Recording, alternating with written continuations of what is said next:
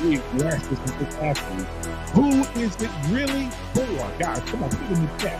Who is it really for? Is it for the men? Is it for to grab the people of the men? Or are women doing this because they're competing with other women? We're going to get to the bottom of this. Jesus flipped over the tables, and so will we. Tonight on Flipping Tables, your extra show as a process and this extension of our Tuesday show. All right, Flipping Tables, me and Lit will come on here. Now, guys, keep in mind, this will be an open discussion, and we'll be putting the link in the chat. So y'all get ready for that, all right? All right, let's see who we got in the chat so far before the show gets started. All right, we got Harmonizing. She says, hey, y'all, she let our stuff be known. Guys, this is roll call. Go ahead and put your name, put something in the chat so we can call you out right now. Because we're glad you guys are here, all right? So go ahead and put your name in the chat so I can call you out, call your name out. Harmonize said to our chat. Thank you so much, sweetheart. She says, let's get this started with a word from after we'll be up momentarily. Thank you so much. You're about to definitely get it in. I love to have a good part of the show tonight. Just, you know, this is a show that we're going to do for our people. So we have these discussions.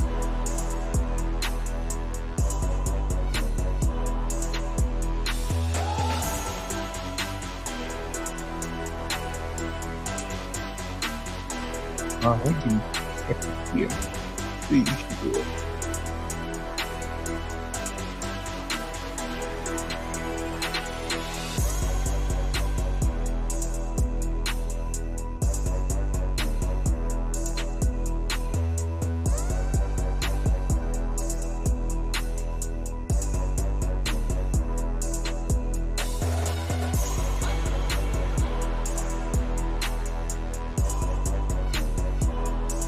All right. Let's go ahead and get this show started. Here we go.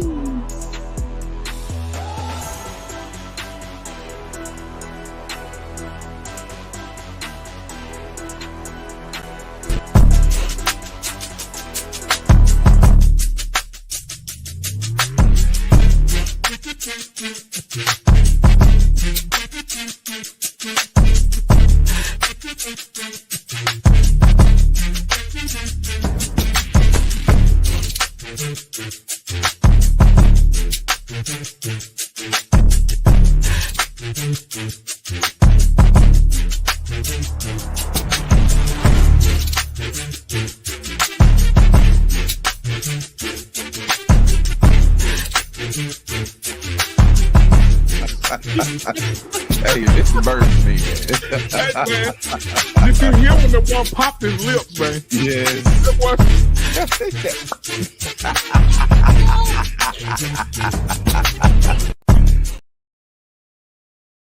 All right, ladies and gentlemen, welcome to the show. Welcome to the show. All right, we have some technical difficulties, but don't you worry. Y'all stay right there. All right, stay right there with me. All right, and while I'm getting this taken care of, I'm going to go ahead and play this for you guys. Enjoy this. I'm on it now. What I put on my page. For jam. Remix. You don't be liking what I did. You don't be liking what I said. But it ain't a prerequisite. Whether it works in your head. Yeah. Oh, these you're taking the mind. I get to say whatever's on my mind. Yeah. You ain't even gotta say nothing. Move on and let me carry on. What I put on my page is what I wanted to say. What I put on my page is what I wanted to say. I ain't even gotta ask you. What I put on my page. I don't wanna have to try you. What I wanted to say. But it's mine.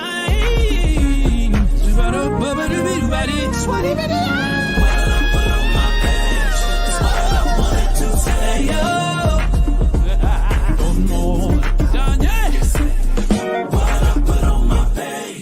What I wanted to say.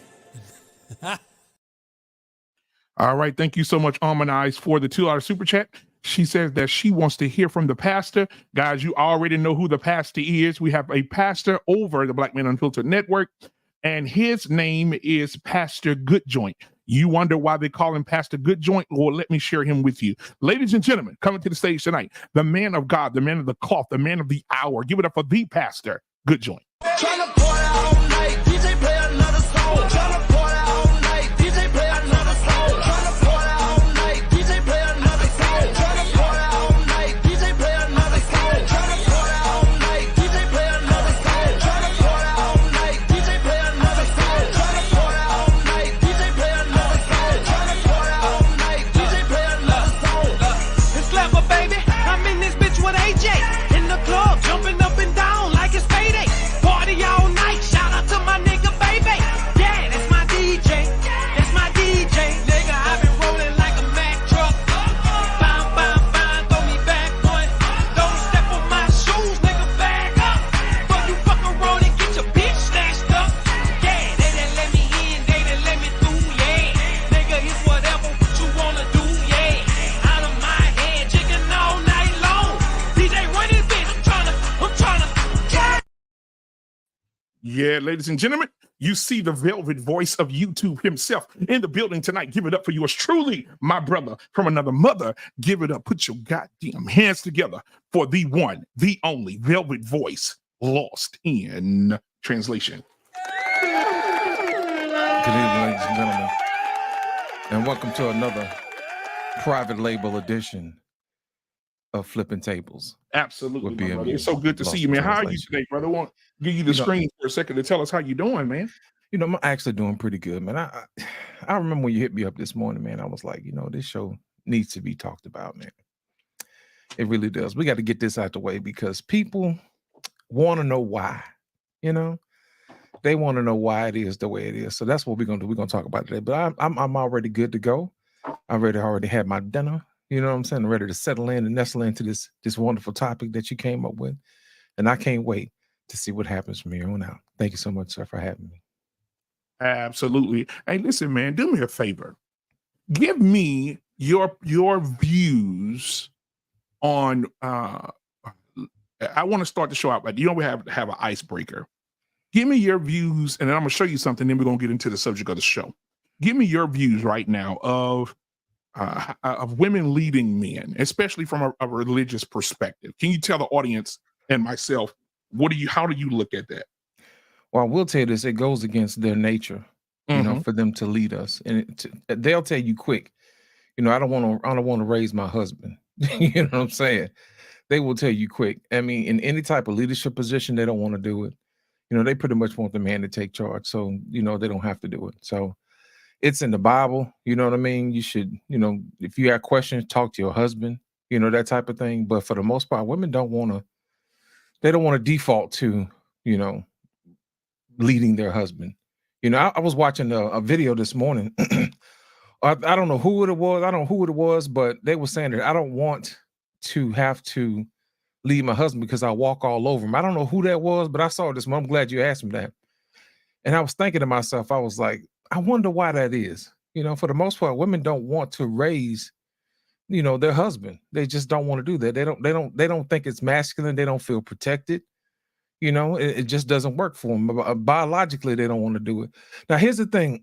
They may come out and say they do it, you know, if it's for a paycheck or something like that. Yeah, they'll say they'll do that, but that's for the money. But if it's, you know, private label if it's for the house, they don't want to do that, man. They do not want to do it because they'll feel like they're running all over them. And they don't respect men that they can run over. That's real talk. Now, earlier today, I think it was Bravo Network with Sheila. You ever heard of them? I haven't. Okay, so it's a religious channel. Shout out to them. I happened to go over and participate by how can I say it? By chat alone. They won't let anybody up. And they especially don't want me up. The men on the panel were pandering. Very, very, I mean, when I tell you bad, bro, very, very bad pandering to these women. There was one woman up there just looked like a straight studisha. And she said she's a pastor. She's a pastor of the Magnetic Wings Missionary Church or something. I don't remember. But anyway, So she was talking about what she ain't gonna do for a man and what she ain't gonna do, but I want a husband and I'm somebody's husband. And oh.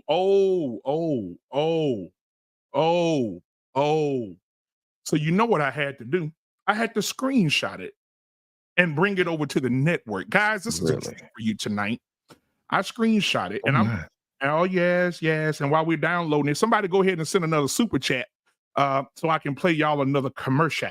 But yeah, brother, when I tell you got to see this here, when I tell you it's an unlubricated mess.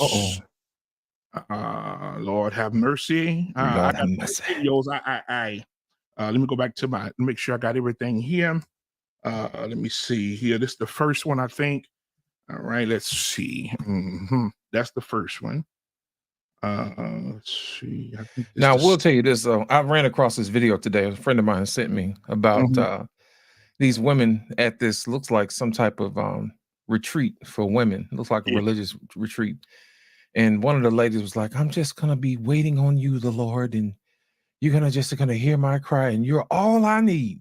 You know what I'm saying? And I'm like, you know what? This is going to be ammo for the show I've been working on called Jesus Is Not Your Sugar Daddy. You know what I'm saying? Oh, my God. He may not come when you want him. Listen, let me tell you, man, a lot of Christian women do that. They think that they can bypass, their husband and just go straight to the Lord. You know what I'm saying? The Lord gonna be like, you're supposed to take care of your husband. How you gonna just sidestep? Jesus don't want, and neither do I. Come on, man. I'm gonna talk to me. You don't learn how to work with people, man. If you just want to always sidestep folks all the time, that's not how life works. Exactly. You're supposed to learn how to work with people, man. You can't just be like, that's all right. That's all right. And the killing part about it, the other women were just hugging and while she was crying, trying to make her feel good. That's all right, baby. Just wait on the Lord. And I heard another lady say the same thing today. I don't know what it was, but it was just raining down, man. This lady was like, well, the Lord, he just holding my husband back until I get my mind right. And the dude was like, no, he ain't. He ain't finna give you nothing because you're masculine. You know what I'm saying? You're around here just beating folks up. He said, he ain't finna give you his best and you ain't, doing what you're supposed to do. But it was acting like the Lord just sent up there holding all the good men back, until they get their life together. That's not how that works, man. No, that's not how that works. So let me see here. Let's see. All right, I got it, I think. Here we go. All right. Wait till you hear this masculine. God will tell they need to know this. See, what I always say, Almanize, I thought you had cameras in my house because I always say this term. I always say, let's see. How do I always say it? I say God will fire you and let you keep working. Yeah. You working for spiritually free. I ain't going nowhere. Ain't that something? He'll use you to save others, but you're unable to save yourself. Yeah. All right. So I'm gonna put this up here. I got another $2 super chat. Let me play my girl something real quick because she gave her hard-earned money. I'll give y'all JT. Here we go. I got my drink in my two-step. Hey, from the jailhouse. Yeah. All right, man. Here's my boy JT. They just don't know. We be cutting up and they don't even know it, man. Man, they have no idea. All right, guys. So I'm gonna play the first video. All right. Let's see. All right, here's the first video right here. Guys, sit back and enjoy this icebreaker conversation between me and my brother. This is going to be amazing. All right, here it is. This is the first one. When she just came off, turned me off, and I ain't even looking at her. But Here I'm she not is. She's about to talk concerned now. about you personally. Because at the end of the day, look how you having a temper tantrum. And then you talk about intimacy. Are you responsible enough to handle intimacy? Because this is an intimate moment right now. We are being intimate right now. And he was in his whole ninth grade feelings because he couldn't happen when he wanted to. You started the conversation off with what your thoughts and perspectives was. And I didn't say that I agree. I agree to disagree. I'm not saying that that perspective is 100% wrong or right. I'm saying based on the narrative of what I'm living as a single woman, a single Black woman in New York, with the and what I'm seeing both in the church and out, it's a dog eat dog world. If I already made it clear, whoever my husband is, I'm not wearing no polyester suit. I ain't buying 55 of them big old cow gallon hats to sit in a bunch of room with folks that don't have no power to bust a grape that's already busted. I'm not doing it. But because I don't want to wear that, I may not be a bishop's wife. Because that's not my role. Now, I ain't got a problem with riding the sideline. You're a bishop's wife. You're a bishop's wife, though. And let him be great. But at the same time, I'm not going to lose my identity while allowing him to be great. That doesn't mean that I don't have an intimacy. That doesn't mean I ain't got a problem with riding the sideline. Did you hear what you just said about him being great? Listen. And let him be great. But at the same time, I'm not going to lose my identity while allowing him to be great. That doesn't mean that I don't have an intimacy. That doesn't mean I'm not pushing his agenda. That doesn't mean that I don't love him. That means that I'm a viable point of his plan and his process. But it doesn't look the same for me as it would look for somebody else. Some people want that. Right. And intimacy does not necessarily start. Intimacy starts from the very initial conversation. Whether you or not, you can get to yourself in a place with someone so you can be who you truly are. Because I don't got time to be wasted with somebody and find out that they're a numbnut later. My time is valuable. Amen. I could say I was like the Lindsays and I got 20 years in. But I will get 20 years in. But I'm not wasting the first 2 years trying to figure out if he know how to spell intimacy or if he even know what intimacy is. That's good, sis.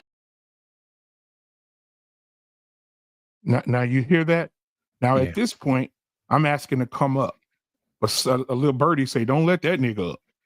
No. You don't let Black Man Unfiltered up. Do you know who that is? Mm-hmm.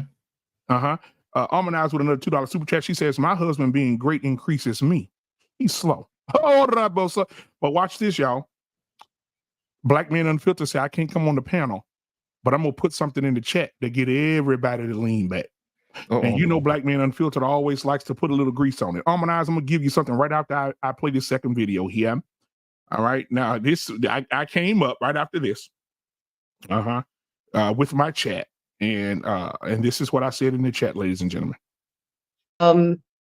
Black Man says, you are his helpmate. You were created to be that. You are to follow his vision, not your own. I hear what you're saying, but what does the word say at this moment? Says you are not a wife right now. Okay. He also said, now, ladies and gentlemen, she read it kind of slow. So let me speed it up for you. Let me go back just a hair because she had went to my second message here. They didn't even get to the second message because the first message dominated the conversation.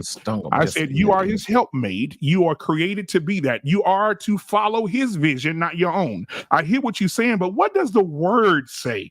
At this moment, sis, you are not a wife right now. That's what I put in the chat.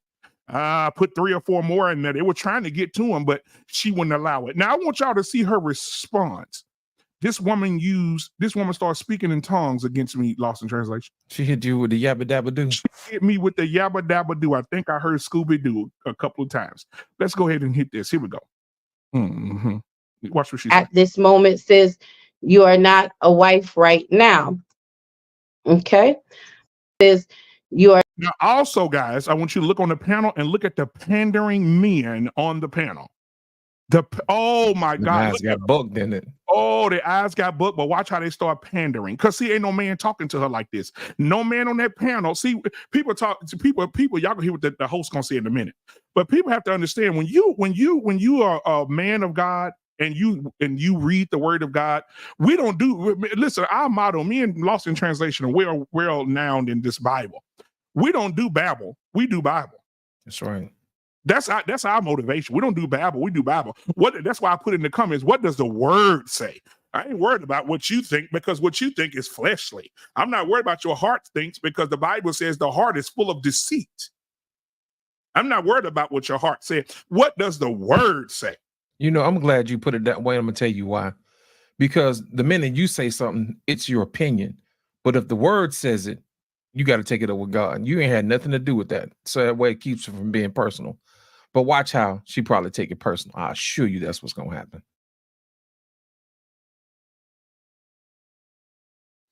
Brother.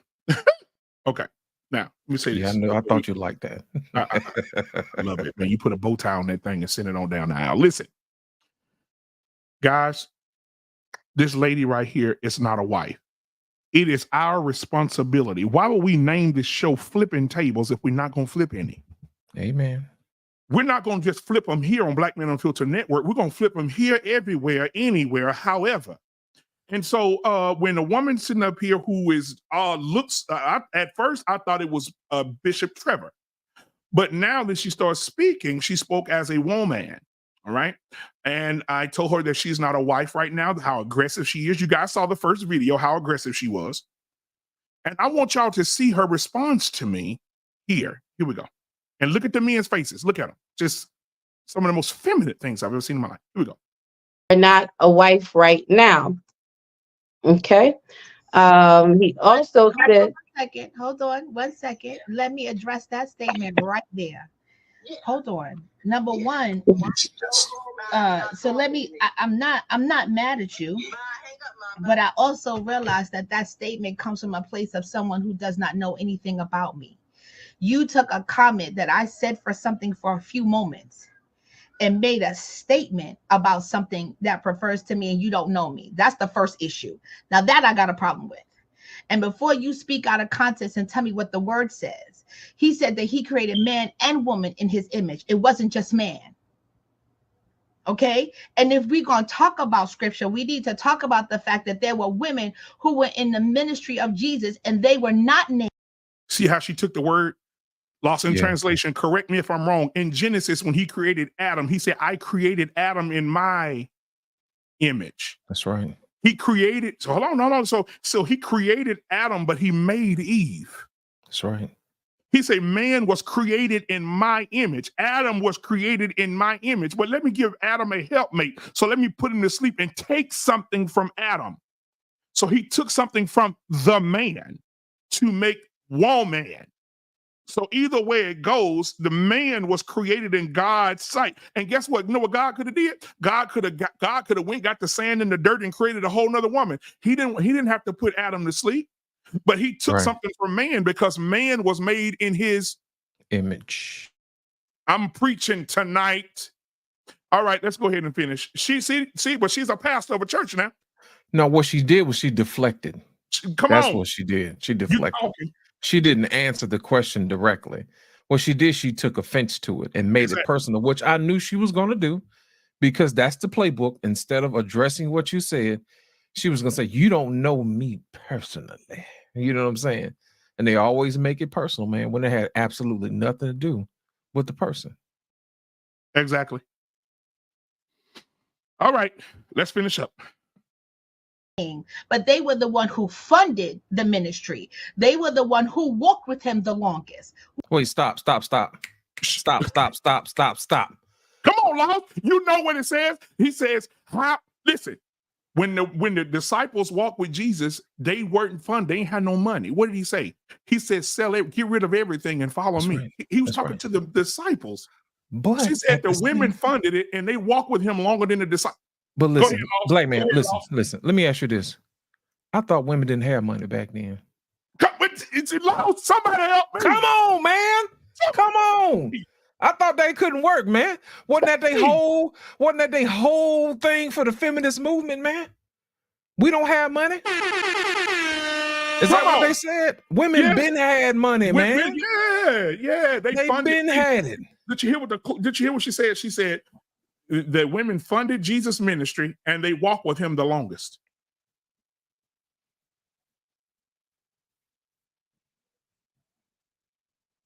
Come on.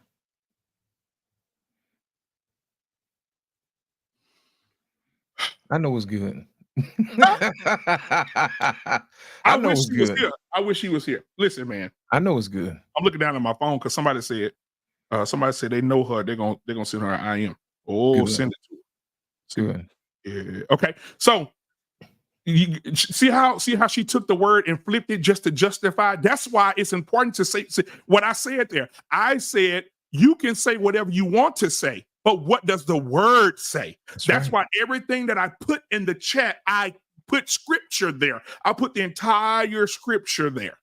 Because I don't want no interpretations. I want what the word say. So I put the word there, and she came back with her own interpretation of what the word says. Correct. The word never said about women funding Jesus' ministry. The word never said that women walk with Jesus longer than the disciples. Hell, what is she talking about? She's making it up as she goes along, man. And what is our motto? We don't do Babel, we do Bible. That's right. All right, let's finish. Here we go. Jesus Christ. So before you come for somebody, make sure you know the totality. Wait a minute, she hit you with the yabba dabba doo. Yo, that wasn't even, look, hey, check out Buddy Man with the ball here. He was like, wait a minute now. Nigga. That was not the spirit of the Lord moving in this place. God gonna move on you. Hold on. So basically, God just moved in you a spirit in you to speak tongue against a man when you're in the position of a man. So God used a vessel who is not being used in the correct way to correct a man when the Bible says no woman shall lead or teach. As we move forward.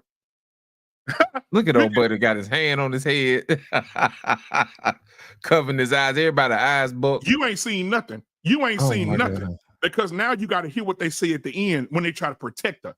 And they're going to say, we're trying to be fair here and we want to be nice to each other. We don't want. Let me start. Let me take y'all back to how this started. Let's go back. But I also realized that statement comes from a place of someone who does not know anything about me. Opinion. You took a comment that I said for something for a few moments and made a statement about something that refers to me and you don't know me. That's the first issue. Now that I got a problem with. And before you speak out of context and tell me what the word says, he said that he created man and woman in his image. It wasn't just man. Okay. And if we're going to talk about scripture, we need to talk about the fact that there were women who were in the ministry of Jesus and they were not named, but they were the one who funded the ministry. They were the one who walked with him the longest. So before you come for somebody, make sure you know the totality of something that you're talking about. Because if you're telling me that you're a black man unfiltered, it's clear why you're unfiltered. Because when you're unfiltered, you don't have all of the knowledge that you need to make a statement like that. You can't tell me that I'm not somebody's wife. I'm not your wife, but I am somebody's wife. Bless you, sir. Now watch this. Look at the panders. Watch this. Watch this.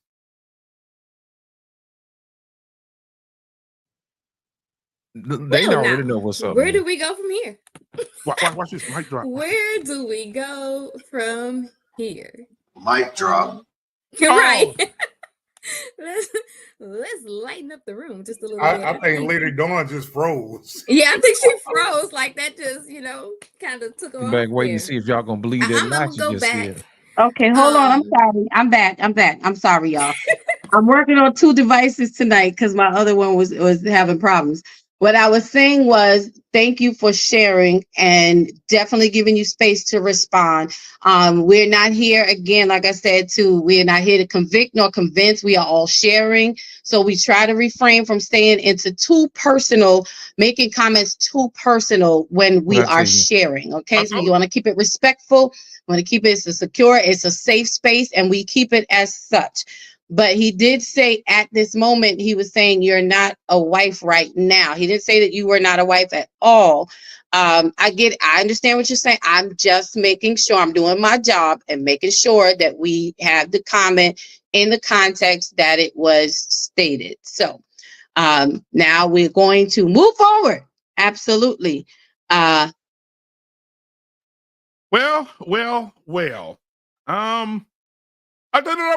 What she said? Can you repeat it? What she say? What was the tongue? She said, yabba dabba do. Now, what confuses me about what we just heard, ladies and gentlemen, All right. For you just coming in, hit the like button, subscribe button. Guys, I'll be dropping the link in just a second. I would love to see Mr. He Said if y'all not doing nothing over there. I would love to see Mr. He Said. Black man, let me ask you a question. Yeah, go ahead. Is she a doctor? She says she a doctor. That's what it say on the screen, right? I'm a PhD. It's always the PhDs acting up, man. I'm a PhD. Dude, it's always the PhDs, man. Always. She says she a doctor. Now keep in mind, she's a pastor. So you know a lot of people like to take doctor and put it in front of their name when they've never been to school before. I know a preacher right now, been preaching for 45 years, said his first sermon was to a dog and a cat. Ain't never been to college, but they call him doctor. Who will name him, the dog or the cat? I don't know. One of them. Tell me, why must I feel like that? Why must I? Why must I chase the cat? Nothing but the dog in me. Amen. Touch your neighbor and say, Ruth. All right, ladies and gentlemen. For you guys that just getting here. I'm gonna play this for you one more time for the pastor who used the tongue to try to correct me. Here we go.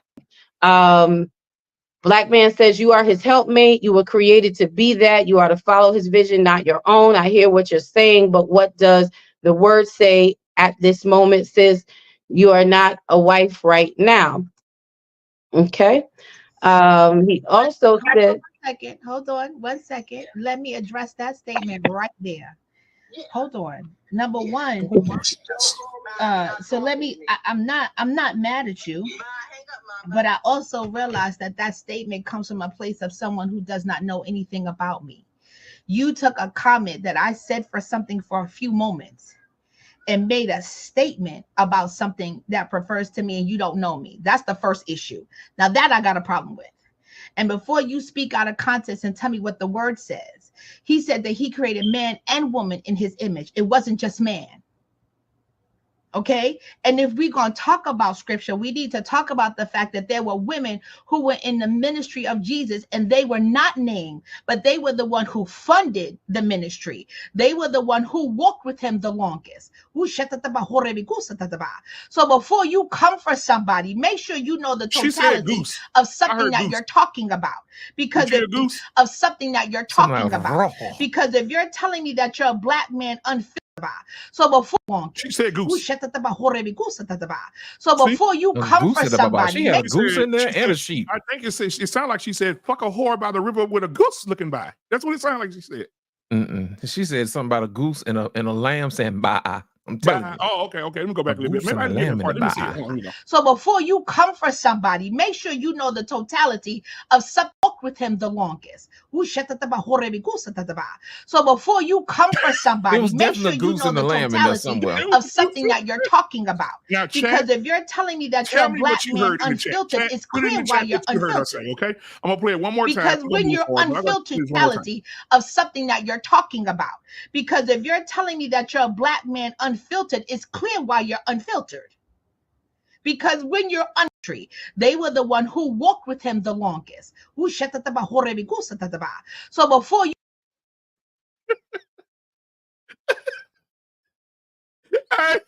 boy, let me tell you something.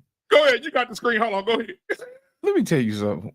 When I get to heaven and I'm gonna be there, I'm gonna laugh at all these people who acting like they're trying to fool these folks here on earth. And they have to stand before God himself and account for all this foolishness, all this whack tongue talking, nobody here to interpret it, just acting a fool, taking stuff personal. And I want to be there. I really want to see it, man. I really want to see it. People get up here, man, and want to flodge and act a fool and be like, how short about see, God can be like, don't play with me. Don't play with me. Look, I got the book here. We're going to sit here. We're going to have a talk. And they're going to have to answer for all this foolishness. Now, I already knew for a fact she was going to deflect because that's what people do, man. She took it personal, wrapped it up, then tried to deflect it, and then roll it back up on you like it was some type of anime move. And she said nothing. Nothing at all. So I can't wait, man. I really can't wait. Yep, This me is either, man. ridiculous. I just guys, again, here's I'm dropping the link for the show right now. Give me just a second. I'm gonna pull it up and pull this down so y'all can see the velvet voice of YouTube. All right. She said Patrick Bryant in the chat says she drank Grey Goose. Is that what she said in the tongue?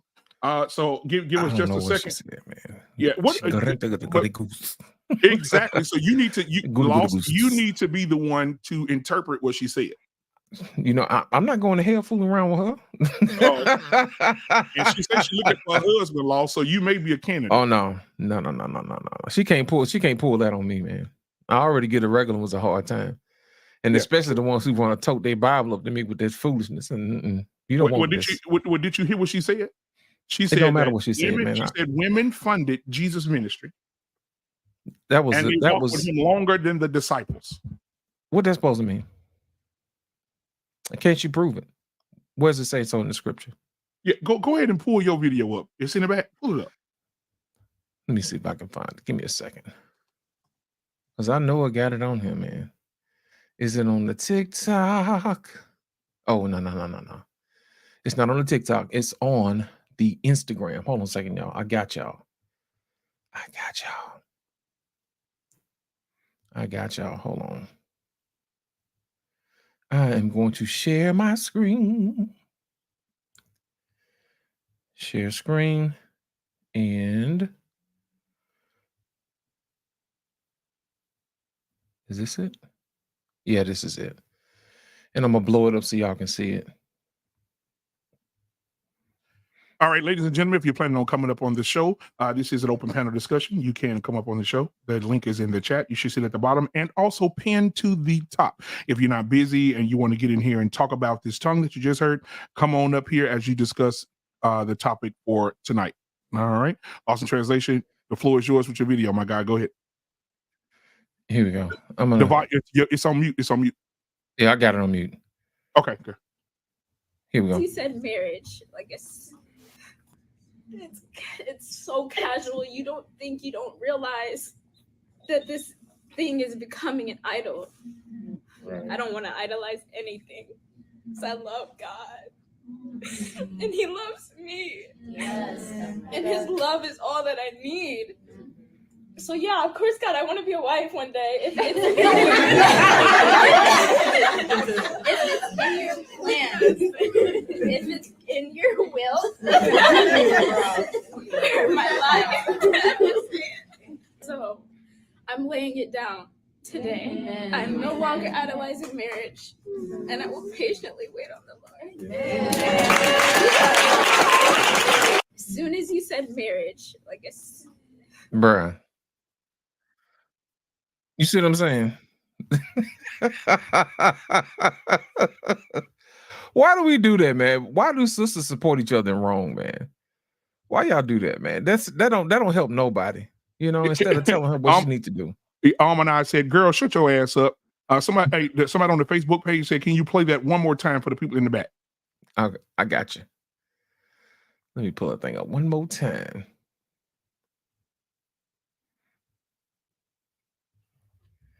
Oh, I know where it's at. Give me a second, y'all.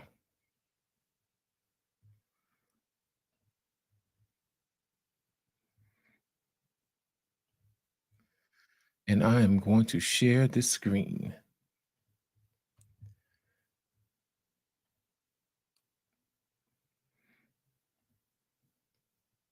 Here we go. And I'm going to blow it up where y'all can see it.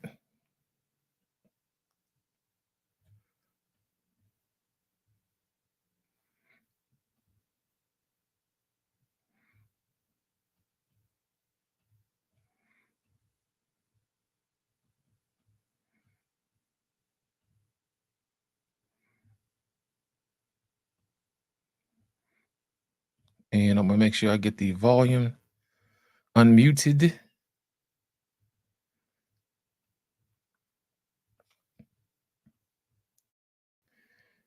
Here we go. As you said marriage, like it's so casual. You don't realize that this thing is becoming an idol.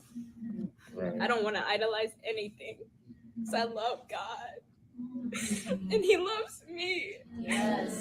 And his love is all that I need. So yeah, of course, God, I want to be a wife one day. If it's in your plans, if it's in your will for my life. So I'm laying it down today. I'm no longer idolizing marriage, and I will patiently wait on the Lord. As soon as you said marriage, like it's so casual. You don't think, you don't realize that this thing is becoming an idol. I don't want to idolize anything, because I love God. And he loves me. Yes. And his love is all that I need. So yeah, of course, God, I want to be a wife one day. If it's in your plans, if it's in your will for my life. So I'm laying it down today. I'm no longer idolizing marriage, and I will patiently wait on the Lord. Y'all. Yeah, we have a guest in the back. Can you show us that you're a human being, sir? Turn your camera on for a split second. Let us see you. Yeah, we've had Joe some in the incidents back, where Joe in the people want to, want to bomb the folk. Oh, okay. Yeah, well, he can't do it no way because if your camera off on my panel, you can't be seen. It won't come up good. Yeah. So, and it shows them blacked out until I decide to pull them up. So Right. It ain't gonna work. Oh, okay. Yeah. So as soon as you turn his camera on, it says device is not available. Yeah. Right. Okay. Hold on just a second. It's like it's trying. Okay. But when we can get you cameraed up for a little bit. Let me see your face. All right, you can turn your camera back off. All right, we'll bring you up. You won't be able to be seen though, okay. Welcome to the show. His name is Joe. Our first caller tonight. His name is Joe. What up, Joe? What do you have for us tonight, brother? What's up, fellas? What's going on? Happening? It's been a minute since I've been on here. A couple of months since Shushu and the light skinned Mandrill. The light skinned bandit. Give me just a second. Everybody, if you're just tuning in right now, hit the like button, subscribe button. Jalissa, I've never seen you before, but go ahead and hit the like button, subscribe button. And we thank you for being here tonight. The discussion tonight is going to be weave, wigs, lashes, and fake asses. Now that's coming up later. We also start this show off with an icebreaker conversation. Today, I was a part of a religious conversation talking about God. Ricky, come your butt on up here, boy. Talking about God. And then one of the ladies who is a pastor, who shouldn't be a pastor, because the Bible does not teach women to teach or have authority over men. And she spoke a tongue over me simply because I said that she is not wife material. So I just wanted to catch up real quick. Maybe we'll play the videos a little bit later for you guys. Well, thank you so much, Jalissa, Michelle, for being here tonight. We appreciate it. All right. Anybody want to join the panel, please? It's tagged at the top of the chat. So go ahead and hit that button. Come on up here. We'd love to have you tonight. All right, go ahead, Joe. Tell us what you got for us. That last, is she an actor or actress? Is she's going for Oscar award and an Emmy or what? Where was she going with that? Like, are you talking about the video that Lost in Translation played? The in the classroom? Yeah, the last. Yeah, it seemed like she was Uh-huh. going for an Oscar award, Academy Award or something.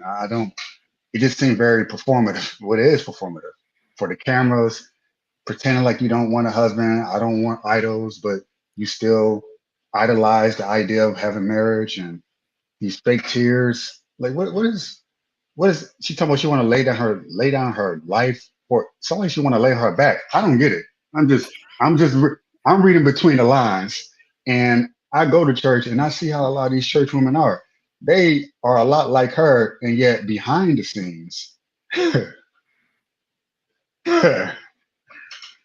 no, they're not what they appear to be. And I think a lot of guys get fooled by it because they can't stand to go for as long as this celibacy thing they're going for. Oh, I'm a changed woman, but yet maybe they're trying, but their true nature always comes out, and I see it. I see it all the time. I see it. It's sad because I think they really want to try. They really want to try to be this good girl, this Christian thing, but it doesn't really seem to work out for them. But they play a good role. I'll tell you that. Mm. All right. Well, Joe, thank you for your perspective, my brother. Man, we was happy to have you tonight. Make sure you hit that like button, subscribe button. Go ahead and put a comment in the chat, man. It helps the channel greatly. And we appreciate your comments, man. Keep supporting the channel. And man, we really appreciate you, brother. Stick with us tonight, all right? I'm here. All right, ladies and gentlemen, that was Joe calling in. All right, man. So listen, Lost in Translation, you pull that video up, man. That's sad. That's really sad. You know, the funny part about it was she said she didn't want to make marriage an idol. That's not the purpose of marriage, ma'am. That's not the purpose of That's marriage. what I'm saying. Who teaching these women? I don't know. I have no idea. But my whole thing is this: if you know your role as a wife, then you don't have to fear marriage. Even with the lady who you had up there first time, she was like, I'm afraid of losing myself. That's what I got from that. But my thing is this: how you gonna lose yourself in the service of being a wife? That'll be the same way if a husband says, I'm gonna lose myself in the service of being a husband. How does that happen? You know, you're supposed to vet each other to make sure you're going down the same path and the same direction, and everybody pulls in the same direction. But if you want to go your own separate way, you're dividing the house up and the resources up, you know what I mean, and the vision up. So you're not gonna go where you need to go. Right. And I don't understand why people don't want to wait to find the person who's supposed to support them in their particular mission. I don't have a problem with anybody having their own agenda, own mission or whatever. But as long as your partner going in the same direction as you, then that's all right by me. You know, Right. I don't have a problem with that. But the minute you say I'm not going to do this and I'm not going to do that, and I have my own, when you walk down the aisle, you became one. There was no more I's and no more me's. You see what I'm saying? And I think that is the direction that we see a lot of relationships going. And the killing part about it is it's coming from the church, man. I hate to say that. You know what I'm saying? It's coming from poorly ran churches. I'm going to make sure I clean that up. Exactly. Because I don't want nobody to lose their salvation. Like Lost in Translation said, don't go to church. That ain't what I said, y'all. That ain't what I said. But my thing is this: make sure you get in that thing, man, for yourself. And that way you won't be tricked by this foolishness. You see what I'm saying? The minute she said that she made marriage an idol, if you didn't like that man, ma'am, you should have just said that. You didn't have to go on this theatrical run in front of the sister circle down here at 2nd Street Baptist Church. Yeah. You know what I'm saying? Yeah. And put on and girl, you know, you was with me when I told her, I told everybody that I wasn't gonna make, you know, marriage an idol. And that's because you don't know what you're doing, man. Exactly. I ain't never met a woman who was prepared for marriage, who was afraid of marriage. Who raised you? Exactly. I've seen a lot of women get prepared for the wedding. You know what I'm saying? But it's very few people get prepared for the marriage. Exactly. And you can tell by the way they talk to each other. You know, it's just like this lady just tried to son you in front of the rest of the church, knowing that you have a certain level of decorum you want to keep, but she wanted to disrespect you, which I thought was disrespectful. And Lost in Translation, keep in mind, I was not given the opportunity to come up to defend myself, and you know why? What? Because the show would have went left, and that woman she says she's been in the ministry for 34 years. Yeah. There's no way possible that woman could have went toe to toe with me with scripture when she's living outside of what the scriptures is saying. Right. And that's the reason why she didn't let you up there, because she knew. Absolutely. She knew you couldn't sit by and let that foolishness pass by. Absolutely. All right, we got another caller in the back. We got Lake Minnetonka in the back. All right, Lake Minnetonka. What do you have for us tonight? Yo, first thing I want to say, guys, you are doing awesome. This is a topic I think is such a needed topic to talk about. I just want to say thank you guys for talking about this. It's such a needed conversation. For me, I wanted to say this. I'm in the DFW area. Shout out to you in Fort Worth, Black Men Unfiltered. Yes, sir. Love your content. Love you and Security Boss. I saw you guys in the past. Awesome. Yeah. I wanted to say, the wig and hair thing, I want to say this and be honest. I think a lot of Christian men are fed up, and we're not all going to speak out. I'm not even going to tell you where I'm at, because I know people love to find people and harass them. You know what I'm saying? A lot of brothers need to get their passport. I'm saying that today. And I think Christian men are starting to realize they're not getting the quality of life in the church to be finding a wife. Now, if I'm being really honest and sincere, I don't think none of us should be sitting here to think that we should sit and stand for that crap. It is not dignifying to us as men to say that is acceptable. Even to the black men, I think they got to speak more because they were the ones suffering the most. We got to say something. I don't know what people sit there and say nothing and then accept the pastors telling them to be more empowered. It's like the men are leaving. Didn't Kevin Samuels do a video in the past about this? He sure did. Christian Feminist feminism? Christian. Yep, feminist Christian Feminist women. Christian. I remember that show. Feminist Christian? That don't make no sense. You can't just tell me you love God and you want your way to be the way of the world and tell me that's God's way. Isn't that Yahweh that said it first? God, the Bible? Come on now. What we gonna do? But I just want to say you guys doing an awesome job. And the hair and wig stuff, that topic, I think that's a great title. I talked to one of my people out in the islands to call in. She might call in, but she might be shy. So I might hopefully she can get on and talk on it because she's in the Caribbean. She told me her mother don't even play that. They said you want to act like a rag doll, you go be a rag doll. Like that's what they told her as a little girl. I was like, wow, I never heard anyone say that in the States. In the Caribbean, Curacao. All right, y'all. Thanks for having me on. Y'all have a good one. Man. Appreciate you, Lake Minnetonka, man. Hit the like button, hit subscribing on your way out, man. Stick with us, man. Stay in the chat. We'll definitely pull up your comments, man. I appreciate you so much for being here tonight, man. All right, peace and love. All right, same to you, brother. All right, we got Prototype in the building tonight, ladies and gentlemen. Yes, indeed. Welcome, Prototype, sir. How are you? Man, you know, just living the dream. Prototype, did you get a chance to see the video that I pulled up of the lady I did not. tongue over me? I did not. I'm gonna play it for you. I'm gonna play it. Here we go. No Captivity with Freezy. The link is at the top of the chat, brother. I'd love to have you in on this one too. You need to hear this woman speaking tongues over me because I corrected her. All right. Now I'm gonna show you the ladies' back. For the people that just came in, all right. A few people just came in. For the people that came in, I want you to see how it started and how I corrected her in the chat because they wouldn't let me up because somebody knows my reputation. I don't know who told her. Somebody whispered, "Don't let that nigga up. Don't let that nigga up." But here it is. She just came off, turned me off, and I ain't even looking at her. But I'm not concerned about you personally. Because at the end of the day, look how you having a temper tantrum. And then you talk about intimacy. Are you responsible enough to handle intimacy? Because this is an intimate moment right now. We are being intimate right now. And he was in his whole ninth grade feelings because he couldn't happen when he wanted to. You started the conversation off with what your thoughts and perspectives was. And I didn't say that I agree. I agree to disagree. I'm not saying that perspective is 100% wrong or right. I'm saying based on the narrative of what I'm living as a single woman, a single Black woman in New York, with the and what I'm seeing both in the church and out, it's a dog eat dog world. I already made it clear, whoever my husband is, I'm not wearing no polyester suit. I ain't buying 55 of them big old cow gallon hats to sit in a bunch of room with folks that don't have no power to bust a grape that's already busted. Look at the women cheering on. Look at the women cheering on. Look at this. I don't want to wear that. I may not be a bishop's wife because that's not my role. Now, I ain't got a problem with riding the sideline. You're a bishop's wife. You're a bishop's wife, though. And let him be great. But at the same time, I'm not going to lose my identity while allowing him to be great. That doesn't mean that I don't have an intimacy. That doesn't mean I'm not pushing his agenda. That doesn't mean that I don't love him. That means that I'm a viable point of his plan and his process. But it doesn't look the same for me as it would look for somebody else. Some people want that. Right. And intimacy does not necessarily start. Intimacy starts from the very initial conversation.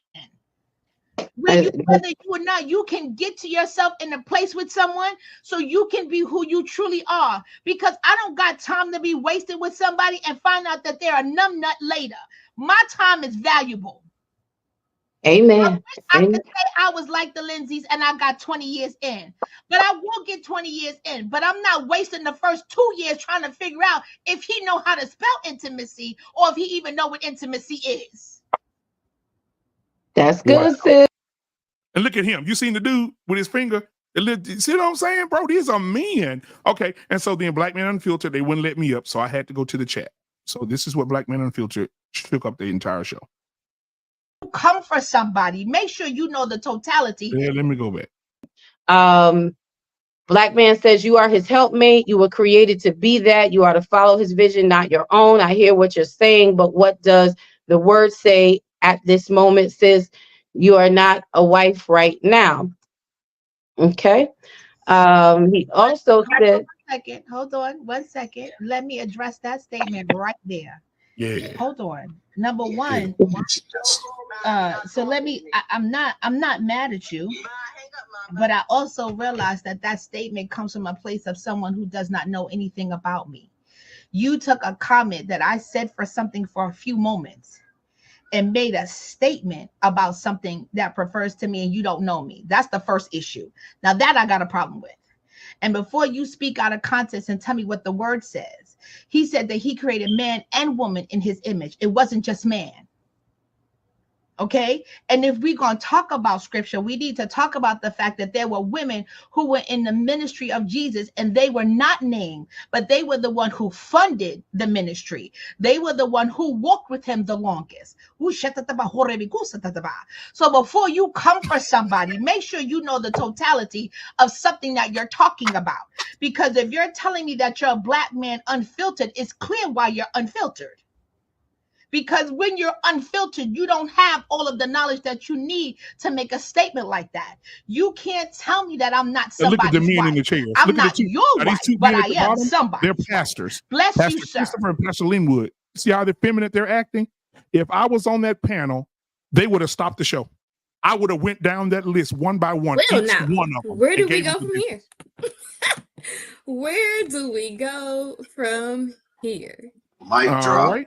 You guys see that? Put it in the chat what you think. Prototype. What are your thoughts on this amazing piece that she gave? Well, she's indoctrinated with the world. She don't understand what scripture is actually saying. Kind of speak on what Lit was talking about as far as women losing themselves. It's like they don't understand that you got to become one, like you said. You know what I mean? And to lose themselves, they say that all the time. I lost myself. I lost myself. Well, if y'all was aligned, you're losing the bad parts that you don't need. You're losing the shackles that's not going to get you where you trying to get to. That lady starts speaking in tongues, and she's just, you're not supposed to do that anyway. Like, who's there to interpret?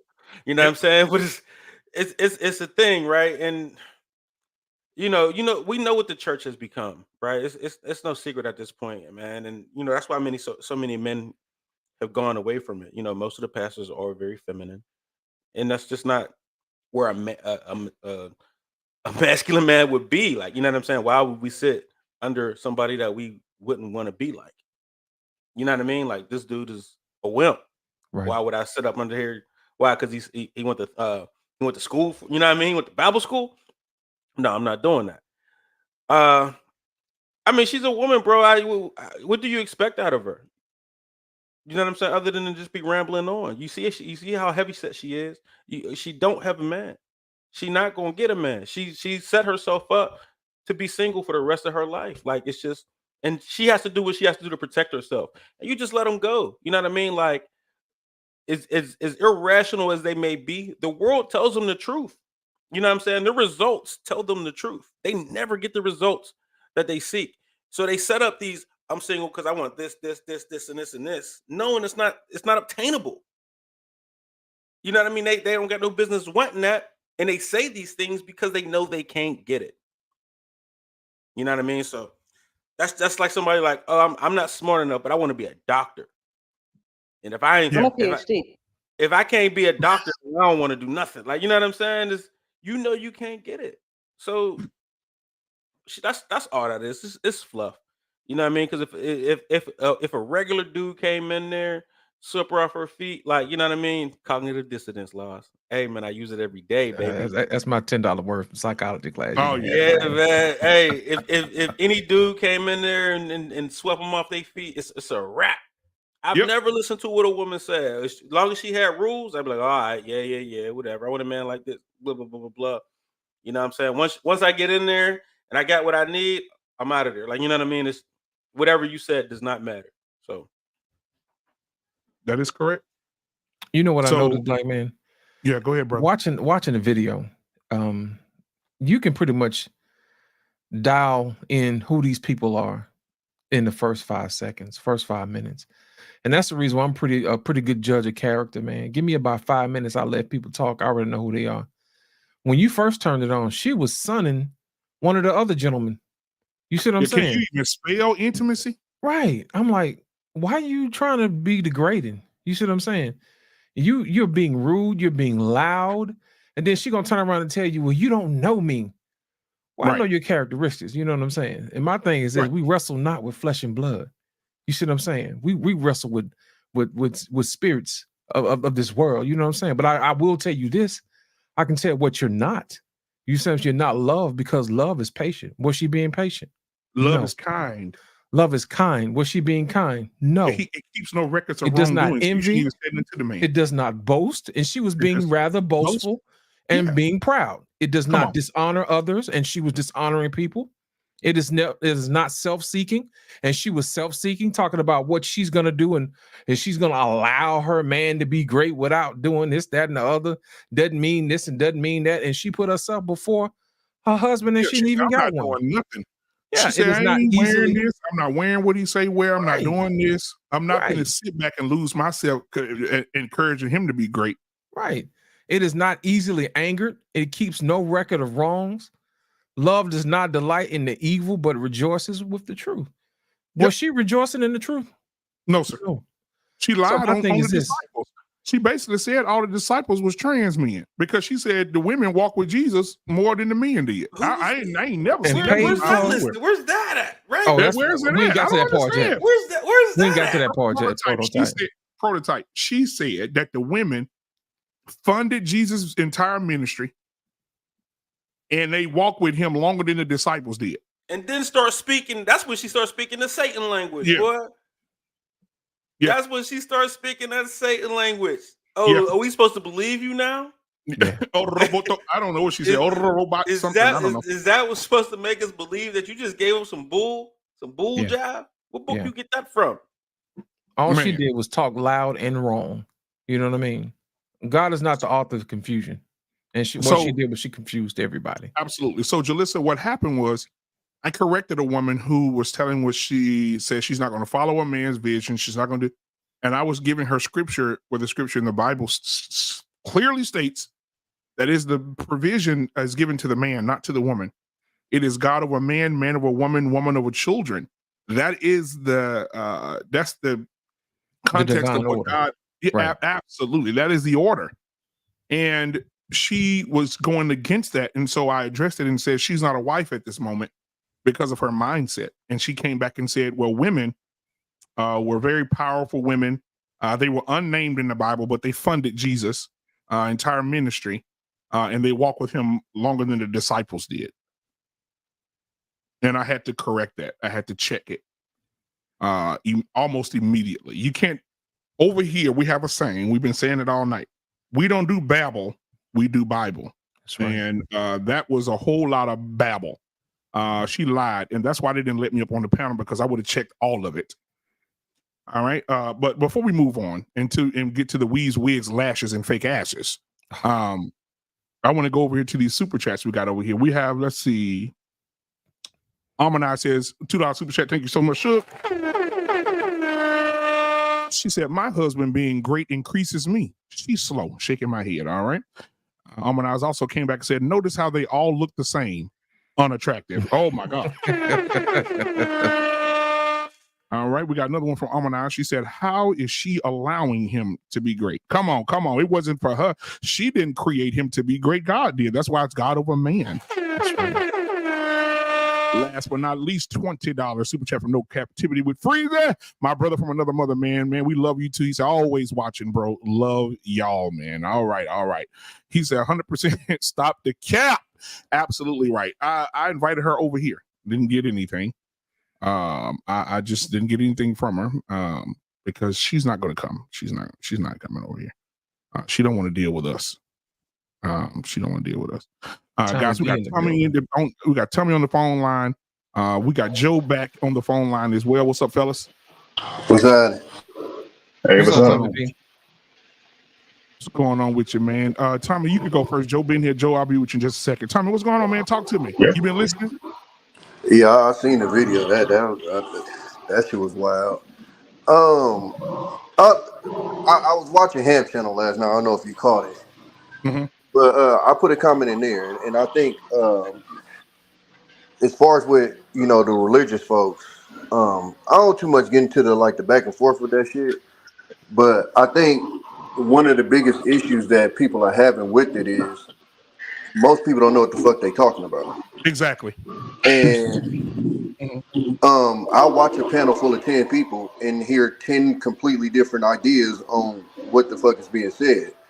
And so if you're a man and you're supposed to be being led by this book, and in this same book everybody sees it a different way, then what are these people supposed to, what are these women supposed to be following? Like, everybody sees this shit differently. I just heard, what's your name, Proto? He called it the demon language. I know it's some guy that would take offense to you saying that. You know what I'm saying? And I'm not saying whether you're wrong or right. I'm not in the middle of all that. I'm just saying, like, when I grew up, that was looked at a certain way. So when you said that, I was like, oh, okay, somebody's seeing it a different way. You get what I'm saying? Right, wrong, or different, I don't know. I'm not one of the ones that think I know, the Bible front to back, every verse, nothing like that. I learn something new every day. But what I'm saying is whenever I hear these discussions, that's why I put in the chat, in Ham Chat, I said, every single time I hear one of these discussions about religion, and it was a joke, but I'm like, it damn near pushed me to atheism. Because it's like, this shit should be a lot simpler than it seems it is. Yeah. But literally you can read one verse and have 10 people on the panel and 10 different opinions on what that verse said. So if nobody has a solid understanding on how this is supposed to go, then how is one supposed, if I got a teacher and they're reading from a textbook and 10 different teachers have 10 different ideas of what that textbook is saying, how are you going to teach somebody? It's always going to be some mix up there. So I think that's one of the biggest issues that a lot of the religious people are having when they're trying to talk to people and trying to lead them with their beliefs is, well, what is the belief? Because literally, like I said, you can turn on the internet and exactly what you said, somebody on there is refuting what you said, and they're using Bible to refute it. So it gets really, really confusing after a while. Now, I'll say this, and I'll let Lost in Translation and Proto get in here, and Joe. For me, I think that everybody tries to fix it to fit. Everybody tries to fix it to fit them, and I think that, say for instance, the Bible says no man should sleep with another man as if that man is his wife. That shit's clear. That means don't sleep in the bed with another man. But these gay people who believe in God will get on there and say, no, what he meant was back in that day, if you stayed on the eastern side of the mountain, the Bible's clearly stating that on that side, you couldn't sleep in the bed with a man. But if you went up north where Jesus didn't walk, then you could sleep in the bed with a man. It's clear in that time. No, that's not what it says. If everybody read it for what it is simple. The people complicate it, not the word. People will say different shit about it and say, hey, it's crazy that it says, what does it say? Any man that's do not cast pearls to swine. Yeah. Okay, then somebody come back and say, we know what that means. Don't give anything of value to something or someone that will consume it for no apparent reason, will not take it right, will not consume it right. You giving something valuable to someone that is just a consumer of something bad. But guess what people will say? That's the swine mean they didn't want you to go and take your grandmama pearls and throw them to the pig because we got to eat pork chops. I mean, it's like people, they fix it to fit them because they don't want to be held accountable, Tommy. That's all But it is. I'm gonna be 100 with you, black man. Like since I was a kid, because I've been cussed at and my ass whipped since I was a kid for questioning this type of stuff. That right there, I hear how you take it, but I'm like, if I'm God, I would write what you just said. I wouldn't write no fucking parable. That's how shit gets mixed up because everything is in parables. It's not just saying, hey, nigga, don't do this. It's, hey, if you walk across the street and the wind blows to the left and the leaf falls this way, then da-da-da, and then somebody reads and goes, oh, well, that means this. Oh, no, well, it means this. Well, fuck, if you just said this, then there would be no misunderstandings. There wouldn't be anything to mix up. So that's why people are able to literally take the same words and interpret it the way they are, because it's not even just clear cut this, and this. It's, oh, if the dog raises his right leg and pisses on a tree, it's like, wait, what are you talking about? And people look at me crazy when I say it, but I'm like, I just keep it solid. That's the way it reads to me. Right. So you need a better. Basically, what you're saying is you should be a better understanding of what you're reading. I've said this since I was a kid, bro. If I wrote if I create the universe, and I'm not saying I'm better than God or nothing like that, but if I create a universe and I want these people in this universe to follow a book that was basically their afterlife on the line, in my opinion, it'd be a lot more clear than the parables that you read in the Bible. That's just how I feel about it. Like that's been my frustration when trying to read the Bible is, I guess because I'm more of a, I guess they say left side of the brain type of person. So I like to, boom, boom, boom, like math, like 1 + 1 = 2. Boom, there's no argument. This is what it is type of person. So I get frustrated when, like I said, like you got to put pretty much a puzzle together to something that should be quite simple. And there are people, and you know what, I will say this to you, Tommy, as well. There are people who are very good at teaching these things and helping people understand things. And this just put in the chat. She said, find you a Bible teaching church because and a good one, not one of them people that's saying taking up 10 offerings before you even get to open the Bible, but just find a good one. And and go to those, like go to Bible class and stuff like that, and it'll give you a better understanding of what it is that you're reading, brother. I feel you. A lot of people feel the same way you feel, man. I'm not here to judge, nothing to judge you. You're my brother. So yeah, just find somebody that can a Bible teaching church, bro, and you will learn a lot, man. It'll be a lot clearer to you when you do it that way. People think a good church is hard. Is easy to find. Like there's just Bible teaching churches out here everywhere. Like those that's a gem, man. Like you cannot find a Bible teaching church just by going to how much research and recon you got to do to find a good church. That one that's like not asking for tithing money, not just fluffing the word up or prosperity preaching. Like, and it might be a location thing of where I'm at, but I haven't been to a church where that's just been solid in maybe about 20 years, man. Like, it makes me think that I ain't like once I learned the Bible for myself and would go to church, I'm like, it doesn't say that. It don't mean it. Like, why are you saying that out of context? Like, the context is always off. So I don't know if a woman said that. Like, women. Listen, we love to have you. Go to the top of our chat and hit the StreamYard link, and you can come on in. But good churches is just like they hard to find, man. And I'm glad you said that, Proto, because again, if you look at the comments, they literally make it seem like it's just so simple. Just go talk to your pastor. Just go find a Bible teaching church. And yet we still have people who are drinking Kool-Aid because they're following somebody that's teaching them the Bible better than a lot of these pastors out here, if we keep it solid. So, I mean, it's not as simple as, okay, I'm going to just go to the church out there on the block and go see what's happening. And then you find out, 5 years later that he been embezzling money and it's not as simple as, oh, hey, just go find a pastor. If it was that easy, we wouldn't have this much confusion out here. Literally making my point. You know what, Tommy? You absolutely right, man. But here's the thing, man. You have to find. It ain't gonna be easy. A church that resonates with you. You know what I mean? And you know what actually helps? It helps that you can find guys that are around your same age, so they can explain it to you the way they understand it. That they know that you can understand it. The problem with the church is we have a whole bunch of old people trying to teach the young people, and they're not relating to the young people what really needs to happen. You got a whole group of men that's missing from the church. But what's going to happen when that older generation die off? You're going to have a gap, and the younger generation is not going to. They're not going to get what they need. You see what I'm saying? So they're going to start questioning stuff, and after a while, they're just going to fall off. Man, let me tell you something. I go to 3 different churches right now to this day, because I get something different from every last one of them. You see what I'm saying? Because I want to make sure I don't miss anything.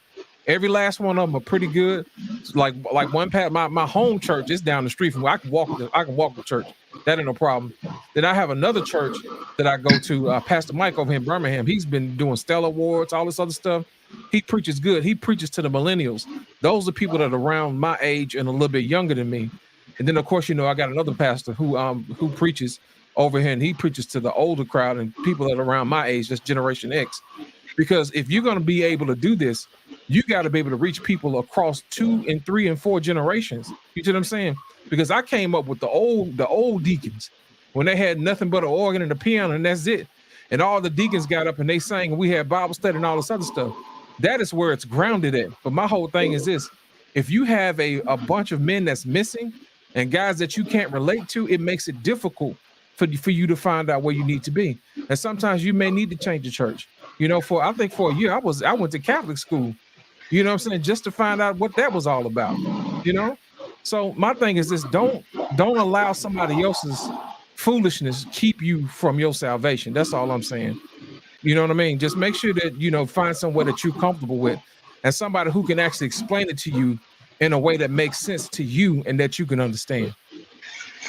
Yeah, I personally kind of simplified everything as far as just the way I look at life in general. And then I'm just like, kind of, if it work, it work. If it don't, it don't. But like I've told most people, the most common thing I've seen amongst all religions is essentially treat people the way you want to be treated, and you'll be smooth. Right. And that's just how I try to live life. You know what I'm saying? And then the details is when stuff get murky. But essentially, I just try to be a good person while I'm down here. And then after that, wherever the cards lay, they lay. But that's the one part that I think is the details is where the fight starts. You know, is whether you're supposed to eat pork, whether you're supposed to wear this, I think that's where the waters get murky and people get to fighting and stuff. But I think in general, most of them think that, you know, you live a good, wholesome life, you don't bother nobody, you know, you'll be decent at it. Why do you? Are you confused about say this the real laws quick. and stuff? Yeah. When it say that again. Why are you bringing up pork and like, are you like one that like try to follow the laws? No. I was just using that as an example. I was just saying, I was saying, I think all religions, if you look at it from the outset, most of them pretty much just try to preach to you like, live a good life down here. Don't be messing people over. Don't be trying to, mess with people. Like just don't be an asshole. Pretty much. It's yeah, pretty but much the Bible has a caveat though. It's different in what separates the Bible from the other things is it says Christ is the only way to heaven. So while everybody's saying live a good life, and yeah, you could get the same values from every book, but if you don't believe in Christ, there's that slight caveat that only through Christ will get you to heaven. Well, and that would be one of the details that I'm talking about. Like again, if I look at them all put together, they have a general sense of pretty much don't be a terrible person while you're on earth. Now, again, that would be a detail. Some people believe what you said. I know some people that think it's not that. I think some people think it's deeper than that. So go ahead. I'm sorry for interjecting, but if everybody said the same thing and one said something different, but you could all, wouldn't you go with the one that said something different if they all said the same thing? Like just to cover your own tail, right? If you're going to get the same thing from everybody. But so following the other ones, they don't guarantee you Christ, or they don't guarantee you an afterlife, right? or they might. I don't know, but if I still follow, if I was a good person based on any other book, that means I'm going to heaven. But in the Bible, regardless if I'm a good person or not, if I don't accept Christ, I'm not going. You believe that? So, like, I don't know if you want to go down that path, but because I've been going back and forth with people on that one. But I mean, that's what it says. no, I know what it says, but so I have a caveat on people that believe that, because my thing is, I question if people even really believe in those consequences, and this is why I say that. Real time, if I put a gun up to you and I tell you to do something, you're gonna do it because you fear that consequence. In real time, you fear that consequence. And me and my sister have had this conversation. Me and my mom, we've all went back and forth with this. You can't have this conversation with a woman. If Christians believe in hell, it wouldn't be as hard not to do the fuck shit that they do.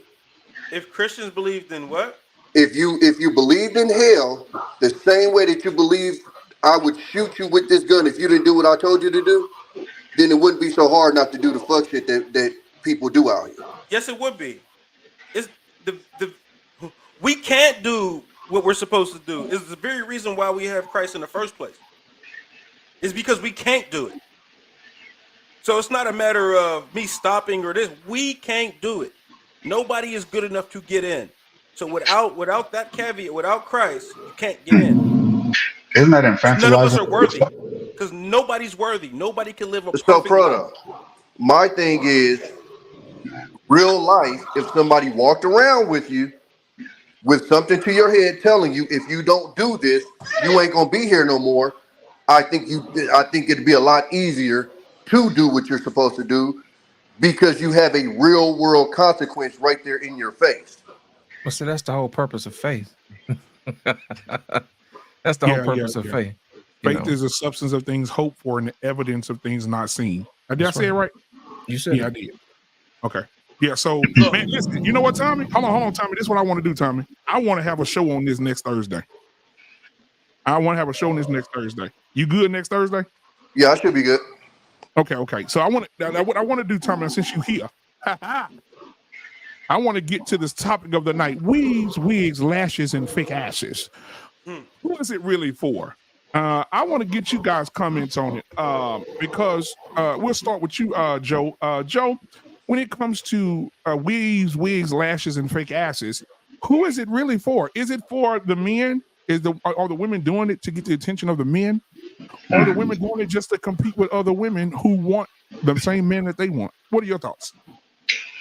Well, from personal experience, I used to think it was for, talking about black women, right? Mostly. Because they're the ones that typically wear that type of stuff. I see it all the time, because where I work at, Detroit, beauty supply stores, is black women working there, black women walking. I don't see Chinese women, white women walking out. So I'm assuming it's about them. So from my experience in dealing with them, attempting to date them, at first it was kind of like they'll say, well, we do it because that's what y'all want. Y'all like the Beckys, y'all like the white girls, the straight hair girls. So we imitate that to accommodate and appease you, black man.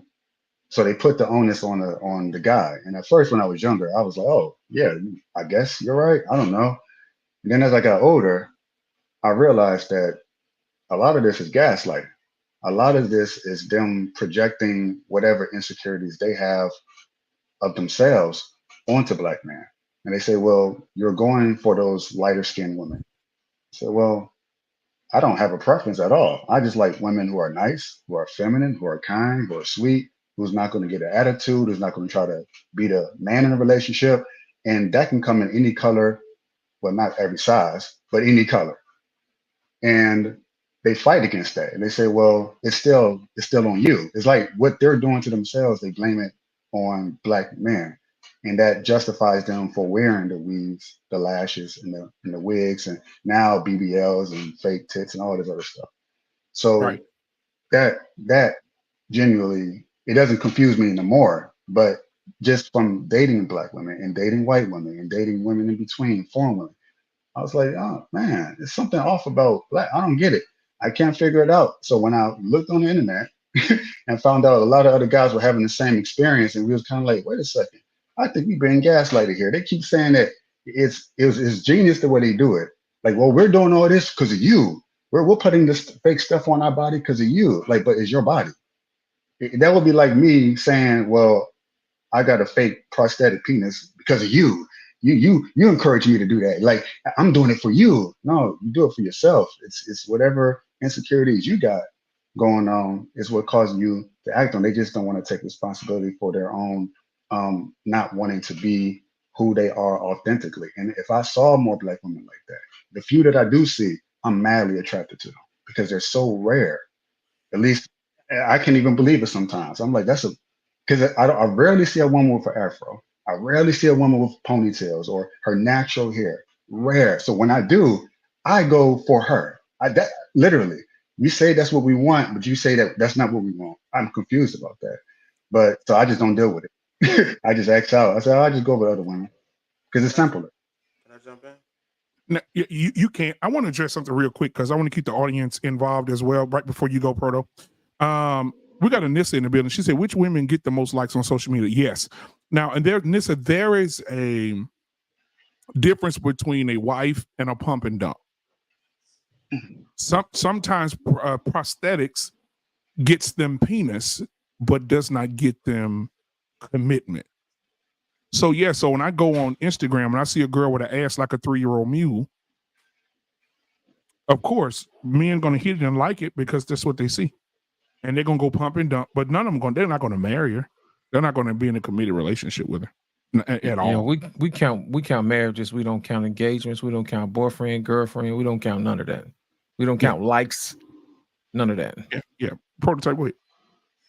So, I believe women get that stuff for men. You do? Yeah, absolutely. But Lame. it's not for you. It's for White guy? No, it's for the pro ball player who will pump and dump them. They believe in their head that if I get a pro ball player to pump and dump me, now my value is as of his. So they pumped and dumped his value into me. Now she can go get a sim provider who might like, oh, you slept with Kobe Bryant. You know what I'm saying? Right. And so because she slept with Kobe Bryant, she thinks that men will then value her as a prize because she was able to, engage with Kobe Bryant's genitals. You know what I'm saying? So they do that for men, but it's not for you. You know what I'm saying? Like they like the men who don't like them. And not necessarily them, but they like men who have very high status or whatever. So that's what they're doing it for. They're not doing it for the common man. They're doing it for the high status man, for an opportunity to be pumped and dumped. And if they could just touch the hem of this high status man, then through faith she can be healed in all her relationship woes. You know what I'm saying? I shouldn't have did that like that. I shouldn't have did that. But to him his basketball shorts. You know what I'm saying? if she could just touch the hem, the sweat of his jersey could get on her fingertips. Then she can go to the rest of the men lower than him and control them or get whatever assets out of them. Do you know who I've had? I've had Kobe. I've had LeBron. Yeah. Yep. And they'll brag about it. They'll brag about it to you to show you their value. Like, yeah, I had this guy. I used to talk to this guy, and this guy barely knows who they are, right? But because they slept with a certain guy, they'll then bring it up to you so you could then worship like, oh, what? You had a pro ball player, or you had somebody, blah, blah, blah, blah. Man, maybe I got something. Because if he was able to get you, then, and I'm able to get you, boy, you know what I'm saying? Weak dudes, boy. Those some weak dudes, bro. No, I'm not saying there's weak dudes. I'm just saying that's their thinking. Yeah, that's what they're thinking. And most men be like, "What? Oh, so you was his smeeze? You might got something." Like, you know what I'm saying? Like that's how we would think about it. Like, oh, you touched somebody with that much access, you might got something. I don't know if I want you. You know what I mean? And they're like, well, why isn't this working? I touched the hem of his balls. Like, you know what I'm saying? Right. I caught the sweat of his balls. When you kissing me, you sucking LeBron's dick. You know, it's like you should be honest. Man, what?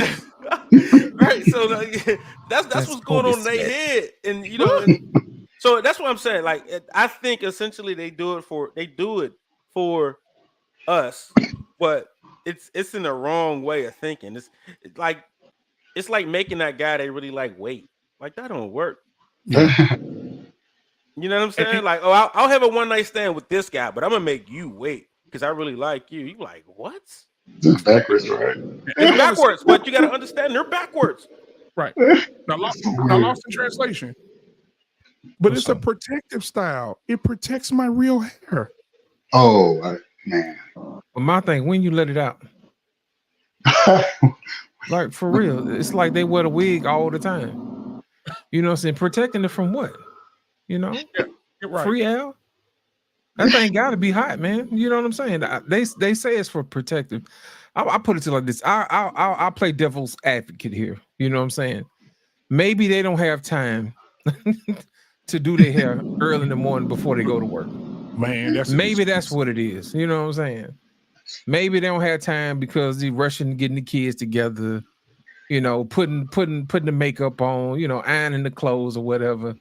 And they have to rush and get to work. And it's just so much easier just to, you know, snap the wig on and keep it pushing. You know what I'm saying? But, you know, I come from a time where women used to do their hair on Friday nights. You know what I'm saying? What are you doing? I'm doing my hair on Saturday nights. How smell like burnt hair and grease. You know what I'm saying? That was when women really took care of their hair. You know what I'm saying? What's happening, Jalissa? Absolutely. Hey, Jalissa, what's going on, girl? Welcome to the show. We love to have you here. We appreciate you coming up. Hey, what do you have? You said you had something you wanted to add to the conversation. What's going on?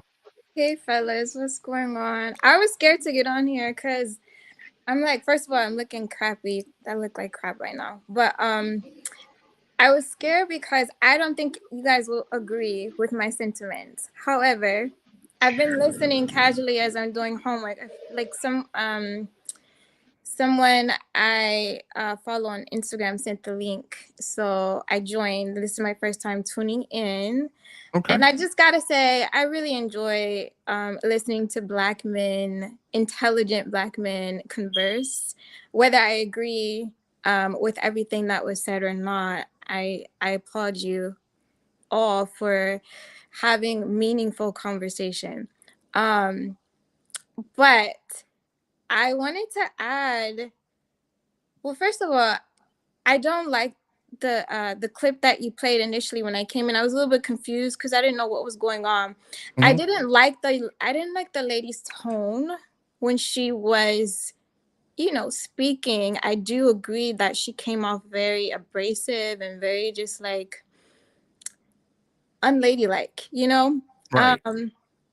So I do agree with that. And I guess I was really trying to understand what the conversation was about. I heard the subject of intimacy, and I know you kind of explained it a little bit, but I wanted to just add the fact that I do believe in women ministry. I know that is a controversial subject. Mm-hmm. I didn't want to get into that because, you know, there's a lot of scripture that we would have to dive in to go on like a tangent. I don't want to take away from the discussion at hand. But I did think it was very interesting. I didn't like the way that she was speaking, though I do believe very traditionally that the man is the head of the woman, Christ is the head of the man.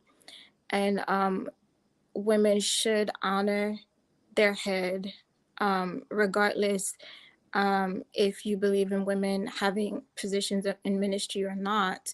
There's still, you know, God ordained roles, and there's a spiritual hierarchy.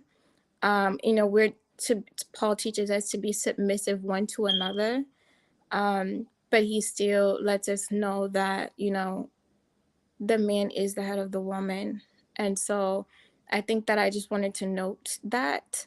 And then the young man that was talking, I wanted to just encourage him because I do understand the frustration of wanting to understand the word of God, because it can be very, you know, people have their takes, and I wanted to just mention the fact that God's word is spirit, and this flesh that we live in is enmity against God. And as long as you're trying to understand his word or what the things of the spirit from a carnal perspective, it's not going to make much sense. And you know, that I believe that's why we have so many isms and schisms and discrepancies within the body of Christ, because not everybody is being spirit led. A lot of people, like you said, are trying to take the word and fit it into their own narrative. And the Bible says when the spirit of truth has come, he will lead you into all truth, you know, and show you all things. And we have to remember that this is a spiritual text, and it's something that you have to consume and dissect line upon line, precept upon precept. A lot of people read, a lot of people don't study, and a lot of people don't study from the lens of the spirit, meaning they're seeking God's presence, they're seeking his guidance. And the Bible tells us that it is the glory of God to conceal a thing and the glory of kings to search it out, meaning this is honorable for men to search out God's heart. This is what God requires. He says, when you seek me with your whole heart, then you will find me. God wants us to be in position to know, to want, to long and desire to know him, to know his voice, to know his will, to understand his ways. And I think that is why it's not that his word is not clear. His word is very clear. But for a person whose heart is far from God, it's not going to make much sense. It's hard to hear and discern the voice of the Lord when you're far, or it's hard to hear anyone when you're when you're not in close proximity. You know what I'm saying? So your heart has to be, the closer your heart gets to him, the more the scriptures come alive, the more they begin to make sense to your spiritual man. And I just wanted to encourage the young man. And that's why the Bible says, you know, how can they hear without a preacher? How can a preacher, preach unless he's been sent? Because there are many people that just don't understand, and they have not learned the heart of God because they have not taken the time to seek him with their whole heart, to seek him diligently, and to learn, you know, to consume, to be renewed by the spirit. Because there's a difference in reading the word with a carnal perspective, a carnal understanding, a natural understanding, and reading the word through the eyes of the spirit. So I just wanted to encourage him that, you know, if you seek God and you truly want to know and understand his word, he says wisdom he gives and he upbraideth not, you know, like he wants to give us wisdom. So I just wanted to share that. Well, Jalissa, I want to say something. That was amazing. I when to have a woman who is really in the word and really able to, speak on it like you just did so eloquently, I appreciate it. It's appreciated. So I will say this to you as well. I would love to speak with you about being on some of our future shows. And because your perspective would be invited, very much so. If you will, send me an email to blackmenunfiltered@gmail.com. Okay. And Put I it in will. you see how long it took me to get on here, right? Absolutely. Listen, I was so lost. I'm not tech savvy. So I was like, now how do you even join? It took me years to figure it out. Right. Well, So let me ask you this before you go. Let me ask you go before ahead, you go to listen. What prevented you from coming on earlier? Did you have any hesitations about what we're talking about or what the situation was? Well, aside from the fact that I couldn't figure it out, I was a little reluctant to mention the fact that I do believe in women ministry, because I thought that was important to know, but I didn't want to come off offensive because I know this is your podcast and I don't want to be disrespectful. I don't want to make it seem like, I'm a woman coming in trying to like refute anything you guys are saying. So I was a little reluctant to share that. But I thought it was important to mention. So. Yeah, we understand that women are supposed to teach other women, which is a good thing. But my thing is, we want to make sure we have the right women teaching the right women, because you'll have some women who have an agenda to lead women astray. So I wanted you to make sure that you feel comfortable coming up here, because I think sometimes people think we give women a bad rap when in essence we're just trying to help. So I just want everybody to see that we're not bad. You see what I'm saying? We want everybody to feel comfortable to come up. We really do enjoy having you coming up this evening. I just want to thank you for coming up. Okay. Oh, thank you. Thank you for having me. And You please, guys- please send that email to blackmenunfiltered@gmail.com. I'll be reaching out to you and sending you some links to join us. It'll be just like you did tonight, just sitting up, joining. We have other women on the panel. We have Anissa. We have Grace. Black man. Jenny, you know, Can I ask Jalissa, what's your yeah, go ahead. What's your Freezy, faith, my brother Jalissa? Freezy. Oh, appreciate it, man. I'm sorry, what was your question? And I was gonna ask you, what exactly is your faith? What is my faith? Yeah. I'm a Christian. I don't necessarily have I attend a non-denominational church. Mhm. So that's if you were asking about, were you asking about my denomination or? No, you're a Christian. I was just asking your faith. Oh, That's yes, all. sir. Yes, sir. I'm a Christian. Yeah. Absolutely.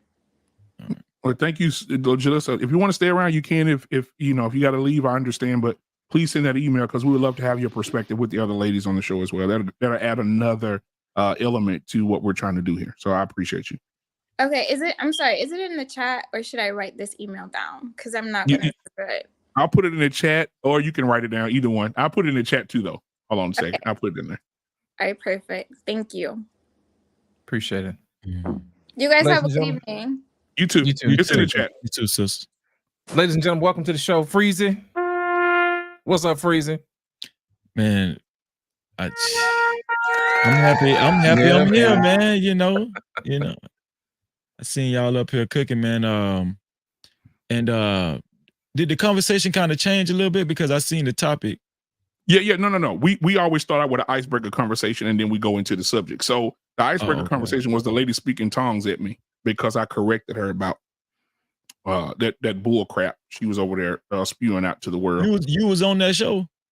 They wouldn't let me up because they knew what somebody whispered and said, "Don't let that nigga up." So because I was gonna get up there and just the preacher men on there were being very feminine. And they were mic drop. Oh my God, I'm like, y'all pastors and y'all acting. And then the lady says she's a pastor as well, which is very much out of line. And then so she was talking about, I'm a wife. And I'm a wife. And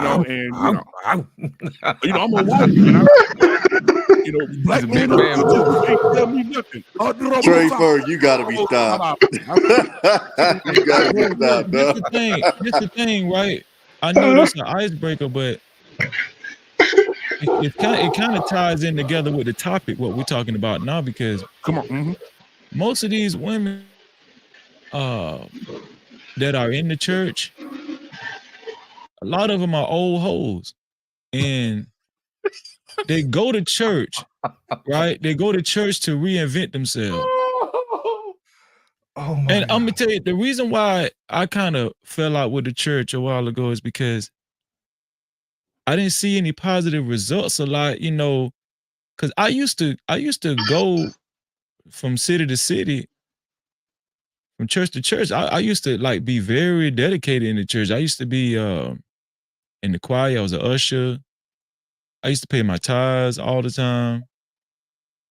And it just seemed like the direction that the church has gone since I was a kid is it has not had a positive effect on the Black community. And it's a lot of hypocrisy. It's a lot of most of the women, they don't have their homes together. Most of the men in the Black community don't even attend like women do. Most of the churches I go to is full of Black women, and they're very brawny, very masculine women. You know what I'm saying? And they bring the boys up in fear of actually speaking against them or saying if something is wrong. The little boys are very afraid to to stand up for themselves, you know, if they feel like, you know, they seen something wrong or they heard something wrong.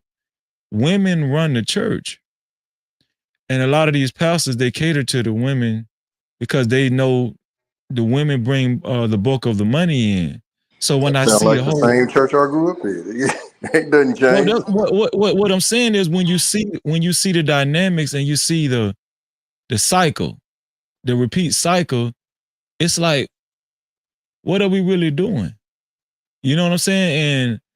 And so these same old hoes that's going to church, they producing young hoes. I'm pretty sure Glorilla Mama go to church. I'm pretty sure Nicki Minaj. And I'm pretty sure all them hoes mama go to church. You know what I'm saying? So it's just, what are we really doing? The same women that we complaining about, that we be complaining about in these spaces, they mama go to church. And I know they go to, you know, they go to church. You know what I'm saying? So it's like, what is the church teaching these women? And so I know it's men go to church, but the men are so outnumbered, right? What is I just started reading the Bible for myself. I did because I felt like I'm not getting nothing out of going to church. Like they don't even like. I just didn't understand the purpose, and then they're drained. And then once you look into the economics of it, like how much money they're draining out of the Black community. It's if when you take a step back and see the effects that it's had on the Black community, it's astronomical in a negative way. And they got white Jesus slap dab in the middle of that bullshit. And so that's why I was just like, man, fuck this shit. You understand what I'm saying? Like I didn't turn my back on the Most High, but I did kind of walk away from that brick and mortar called the church. But right? Freeze, all you got to do is go find a pastor. All you got to do is go find a Bible teacher. Yeah. Stop listening to that though, because everybody that's trying to give you advice, half of them don't even go to church. You have to. It's hard. Like Prototype said earlier, it's hard to find someone who is in it for the right reasons, because now everything is, money, money, money. So, you have to find somebody that's really about it. And you know what? One of the pastors that stick out to me, a lot of people don't like him, but Pastor Geno Jennings, let me tell you something. Man, what? Pastor Geno Jennings, he don't take no money from the church. He don't take a salary. He got a regular 9-to-5 job, right? The church make buku money. When they go viral and make all their money off them video stuff, he don't take no pay from the church, period. Everything goes to the church in the fulfillment of God's kingdom. That's what he says. He don't take nothing, right? He said he'd go do real estate during the day and preach on Sundays. And so, he'll teach that word, bro. He don't veer from it. And I've heard, and people have gotten up in church and challenged him and try to put their own little swag on it. He say, I don't care what, that's where I get that phrase from. I don't care what you say. He said, what does the word say? And he said, I'm not going to veer from it. I'm not going to say nothing different. I'm not going to preach nothing different. He said, I'm preaching exactly what the words say. I'm not doing nothing else. So Geno Jennings is a bad man. That's our bad brother.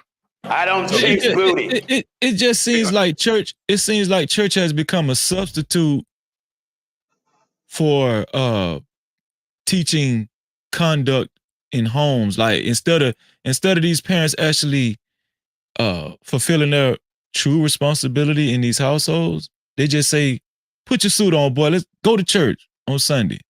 And then if you go to church on Sunday, you good for the rest of the week. And it just seemed like church has just become a substitute for doing good. You know what I'm saying? It's like I don't know. When was church ever different from what you subscribe, brother? It's always been that way. It hasn't become that way. It was started that way. But I'm not refuting that. But the reason why it's dangerous, you're not gonna know that when you're a kid. Ben Israel, you're a child. You're not old enough to know better. So by the time you graduate high school, you've already been conditioned to think a certain way. That's the detriment of it. I'm not challenging how long it's been like that. I'm talking about the recycling of conditioning that is doing to people. You understand what I'm saying? Well, I mean, and I get it. What I'm hearing is you're kind of asking a question and answering your question at the same time. First, before I continue, I apologize to the panel. Shalom to y'all, brothers. How y'all doing this evening? What's going on, brother? How you doing, man? Peace. I'm good. I'm V Ben Israel, in case those of you who don't know me. But yeah, I mean, this system was set up in place from the beginning, like you pointed out, for economics. Coincidentally, it's the same thing William said when he set up the system. Why am I doing this? He said, for good economics and good sleep. That was in the 1700s. It's the same thing over and over. So it is designed for that purpose. Over and over. And that's why they target the women, because they're easier to manipulate. It's easier for them to get the money out of them than it is us. What is consumerism is what, 80% of what represent 80% of consumers? Brothers men ain't spending that much money. Women spend, men know, and they know this. So, I mean, iconocracy and whatever you want to call it has been operating that way since this country, before this country existed. They've been operating this way. But I mean, I appreciate the conscience and that you're picking it up. I mean, others, even with the Democratic Party, they all operate under the same schism or the same scheme. And this is why brothers have been moving away from Black church for decades. Brothers have been moving away from the Democratic Party since Obama's second term. Because it just don't sit right with us. We may never be able to put our finger on it, but something ain't right. It ain't right. Yeah, and so that's my being for that. We also got Trey Ferg in the building. We get to he's in a minute. Trey Ferg and Alexis from Texas is in the building. And we're gonna get back on the subject real quick. Trey Ferg, you see it? It said, what's going on? Who said something? Me. I'm sorry, I didn't mean to interrupt, but I wanted to say something because I heard my brother Freezy talking about the church, and I just wanted to relay something to you. Remember Peter in the Bible, right? And when they're on the boat and he went out, he wanted to go out to the water, and Christ told him to keep his eyes on him. And when Peter looked the other way, he would start to drown. But he said, keep your eyes on me. I've been in that situation where I thought about a church and I'm like, oh, they're not doing this, they're not doing that, or such and such is doing this and that. That is a plan. Keep your eyes on Christ. That's why we can listen to pastors and people that preach, but that's why it's so important for you to read the Bible for yourself. And even if you can't go to theology or anything like that, they have study Bibles. Tony Evans has a great men's study Bible. It's a lot of like, I am a woman that believes in Christ. And so I just feel like I have to say something in those matters as far as everybody talking about the church, the church, the church. The church is a building specifically. And when we start worrying about what other people are doing in that building, that's how we fall off and that we got to reconstruct, we got to deconstruct, we got to think what they were saying. Oh, it's all systematic. They even talking about, and I also wanted to point out, because Israel had said something about the Willie Lynch. There's even information now they don't even know if Willie Lynch and all that stuff is really real. So I mean, my thing is, and I want to just say to anybody, when it comes to religion and having a relationship with the Creator, don't let other people and what they do affect you and your relationship and your religion. When you get up there, he's not going to say, oh, well, because you was at the church and you just let such and such do whatever. He's going to hold you accountable for you. And so I just think if we really have love for God, then we know how to hold ourselves accountable, and also take away from that step of thinking like, oh, just because there's no perfect church, there's no perfect place. So I just think that there's a pedestal amongst our community that everybody want to be like, oh, they're not perfect. Well, there's atheists that are not perfect. There's Muslims that are not perfect. This Everybody. government ain't perfect. It's not.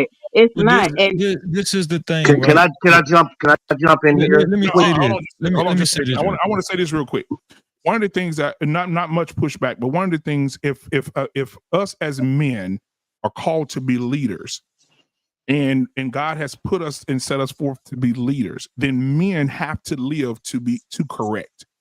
There's no way God will give us the ability. He said when he created Adam, he said, what did he say? I give you the authority over everything. Dominion. So so dominion over everything, which is authority. And so if I'm here and I'm not taking on my responsibility as a man to have that dominion over what he's given me that dominion over, then he is going to hold me accountable for that. Just like my family. If I let my family go awry and fall off and do whatever, and I'm the leader here, he's holding me responsible for what the wife does, what the kids do, what the kids do, the people that are under my authority. I'm responsible for that. He's going to hold me accountable for that. For sure. What I was going to say was, I understand what Lex is saying, right? And she's totally right. We have to work out our own salvation. But I think it's important to also mention that these so-called prophets in these churches, right?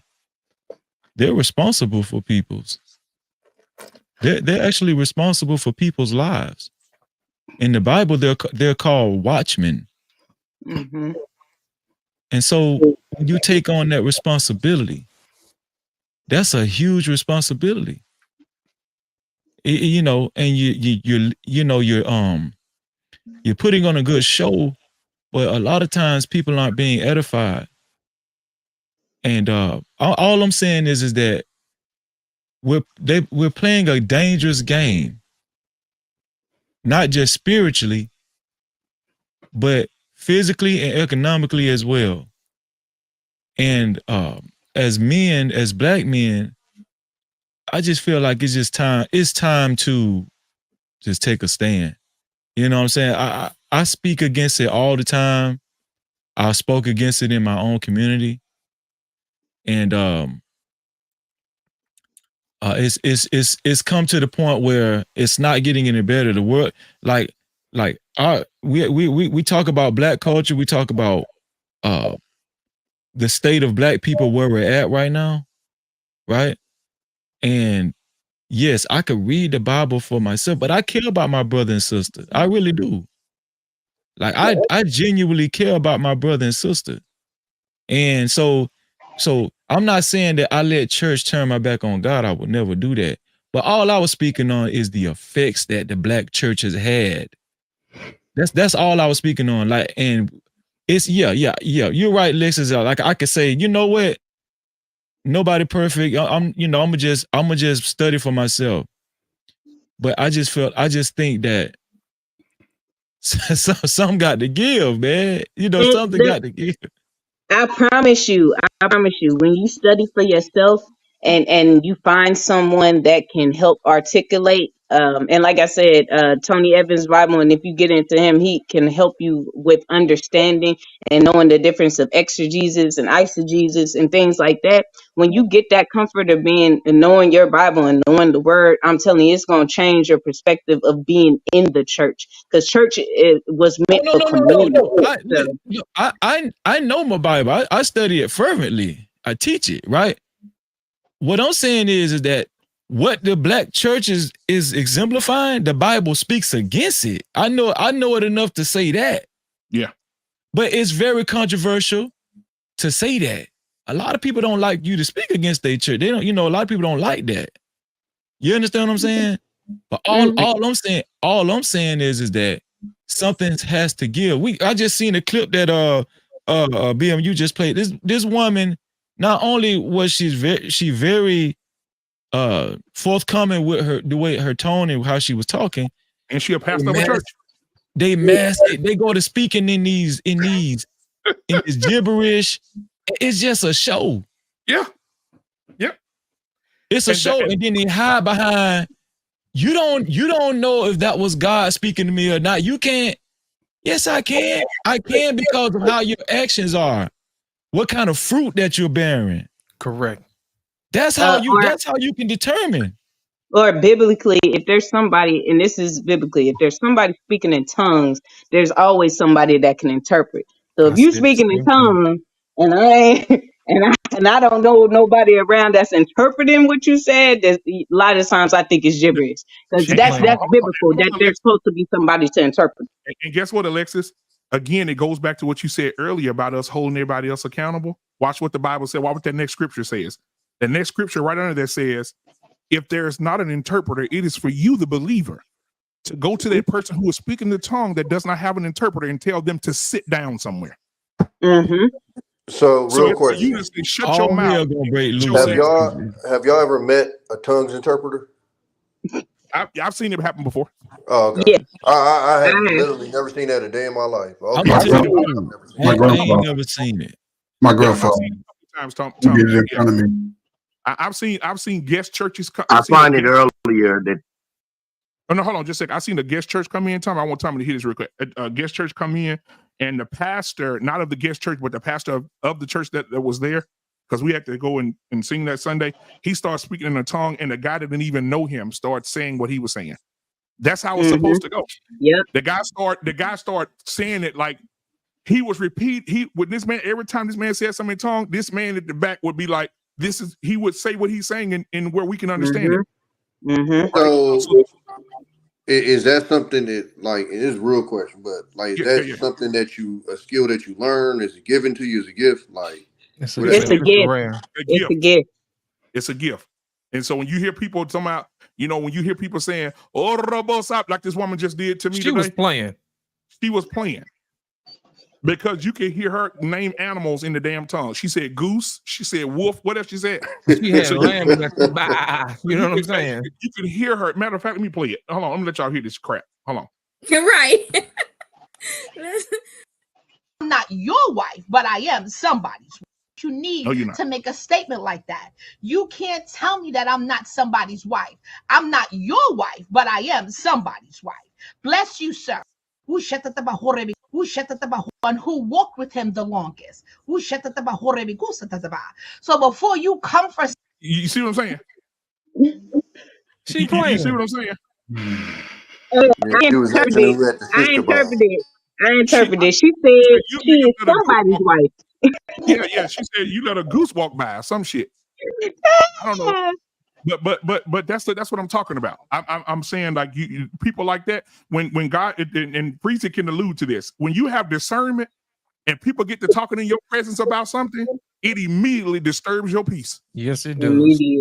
Immediately disturb your peace. You want to just check it right then and there. But Frieza has something you want to go ahead, Frieza.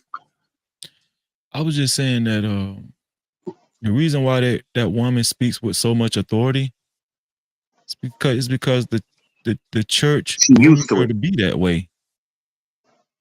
The reason why she spoke in that in whatever the tongue she did in such a commanding way, right?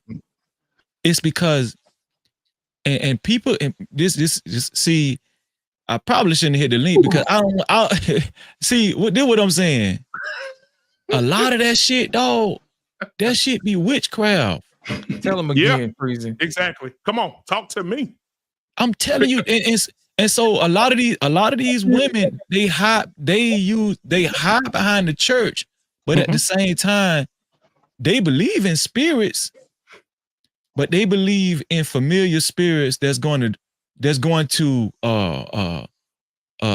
make you make you do what she feels like she wants you to believe or do. Yeah. You understand what I'm saying? Yeah.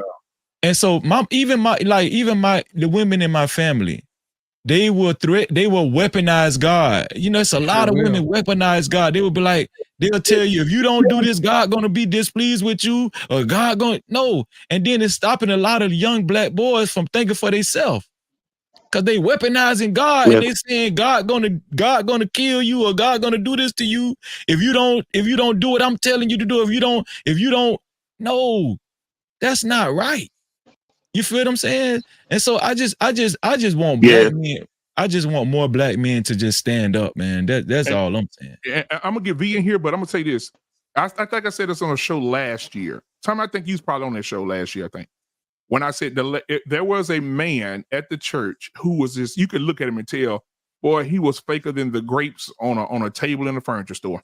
And and he went up to a lady and he started rubbing oil on people, laying oil on them, rubbing them on the forehead. And I swear to you, I'm sitting on the pew with my siblings because I don't even want to be here. I said, I'm finna go. And the man walked up and started rubbing, and he said, the first sentence he said, I said, this man is full of shit. He said, he walked over and touched the woman. He said, I said, nigga, that's Chucky. What the fuck? Everybody know the chant from Chucky from Child's Play. Right. Always do a dumbella. Give me the power I beg. Come on now. I hear him saying, always do a dumbella. What? Nigga, that is Chucky. What? I looked down at my daddy, bro. I looked down at my pops. And I said, that's Chucky, wasn't it? My daddy said, yeah, that's Chucky. I said, man, it's time to go, man. These niggas are playing in the church, bro. Ain't nobody paying no attention?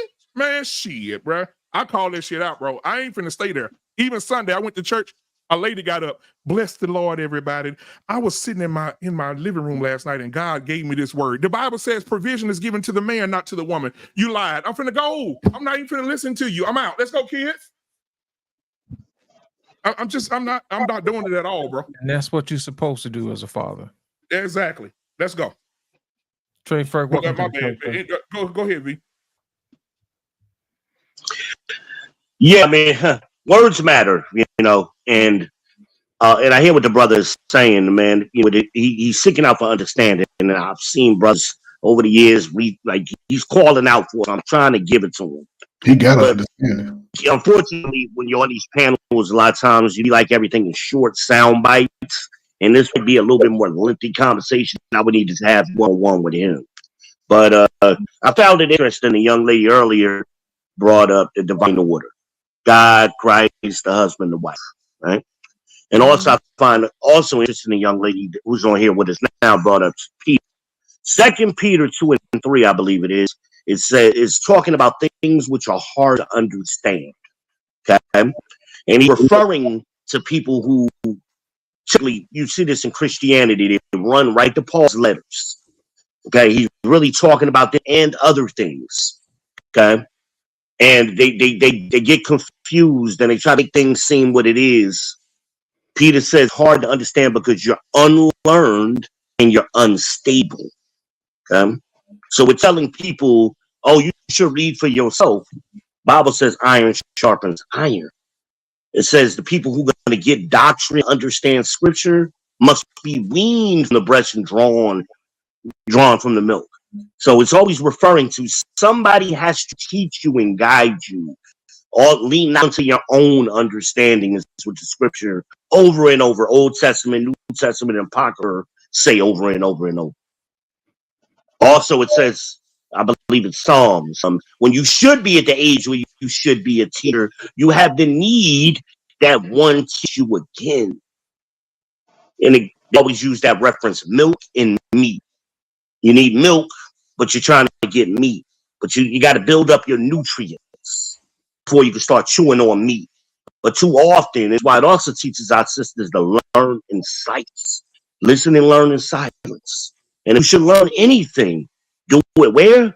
At home, from your husband. Christ is saying these things. And it's over and over, it's the same thing. The usurping authority. Both of them came up here. I don't mean to do this. You're going to do it anyway. Because you want to usurp authority over men. Now, as the brother pointed out, yes, women minister to other women. That's always been there. But women have also a need.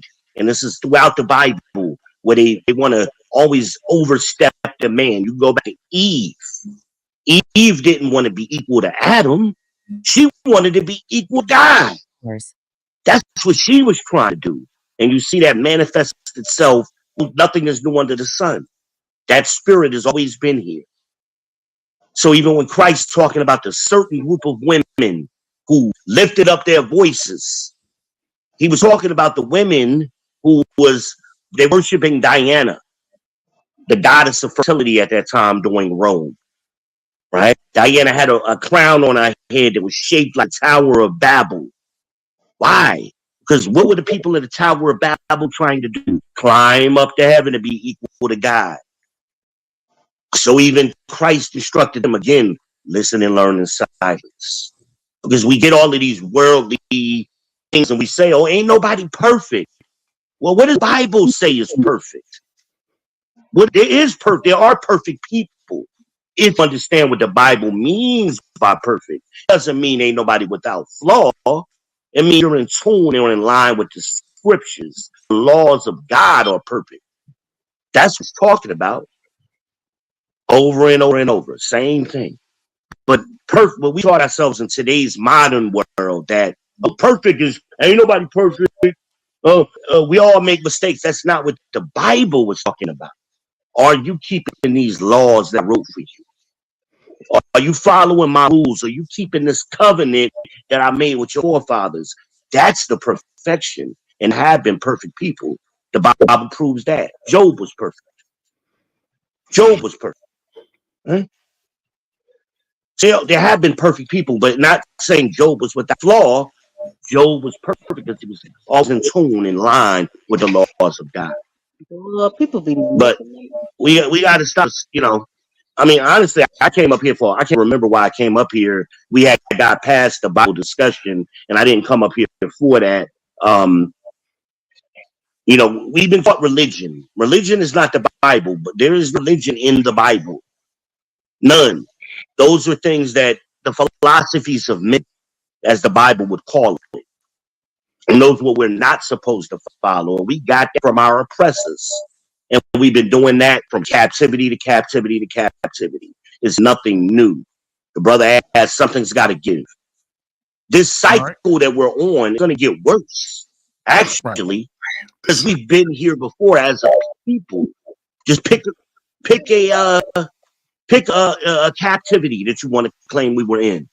Egyptian, Babylon, Persian Mede, Roman, here in America, whatever captivity we're talking about, it's the same thing over and over. It's going to get worse before it gets better, but we haven't learned yet.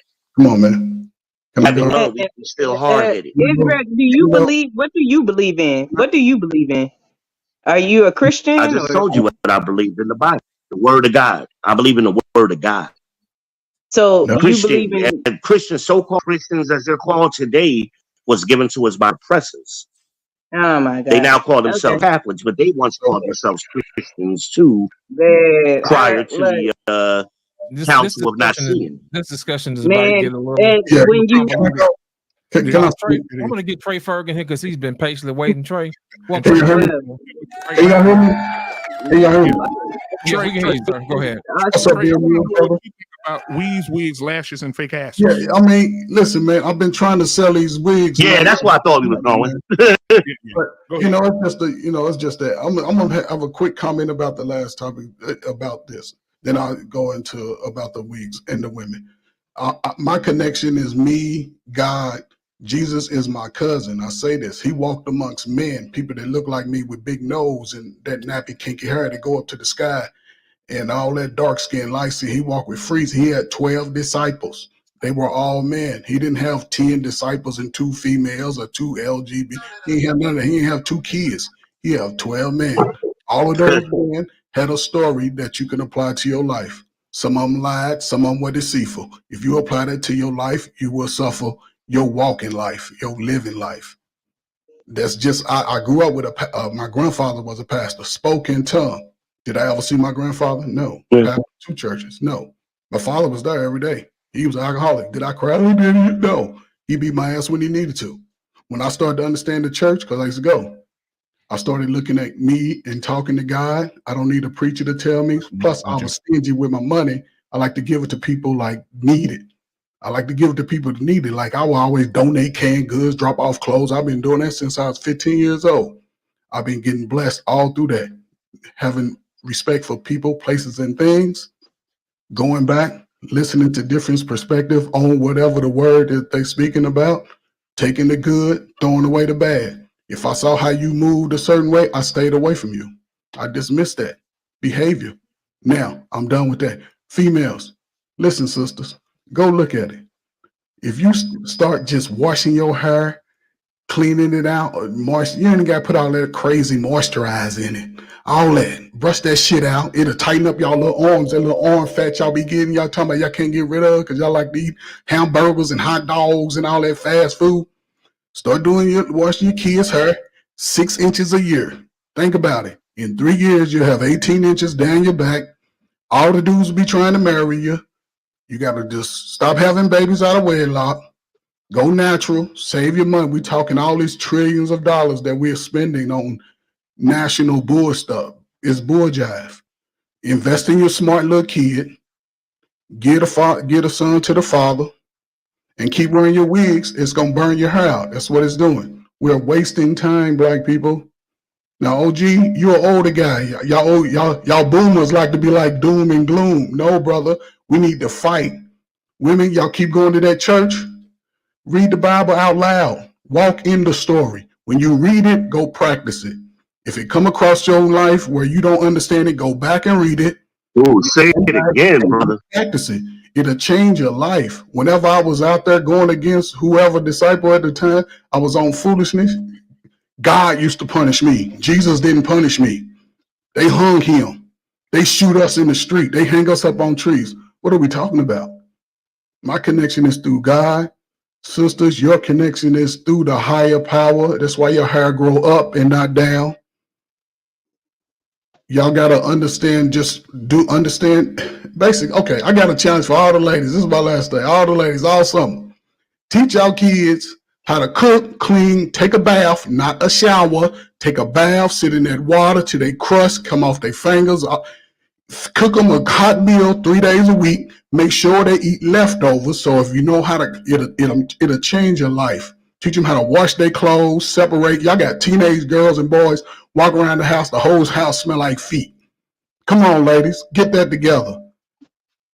Give your sons to the father. We shouldn't have to go fight y'all for a little girl or a little boy that need that. When they start acting out, they need that change of pace.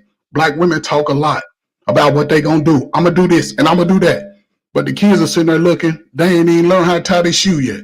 He going to school, can't even read. But he live with you. And I said, I'm not getting on the sisters. That's what it is. Fellas, this is the greatest time to take over.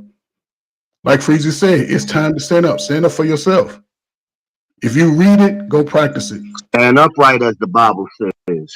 Stop acquiescing. Men stand upright. If you 35 and under, you can help me clean up my backyard. Damn. You can't tell me about what a relationship's supposed to be like. You can't, that's your relationship. Because if you a man 34, 35, you got your shit together, you shouldn't have no problem with no women. All right. From light skin to dark skin, from tall to short. No women. Whatever race, color, complexion, you got your house clean, you got your smell good, you ain't crying about nothing. And if you want to be that way, don't fall to the tricks. Stop going out thinking you balling with $600 a week. Save that shit. Put that shit up in your bank account. And if you have a child, make sure you can just take them to the park or something. Let them teach them how to cheerlead, football. Start somewhere. That shit'll pay off, man.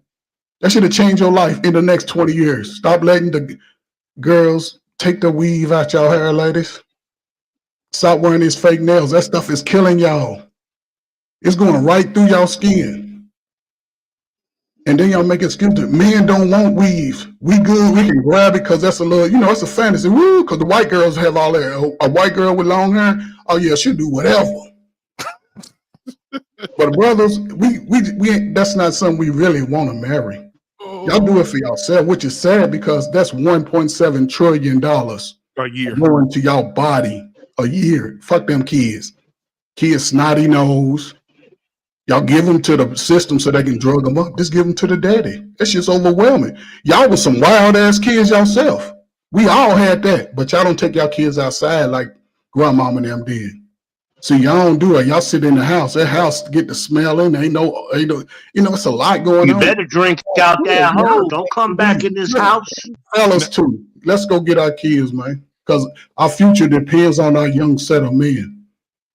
And just go apologize to everybody's heart. You, as far as a man, we grew up in the system. We don't went through. We know people have been affected by drugs, fucking gang violence, and all that. Some of us just getting out of jail and all that. Man, we can change it. Go back and say you're sorry. We see these people in these streets, whatever neighborhood you in, from coast to coast. If you're over 45, stop playing the games, man. Teach these young men and women, man, to do their best. All right. And they're gonna put all of us out by age 40, black man. So when you come to age 40, you start changing. You start seeing life for what it is. Go live in dynasty. Don't go from 40 to 60 crying and complaining. Get on your grind, man. And if you don't want to listen, if you believe it's doom and gloom, find you a little island over so y'all can go over and cry to each other. But if you want to be a man and a king and a God, straight to God, then let's fight. That's all I got, man. All right, let's talk with JVJ in the building. I think he disagrees with some things he heard on this panel tonight. He was shaking his head and doing the mamba dance over there. JVJ, welcome to the show tonight, my brother. How you doing? Y'all doing tonight, man? Appreciate y'all. Appreciate you letting me up, man. Everybody doing all right tonight? Oh yeah, doing pretty good. Now, What up, JV? Before you go, I want to get something out of here real quick. Give me just a second, brother. Hold on, just a second. We got a $2 super chat here. Almanai said, "Amen. Tony Evans is fantastic. Thank you so much." We got Almanai again with $2. She said, "You can't teach what you don't know." All right, thank you for that. And then we have the $5 super chat. If you don't stand for anything, you'll fall for everything. Appreciate that, Antoine. All right. Now, speaking of the church, we have a pastor here that's over the Black Men Unfiltered Network, Pastor Goodjoint. I don't know if you ever met him. But Pastor Goodjoint was nice enough to give us make a video for us to play when we get donations to the channel. So I want to play him real quick as we take a break. When we come back, JVJ, you hot right on in there, brother. Here we go. Tryna party all night, DJ play another song. Tryna party all night, DJ play another song. Tryna party all night, DJ play another song. Tryna party all night, DJ play another song. Tryna party all night, DJ play another song. Tryna party all night, DJ play another song. Tryna party all night, DJ play another song. Tryna party all night, DJ play another song. It's clever, baby. I'm in this bitch with AJ. In the club, jumping up and down like it's payday. Party all night. Shout out to my nigga, baby. Yeah, that's my DJ. That's my DJ. Nigga, I've been rolling like a Mack truck. Bam, bam, bam, throw me back one. Don't step on my shoes, nigga, back up. Fuck you, fuck around and get your bitch snatched up. Yeah, they done let me in, they done let me through, yeah. Nigga, it's whatever you wanna do, yeah. Out of my head, chicken all night long. DJ, run this bitch, I'm tryna, yeah. All right, appreciate that, Bishop Goodjoint. JVJ, what you got for us, man? Man, I'm trying to find out where that church at. Where they getting down like that at? They over there turning up right now, man. They over here Okay. getting it right. But I was sitting back listening for a second, and I'm Oh yeah, lost. baffled. Right after this. I'm really baffled right now. I'm baffled. Oh, come on, man. We're not talking about solutions. From the last like 5, 10, 15 minutes that I've been listening to, we're not talking about solutions. We're talking about you need to do this, you need to do this, you need to do this. But I'm like, how do we avoid the problem from the get-go? How do we avoid that? Like, these kids need to be doing this, these kids need to be doing that. Make sure you wash their clothes, make sure they take a bath. Where do we start from? Because I believe every problem can be fixed if you find out where the root of the problem starts from. If you find out where the nexus of where that situation comes from, you point it out. Because I was in the military. Why are we losing water right now? Why are we losing water? Why do we don't have water in this camp? Let's go find out that first. I ain't gonna talk about Tom spilling water because that ain't the reason why we losing water. Where are we losing water from? Let me find out the nexus of that. Once we figure that out, then we can solve this entire problem. We're talking about little stuff that happens after that. Every little situation that happens after that. Yeah, she going to school and she getting in trouble for her outfit. But we're not talking about why her outfit is wrong when she left the house. Like, it's nonsense. We keep passing blame down the road without getting to the nexus. It's coming from the household. The household is the number one problem for a lot of this stuff. The weave, the weaves, the eyelashes, all that nonsense. It comes from the household. But why is the household messed up? Because there was no family building in the beginning.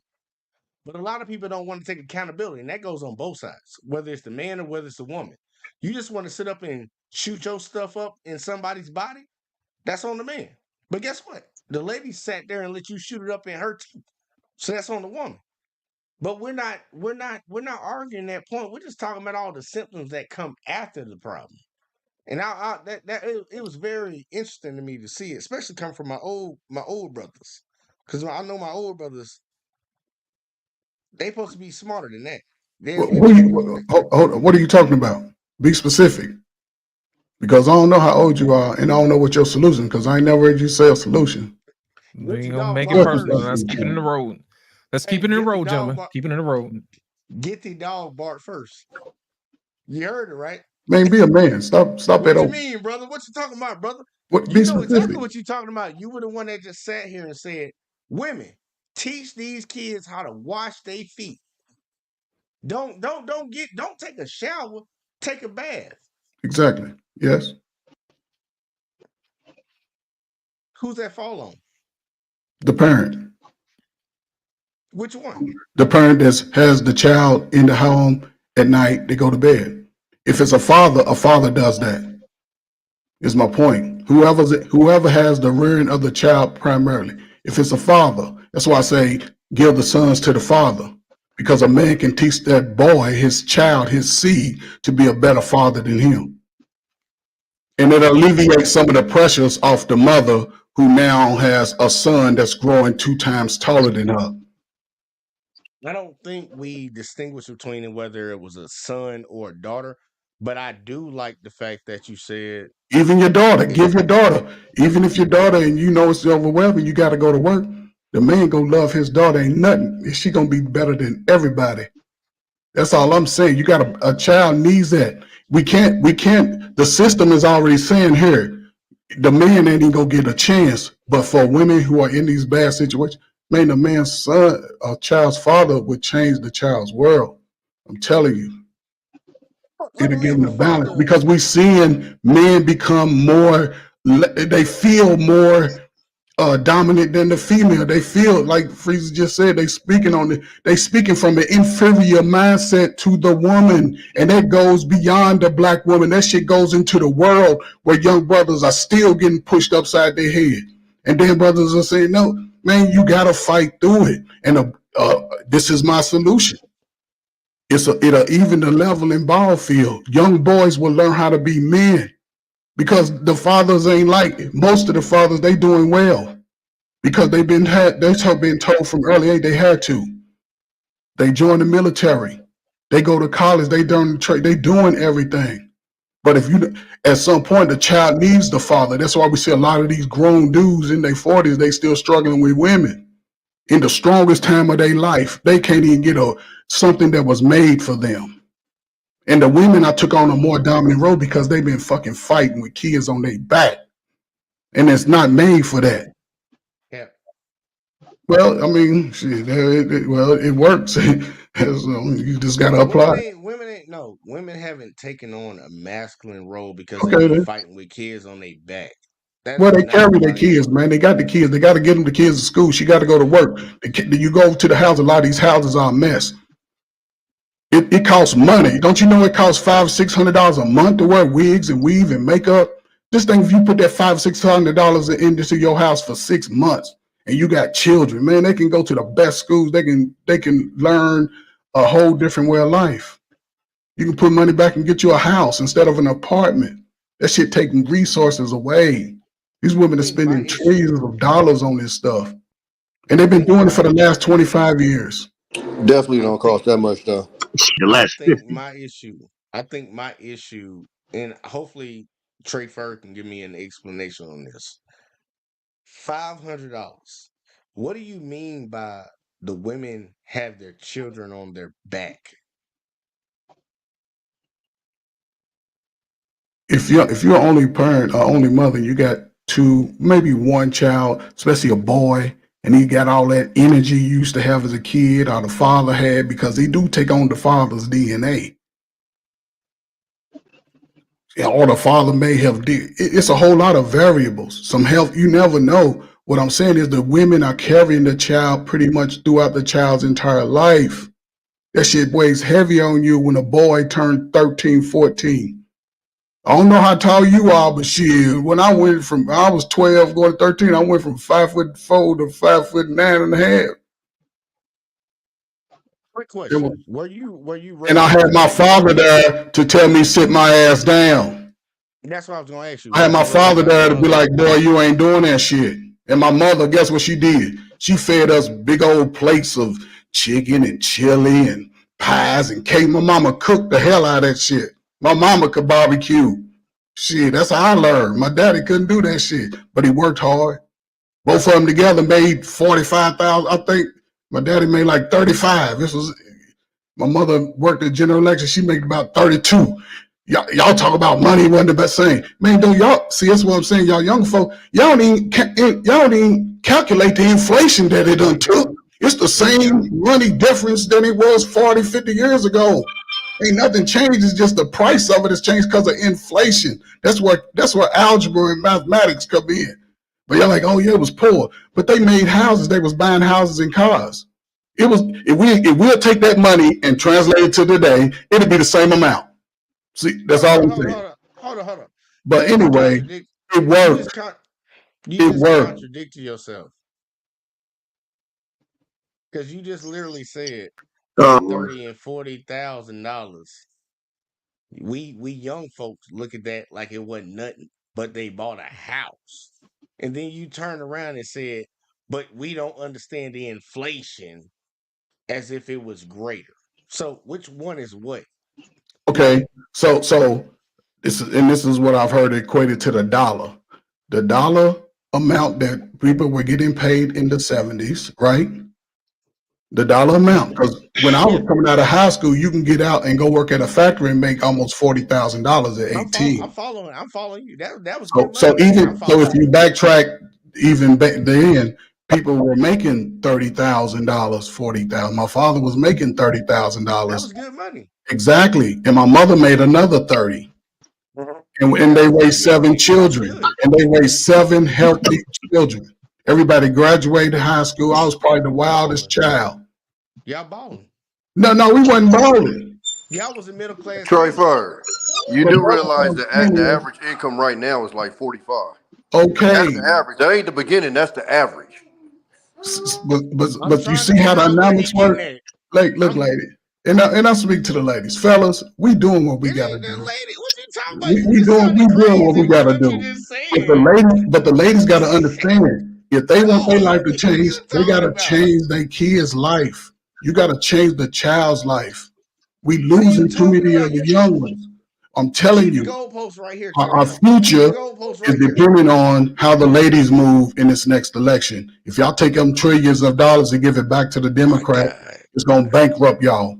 Y'all can't afford these apartments that they pricing y'all out of. They bringing the immigrants to it. The best thing to move, the houses are overpriced. You can't do it on your work income with your college degree that you still owe.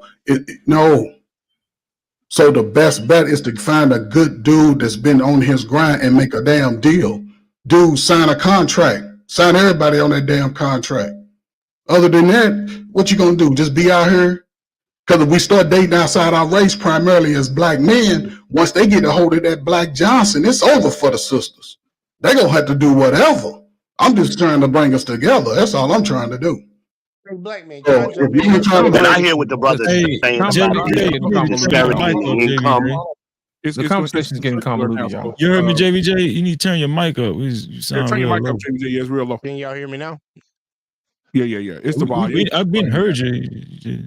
Yeah, hey, look, man. Look, I just wanted to jump in real quick, like, because that was a whole bunch of like, that was a word salad, and that was nothing. I'm gonna be honest. I ain't trying to be mean, but that was a word salad because there was no solutions. That was just saying this and saying that. But you gotta do it. So what you gonna do? Well, the whole point is not you. The whole argument should be nuclear family from the get-go. We wouldn't have to deal with weaves, none of that, eyelashes, nails. We wouldn't have to deal with none of that if we actually preach nuclear family. Ladies, keep your legs closed. Men, be responsible with your seed, because we the ones who carry the seed. But we want to sit around here and tiptoe around all the other nonsense in the world. Everything that happens after the fact. Look, if I had a daughter, my daughter wouldn't be out here messing with none of these little knucklehead boys. That's what every daddy said. Every daddy. But see, Yeah, that's what speaking of every a person daddy who said. has two daughters, you have no control of what your daughters do when they get None. to a certain I got age. 3 of Jay. them. You have control So enough to what you're this is willing your to put. youth speaking right now. And I've tried to Okay, tell you this for a couple of years now. You're a perfect example of a young man who should be listening instead of speaking. We all know you came here to troll and start contention. This is what you do. You've been doing this ever since you've been on YouTube, brother. And You know what? Hold on a Brothers second. gave a solution, Hold on a and second, that's y'all. why Before you we even missed. started, hold on a That's why second, you y'all. missed the Listen, bath analogy that he gave you. hold on, V-Ben. That's Hold where on, it V-Ben. starts. The Hold on a brother, second. the sisters can't put no clothes on the kids if the kids is dirty. You Hold got on to a start second, with the V-Ben. bath. Hold on a You got second. to start with a Hold on a second, foundation. V-Ben. Hold on a second, V-Ben. Black man, what did I tell you a few minutes ago? What part? What I the say back? in the, what I say in the back chat? You said, let me put a bow on this thing before I forget. Don't forget. Yeah. Come on. Yeah. I'm going to tell you what the reason why I Go told him with that, because I felt the conversation was not going where it needed to go. Mhm. And as the co-host of the show, I'm going to make sure we get back on track. You understand what I'm saying? The first of all, you need to know exactly what you're dealing with, people. You see what I'm saying? I'm going to give y'all guys 2 scriptures, and you can take it how you want to. I'm going to put a bow on it and how all the weave and all this other stuff ties into it. Okay? First of all, you have to know what you're dealing with.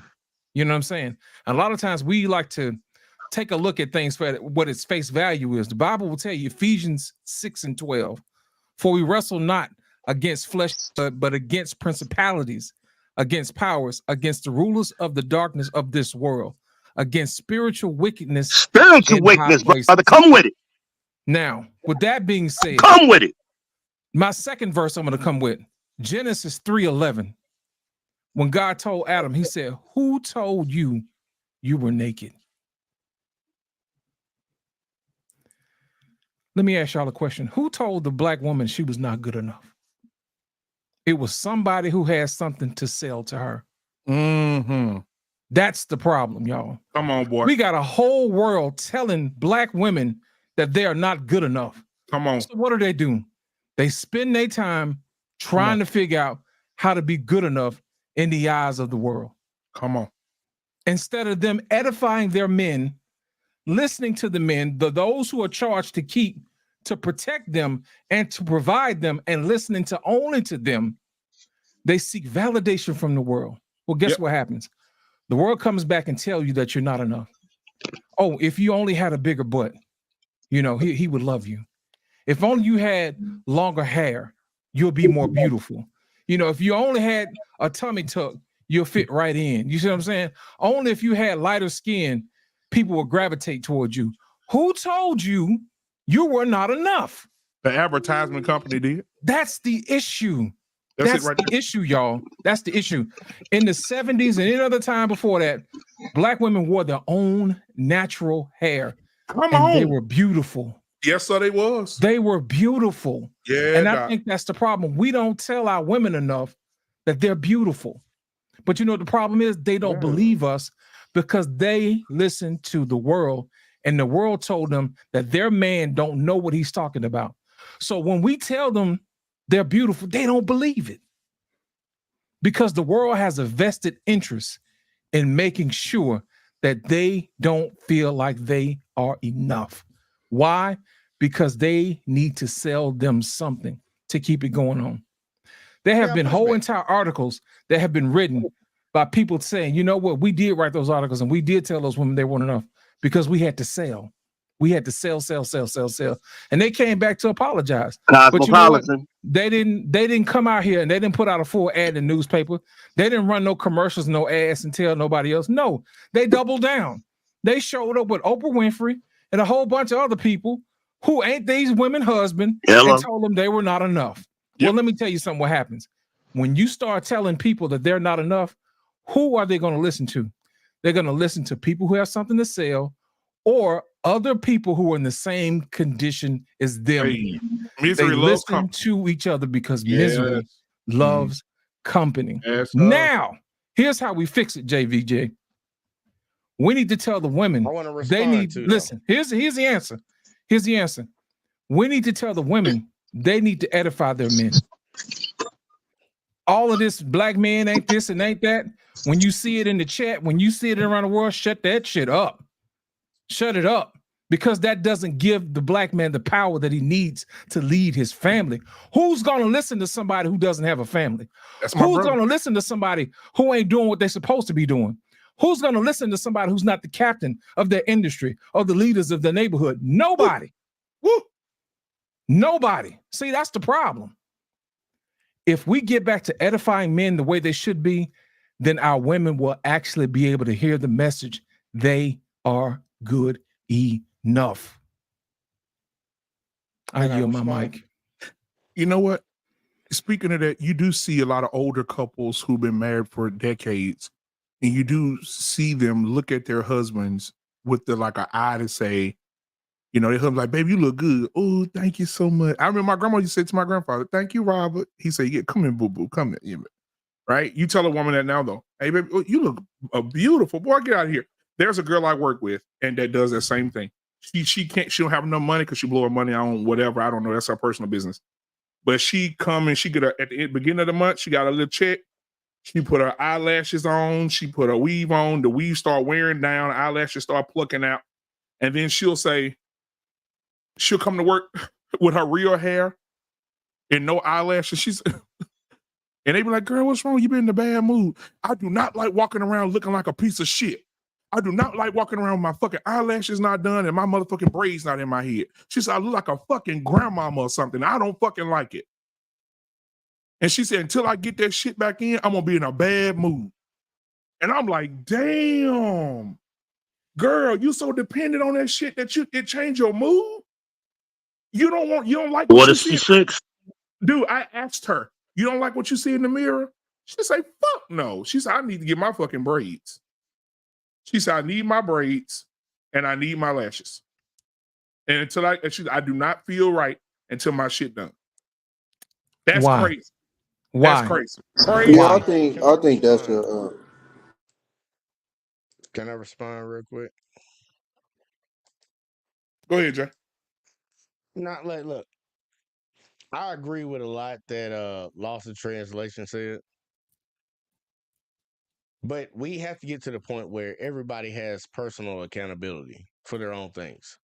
Because if I have to come home every day and tell you that you're beautiful, if I have to come home every day and tell you that you're valuable, you're worthy, I love you, it seems like the onus is on my side and not on yours. You don't understand something about yourself. People need to have that internalized value within themselves. I don't need somebody to come and tell me every day that I'm a man and I'm doing a good job because my work shows it. I don't need, and I understand women are different. Men and women are completely different. And women actually have that value of feelings and emotions and all that stuff that they operate on. I get that. But I don't think any man would ever want a woman or need a woman. I wouldn't ever advocate for a man to have a woman around him that depends on him, always validating her lifestyle. This stuff that went all the way back from the 60s, the 70s, the 80s, black women have never been the status of a sex symbol. They've never been. Bruh, let me stop you right there. Whoa, hold on. Let me stop you right there. What? Let me, How old are you? Hold up. How old are you, man? Hold on, How old are you? it don't matter how old. Listen, y'all. Yeah, It he don't got matter it. how, Come on, listen, man. listen, y'all. It don't matter how old he is. Let him finish. Understand what I'm saying? Let him finish. Let me say one more sentence. Every model that we watch on Vogue and all these other different stuffs were skinny white women. Oh. Back in the 70s, in the 60s, now we've graduated in today's time of the thicker woman.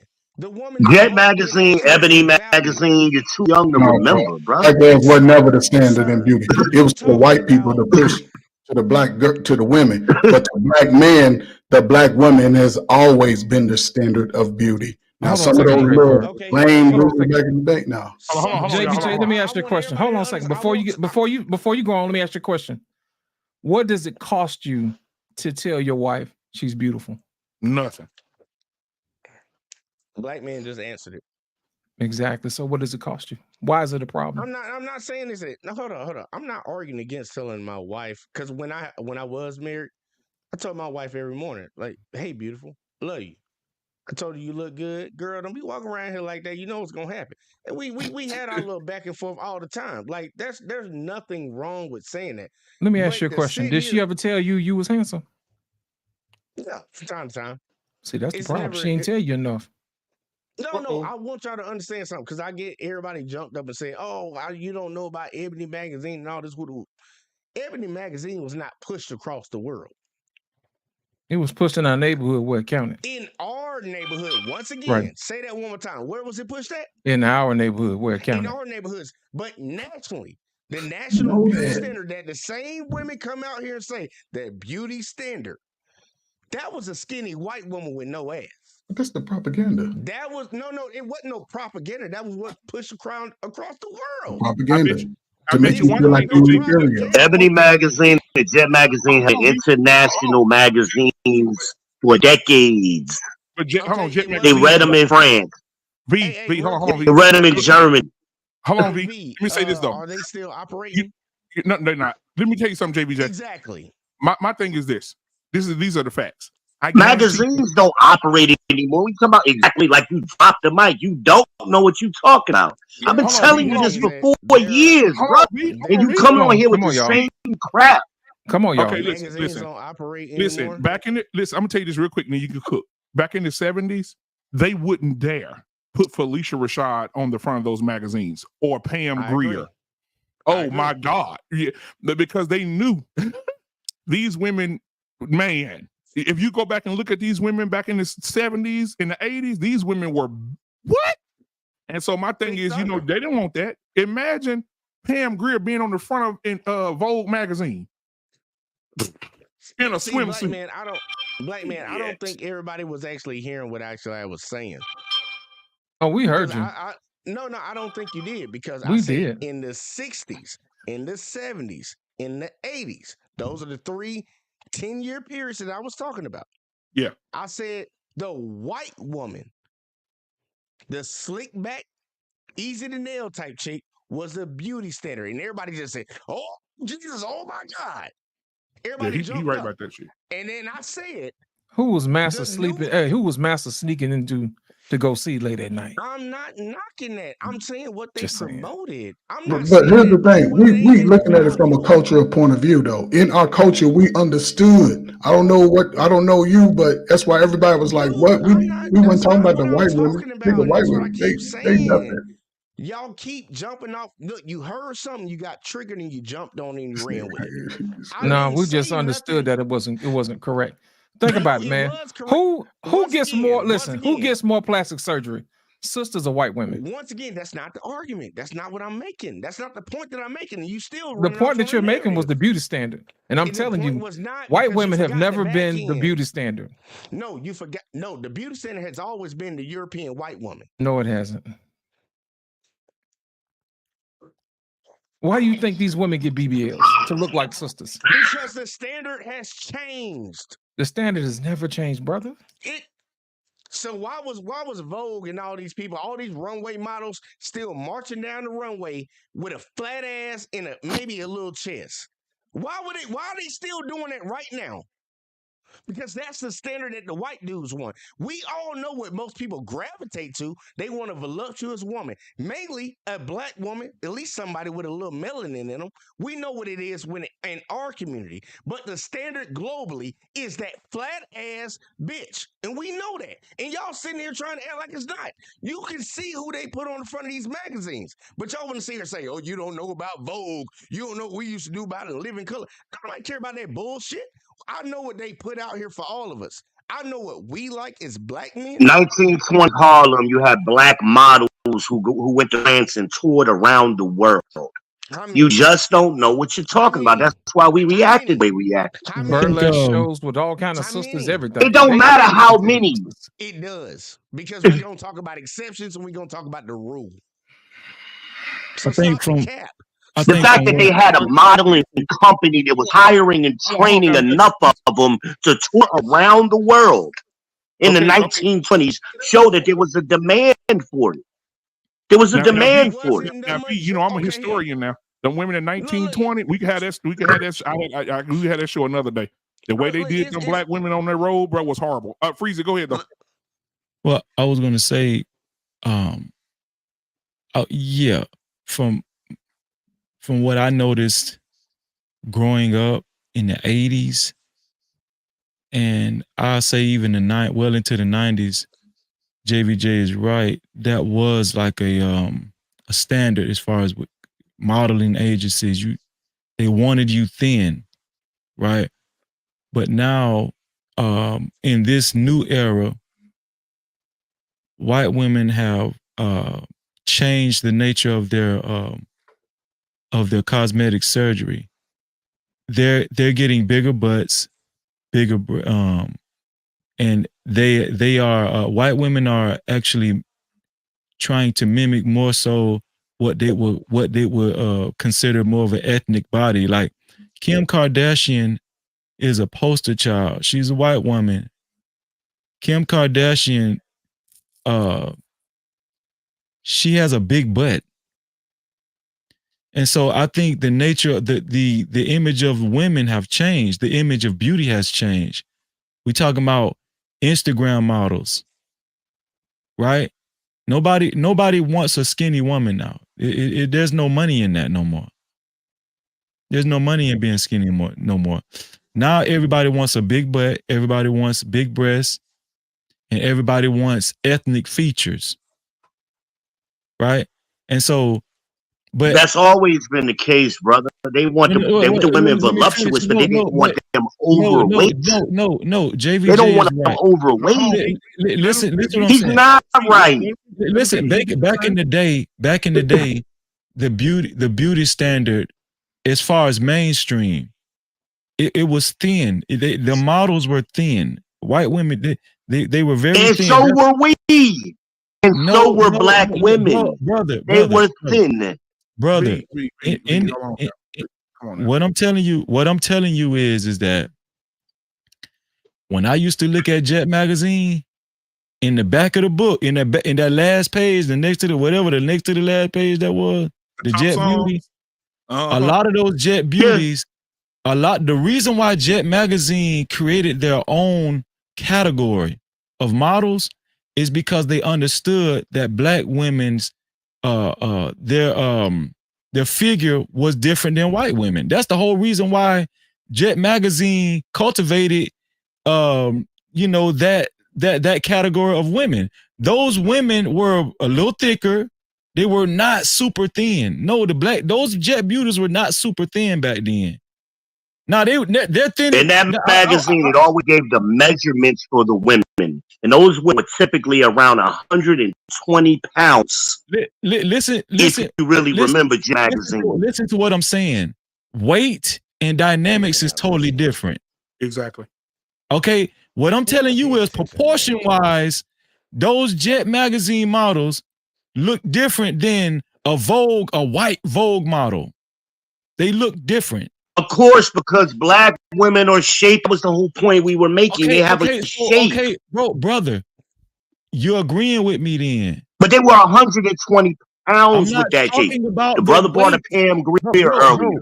The brother brought a Pam Grier earlier. Bro, listen, V. What was the girl's name from Good Times?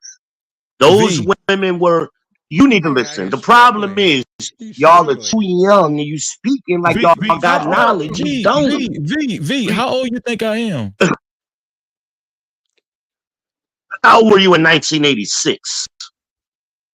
In 1986, I was 11 years old. I was 4. Okay, so that means you're what, 47, 46? I'm 48, bro. So you should remember Jet magazine. They gave the descriptive dimensions of women. There weren't no 187-pound women in Jet magazine. Bro, like the average black woman is today. They were 120 pounds. Listen to what I'm telling you. 125 pounds. I'm not. Let me say this. I'm not arguing weight. You're arguing weight, bro. I'm arguing proportion. No, I'm not.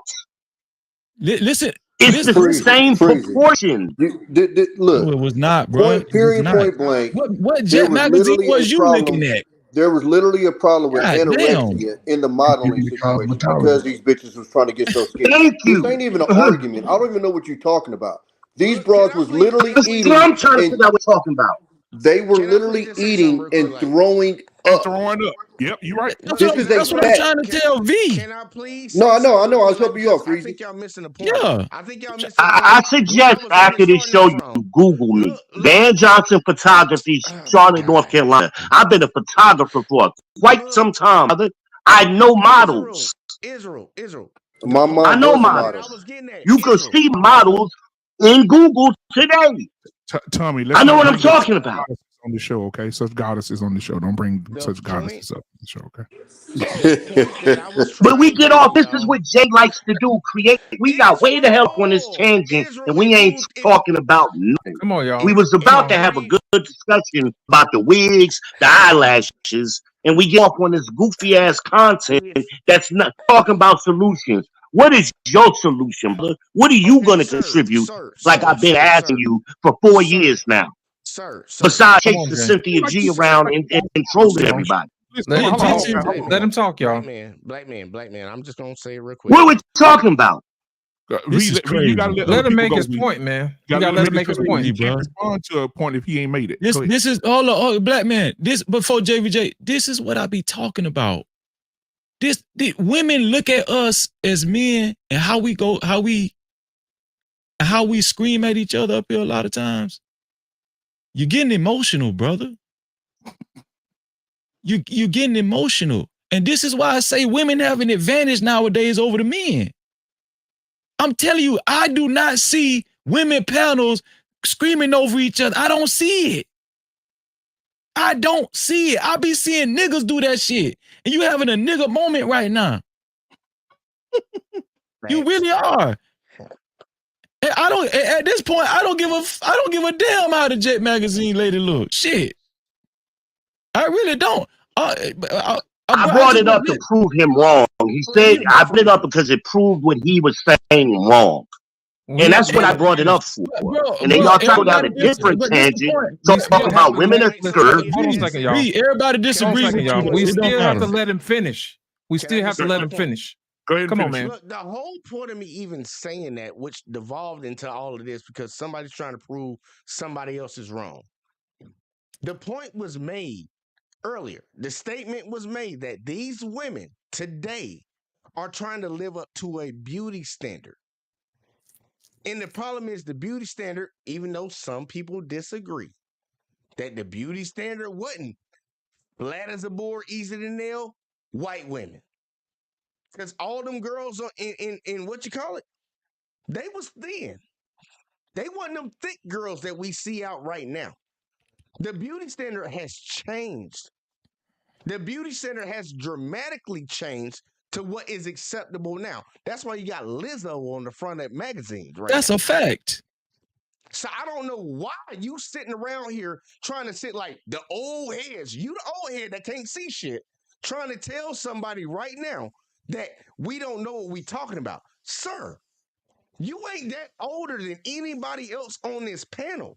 And we all grew up on the same shit. You ain't 20 years older than nobody. Yeah, you don't even know what the hell the Louisiana Purchase is, okay? So let's get real. Lizzo was on the cover of the magazine because somebody will screw her. That's why she's on the magazine, not because she's the standard of beauty. They put her on there because they baby caking women who are overweight. Watch this. Let me tell you what they did at Victoria's Secret. So we got to talk about the facts. What happened now? Victoria's Secret, I talked about this on the show. Remember Lost in Translation? Yep. Victoria's Secret had 300-pound mannequins in the window. Sure did. 300-pound mannequins, big ass fucking mannequins, look like fucking snowmen with bikinis on. I say, what the fuck is Victoria's Secret doing? So then thought you was in the Michelin Man store. Right after a year, guess what happened? They pulled them down. Victoria's Secret put an announcement out. We're not doing these fat bitches no more. We're done with them because we losing fucking money. If they ain't skinny, we fuck them.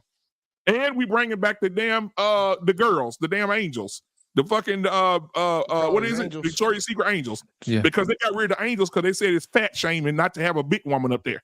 And they said, we're not selling no more big panties. We're not selling no more big. We're not putting no more big mannequins out there. This shit is over. That shit, we losing money. Hell no. Black man. So you are agreeing that they put the skinny minis up there, right? Yes. Why did y'all all argue with me from the I get-go? didn't argue with you. Swear, when I said that the beauty standard, But they put up there not because that's what white women look like. That's what women are supposed to look like. JVJ, let me explain. That's what I'm saying to y'all. Hold on a second. JVJ, let me explain something to you. White women have always wanted to be tan, regardless of whether they want to be skinny or big. They always want to be tan, bro. That's not European. No. They'll get dark and they call it olive. They'll call it olive I want you to skin. get this. Lost in translation. I want you to understand this. I already know that the best thing in the world is to be black, and we the most copy motherfuckers on the planet. Correct. But the argument that we get from our sisters is that us black men want this white European standard. And when we talked about a second ago what the standard was, and these black women were not whatever the hell. The standard has always been the European women. Yes, we can want whatever we want because brothers on this panel talked about Jet magazine. All this, we know what we like. We know what we like. And we know what we always been going for. And now it's gradually getting to the rest of the world catching up to that. Thick, voluptuous women. But when I said the standard was during that time, a skinny mini, everybody wanted to run and argue that shit down. But that's why I said it's the propaganda, because white America, white advertisement shows that to the world to say, look, the white woman is the beauty standard, but then they'll go to the black woman and say, you're inferior to her. And the sisters back then, their bodies was already fitting the mold. They had muscles just like a man, so they buns will stick out. They ain't have underarm sagging after 2 kids. Grandmama still had her body like a brick house till she went to the earth. And health and the propaganda gives the woman the freedom to do that because that's the part of the movement. I'm telling you. Trey, not only that. Go ahead, black man. I'm sorry. No. Your mic muted. Oh, right. Freezy, you next. Right after I say this, y'all missing something important. We talking about the beauty standard.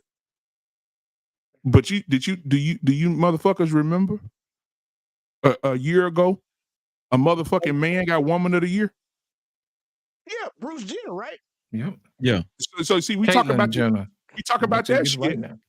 But goddamn, these niggas, listen, these niggas out here getting their Adam's apple shaved down, getting their dicks cut off, getting pussies and getting their nerve endings put in and creating their clits and everything. Them motherfuckers becoming full-fledged fucking women, and now they to the point. I remember Mandrea. I ain't gonna laugh. I'm trying not to laugh. Mandrea was on the show. I put pictures up on the screen. I say, woman.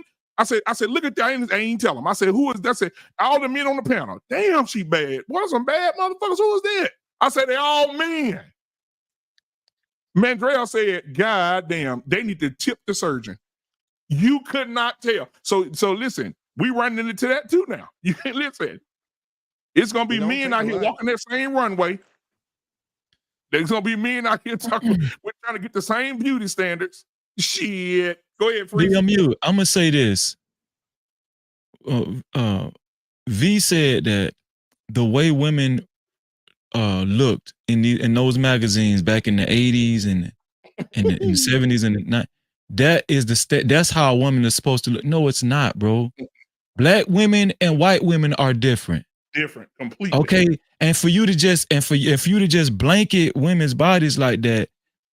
See, this goes First back. Of all, you want to say I said something? Say what I said, but that's not what I said. Brother, please, let's just be. That's not what I said. Bro, so I don't have to listen to him and go on long ass diatribe about something I never said. Okay. Whether you say you don't have to do that. V, let's do this. let's do this, V. When I get done, you can just defend yourself. Okay. What I'm telling you is that it's a well-known fact that black women's bodies were different than white women's bodies, generally speaking. And you know who? I already acknowledged that. Why are you repeating it? And you know, and you know who knew that? You know who knew that? You know who knew that? White people. Yes, sir. There was a woman by the name of Sarah Bartman. You act like you saying something like slick right now. You saying regular shit right now. You know that? Let him finish. It ain't deep. Let him finish. Brother, What? He ain't saying nothing, man. not everybody know, brother. He's speaking past We don't you. respect you when you go, but you gotta let him finish, bro. This is the problem. These niggas be too. No, the problem is we let low quality men speak when they should not be speaking. Bro, That's the problem. No, I'm gonna tell you what the problem is. Your last name is Israel, and you don't even know the scripture. Do not interrupt a man in his speech. Oh shit! Hey, Oh, you don't even know that part. One of y'all show this image right here when that Well, bro, actually, I don't know that script. Well, you wouldn't be considered a man because you're wearing a hat while scriptures come out. You don't know that scripture either. Bro, just chill out, bro. Come on now. Look at that image. Just chill out, bro. 1986 right there. 1982, my bad. That's Jet Eartha magazine. Kid, ain't it? Yeah, that's Eartha. You see it? And that's way bigger. That's way bigger than the standard that's way bigger than the standard that they actually posted with white women in general. That lady would be considered thick. Back in the 80s. Hold on, JVJ. I'm glad you just brought it. That lady right there would have been considered thick, too thick. That's it. Well, but Freezy, even a lot of the white women, their regular bodies was considered thick. That's why they was throwing up. They wanted to see ribs and shit. Thank you. And so that goes back to what I was saying. We're going into dangerous territory. I don't disagree with what you just said. So what's the point? He don't remember his own time. Everybody don't know this, brother. He's trying to give a message past. Go ahead, Freezy. What I'm saying is that he made a statement saying that the way women were depicted back then, that's the way women are supposed to look. You said that. Now you can rewind the tape. Again, putting words in my mouth. That's not what I'm not, bro. Let him finish. No, I'm not, bro. I'm telling you, this is what you said. Now you can rewind the tape and do your due diligence. I'm not putting words in your mouth. Now, if you misspoke, just say that, and we can move on as men. So I used the word depicted, right? I used the word depicted, as you just said. I said. You said a whole lot. This is right, but I used the word depicted. Everybody will remember that, right? But go ahead. Okay, go ahead and finish. Go ahead and finish. Freeze. The problem.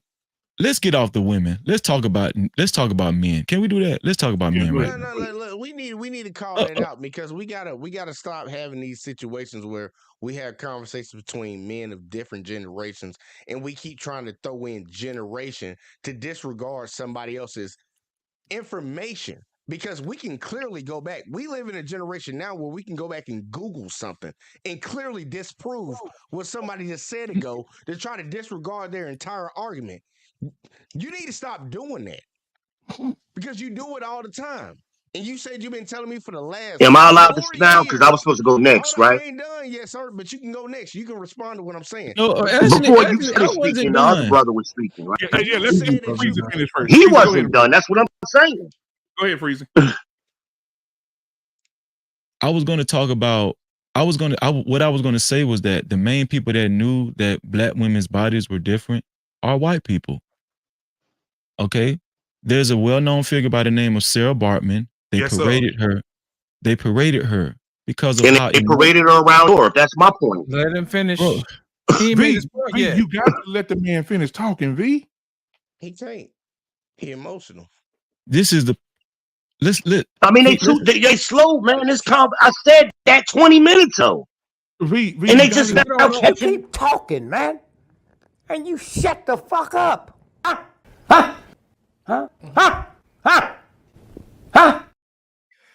we don't know. Listen, we don't know what he's gonna say until Freezy finish, man. So let him complete his He'll listen thought. to Dick Gregory. He'll listen to Dick Gregory. Come on. Let him complete his thought. So here's the problem. damn. I don't want to talk about the women. Damn, what I was going to say was that the reason why we're having so many problems in our households today is because the men can't even talk amongst each other. I know. And I'm gonna tell you something. This is why I don't go a lot of places no more, because of this bullshit right here. This dude is claiming that he's an elder. And I can't even get 3 words out without him interrupting me, whether you agree or whether you disagree, brother. And so all I'm saying is that I was talking about, we was talking about the black church earlier, and then JVJ came on and said, what's the initial problem? He said the household, right? The neutral family. And all I was going to say was, it's kind of like a situation of what's come first, the chicken or the egg, right? I was going to add to what JVJ was saying, because it's debatable. By the time we grow up, we've already had 18 years of hooping and hollering and fake Holy Ghosting. And then in the church, women are not held accountable. They can have babies out of wedlock in astronomical numbers. They can even dress as whores going to church. The pastors are not holding women accountable. And I'm going to tell you something. Men are being ostracized. And that's why I feel like it's detrimental that men get together and talk together. How can I build this brother up when you cutting me off? You're emotional. Whether you agree or not. And what we just went back and forth for the last 10, 15, 20 minutes, bro, it wasn't even that important. Women got bigger asses, and you just want to argue about that. That's just a fact. Thick, white people have not been saying, oh, that bitch thick. White people don't say that shit. We've been saying that shit since the goddamn inception. We like thick. And I don't understand that. I don't understand you just want to argue, oh, women's supposed to be thin. That's not how women. No, I don't want no thin ass woman. I don't want no woman that look like a crackhead. You just argue about bullshit. But all I'm saying is that I do think that the black church has been detrimental to us, because this is the hub where black women can act a fool all week, and then as long as they go to church on Sunday, you know, all they sins washed away and they start all over again. You understand what I'm saying? It's a farce. And so the only thing I think Trey Ferg said it. No, you said it, V. You said the scripture says the woman shall first learn from her husband at home, right? But I just think if she should learn anything, she needs to learn from her husband at home. Right. But what I'm saying is, going back to what you said, I think that is where we've come to a fork in the road, because they're not trying to learn nothing. They don't even want husbands, most of them. Or if they do want a husband, they want a husband to their liking, not a husband that the Bible speaks of. And that's all I was speaking to. You know what I'm saying? How do we tie in that with what JVJ said? How do we repair the nuclear family? Yes, I believe that the nuclear family, we need the nuclear family, but are we too far gone to where motherfuckers don't even want a nuclear family? I've even heard women say the nuclear family looks different now. Men are going to have to adapt to what women want. I've heard a lot of new talking points. How do we fix this? That's what I'm saying. I want solutions. I'm done. All right, real quick for anybody else go. Oh man, he left. Y'all ran him off. Freezy, right, before you go, I wanted to ask Freezy a question, man. Okay.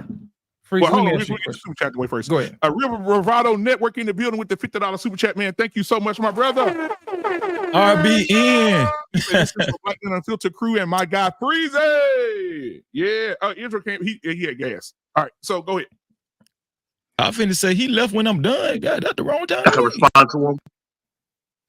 Well, I think I lost in translation was about to say. I got a simple question I want to get out. I'm going to ask Freezy. Freezy, if you were the dominant culture, right, and your women feel insecure about how they look because the minority culture looks better than your women, would it be to your advantage to say that, ting, you are now the beauty standard, so they don't feel insecure? Would you do that?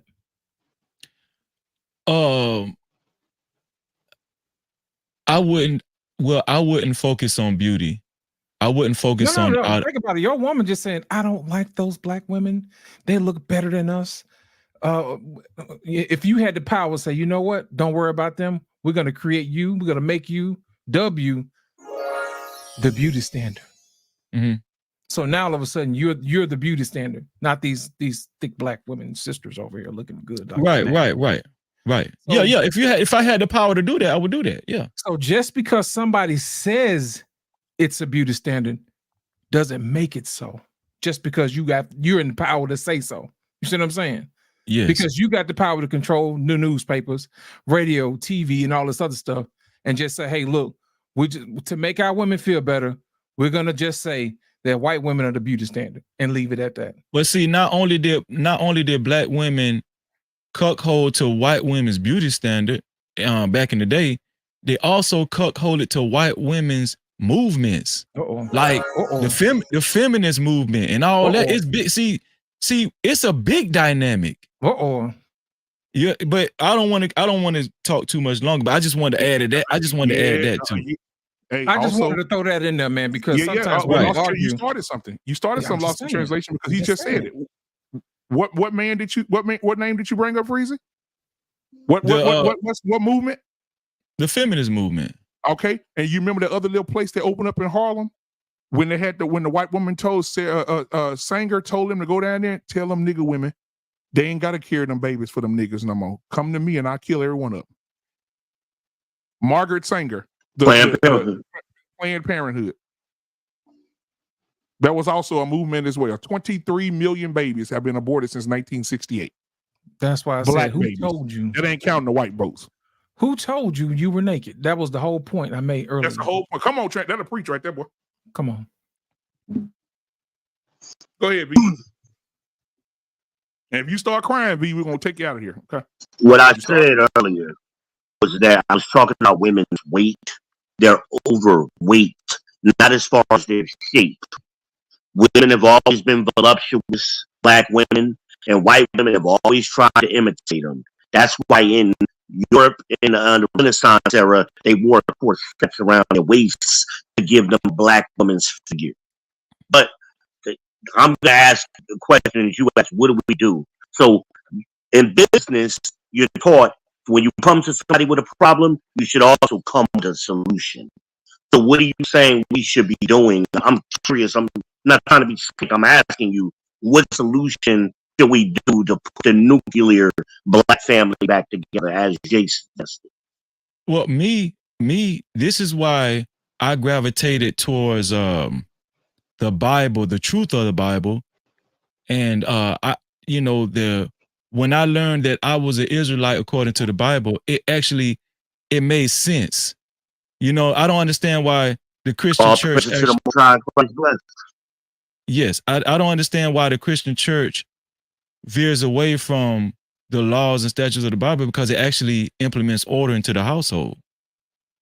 You understand what I'm saying? So go ahead. What does the Bible tell you is going to happen? And Jay uses this all the time. He's famous for it, actually. Everybody ain't gonna make the boat. That's one of Jay's. He's right. Everybody ain't gonna make the boat. That's what the Bible is telling us. So only 1/3 of us are gonna wake up. You try to save people who can't be saved. But I who mean, so if decides we who look can be at saved? us right now Hold on, in V. our But who demographic, decides? But V, I got to Mhm. stop you. This is accountability. Who decides who can and who can't? who decides who can and who can't what? Be saved. Because you may look at me and say you Christ can't be does. saved, and I may right. So how is it No, I that don't me? decide. Christ does. Yeah, everybody not gonna make the boat. So how do we decide before God decides who makes the boat or not? Right. As the scriptures say, you keep the commandments and you hope that you might be saved by enduring to the end. No, it ain't say that now. So It we ain't won't say know you until hope. we see Christ. We Yeah, won't you know got until you come on see now. Words Christ. matter. That's why Words it matter. might be It didn't saved. say that. But go ahead. Say what? I said it didn't say it. Didn't. You got I'm sorry, words I didn't hear matter. what you said. No, I said words matter. So you have to say it the Yeah, way words it says. matter. That's why I paraphrase the scriptures. Might Okay. be saved. Okay. It might be saved. It's not a guarantee you're going to be saved because we don't decide. Christ ultimately decides. That's the answer to your question. We don't decide. Absolutely. Christ does. That's what Christ says. The only way to God is through Him. You got to come see Him first to get to God. Right. So, but you see what you just said? You said we got to see who? We got to see Him. We not V, not Black Man Unfiltered, not Freezy. I didn't say nothing about CMV. I never said nothing about CMV. No, I'm saying we got to. You in order. We can't sit here and say who gonna make it and who gonna not. And that's why it's so important that we understand Freezy, Trey Ferd, Let's Talk, my brother Lost in Translation, so on and so forth. V, we got to understand that it is men, these women, like these women always say, we waiting on the men to be accountable. Where this is how you can, you know what? This is how you can start it right here, the divide right here. Men need to start taking authority and dominion over what God gave them the authority and dominion over. So when you start telling women, hey, listen, this is how things should be. This is how our family is going to be. You're not leaving on no technicality. You're not going to leave this family and break this family apart on a temporary circumstance, because we understand that 90% of them divorces are filed by women. Men need to say, you know what? You're going to leave me for a temporary, you're going to make something temporary permanent. You want to leave about the house and break this family up? Let's go to scripture and see what God says about this. A wise woman builds up her house, but a quarrelsome woman, a destructive woman tears it The down wicked woman tears it down with her own hands. With our own hands. And so my thing is, you got to take with them own to hands. scripture.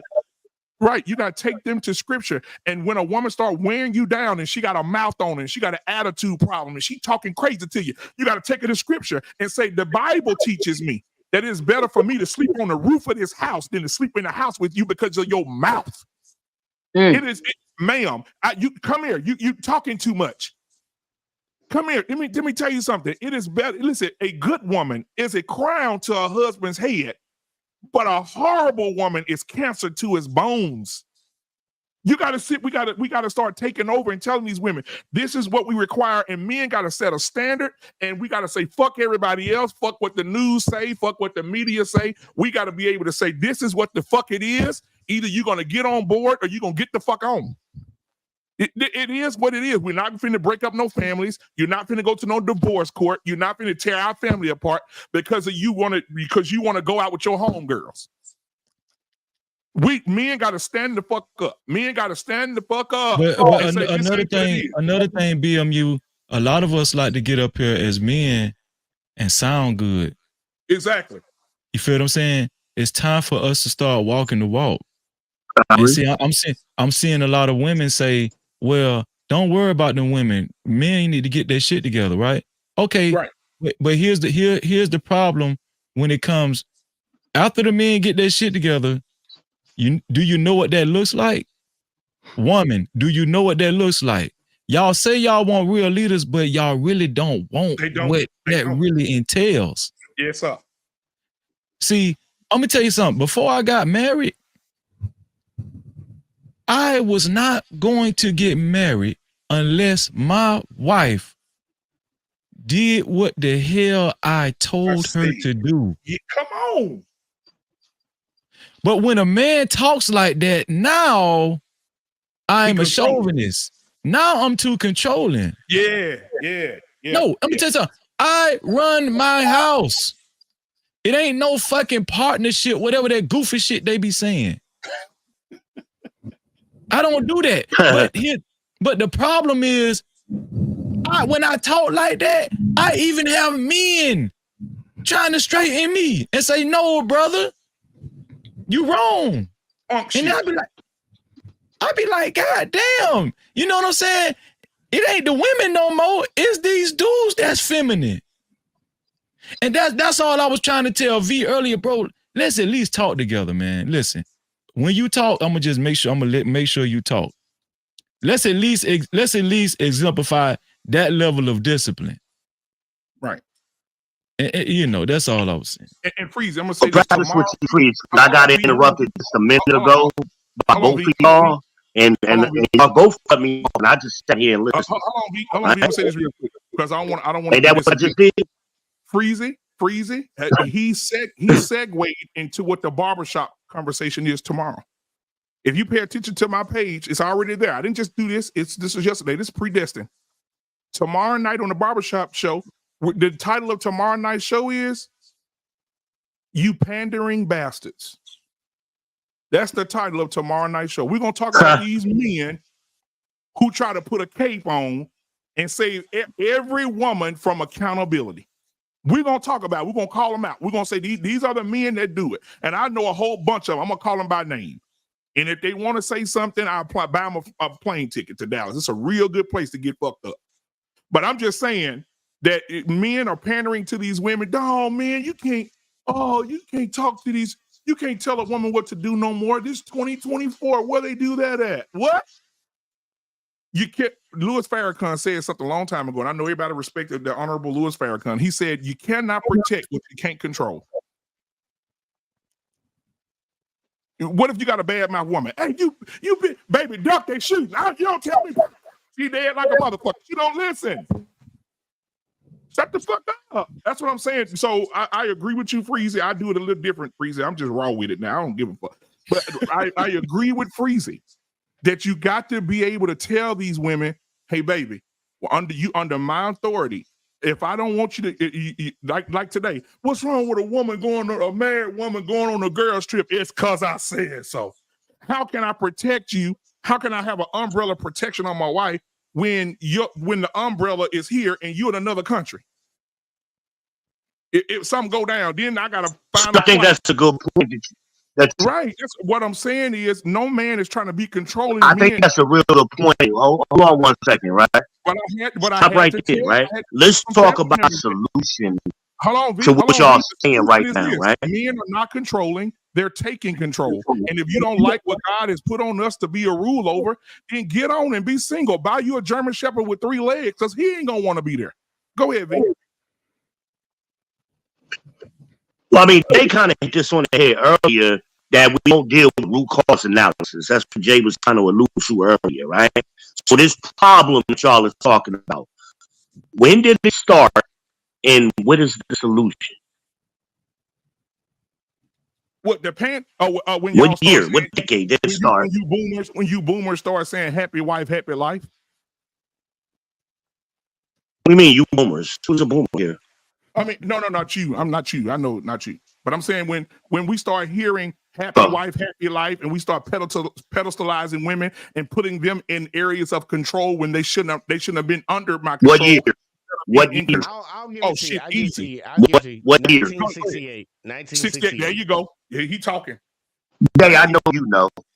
68. I said 1968. 1969 and 1970 to be more precise, right? So what happened in 69 and 70? No fault of divorce. The environment changed, right? So if we're going to go outside the Bible and try to find a solution, men have to start participating in changing the environment. We don't participate in the system. That's how these women in 1970 and onward are able to change the environment to their benefit. So we can say all we want in our households to our wives, but they still got Big Daddy Mr. Cartwright backing them up, right? And they can exercise influence for us, right? We all agree that can happen, right? So what are we gonna do as men collectively to fight that? I have the solution. I have the solution if y'all willing to listen to it. Okay, you volume low. I have the solution if you're willing to listen to it. They got drunk. All right, go ahead and Say that again. Go and get. Yeah, he finna say the solution, V. And after that, we're gonna give the benediction. Go ahead. Hey, black man, play that video real quick, and I'm gonna tell you the solution. It ain't no ass or nothing, is it? No, it ain't gonna be nothing like that. Oh, Look, okay. it's a short. You can use it for tomorrow. 211? Yeah.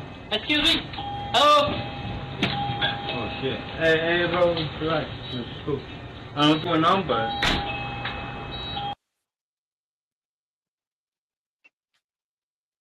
What I missed? 211? Yeah. Excuse me. Oh. Oh shit. Hey, bro. Right. Cool. What's going on, bud? What I missed, brother? Play it again. Walk me through it. He gonna play it 1,000 times, but he don't get it. And what you saying? Look like they stole some alcohol. Look like they stole some alcohol. Yeah, it seemed like that was his girl, though. He was protecting her. Nah, he don't know her. Oh, yes. Caping ass. That's what I'm talking about. Play it one more time. To go to jail for. I hell no. One more time. Play it one more time for him. 11? No, he not doing. Yeah. Excuse me. Oh. Oh shit. Hey, bro. Right. Cool. What's going on, bud? Wait, did he just say he wanted her number? No, he said I don't know what's going on. What's up, man? Y'all gentlemen just witnessed was a woman just walked. So how is this the solution to the question I asked? Because I'm about to break it down. Sometimes things come in 2 points. The solution is gonna be because we just watched the woman walk down that aisle and walk straight out of that gas station, and some random dude that was drunk at the counter ringing out for his own shit said, "No, hold up, chill out, bruh. I don't know what's going on." He wanted to block. He wanted to do security. He wanted to be a white knight for a chick that just stole something out of a gas station for some random reason. What is that?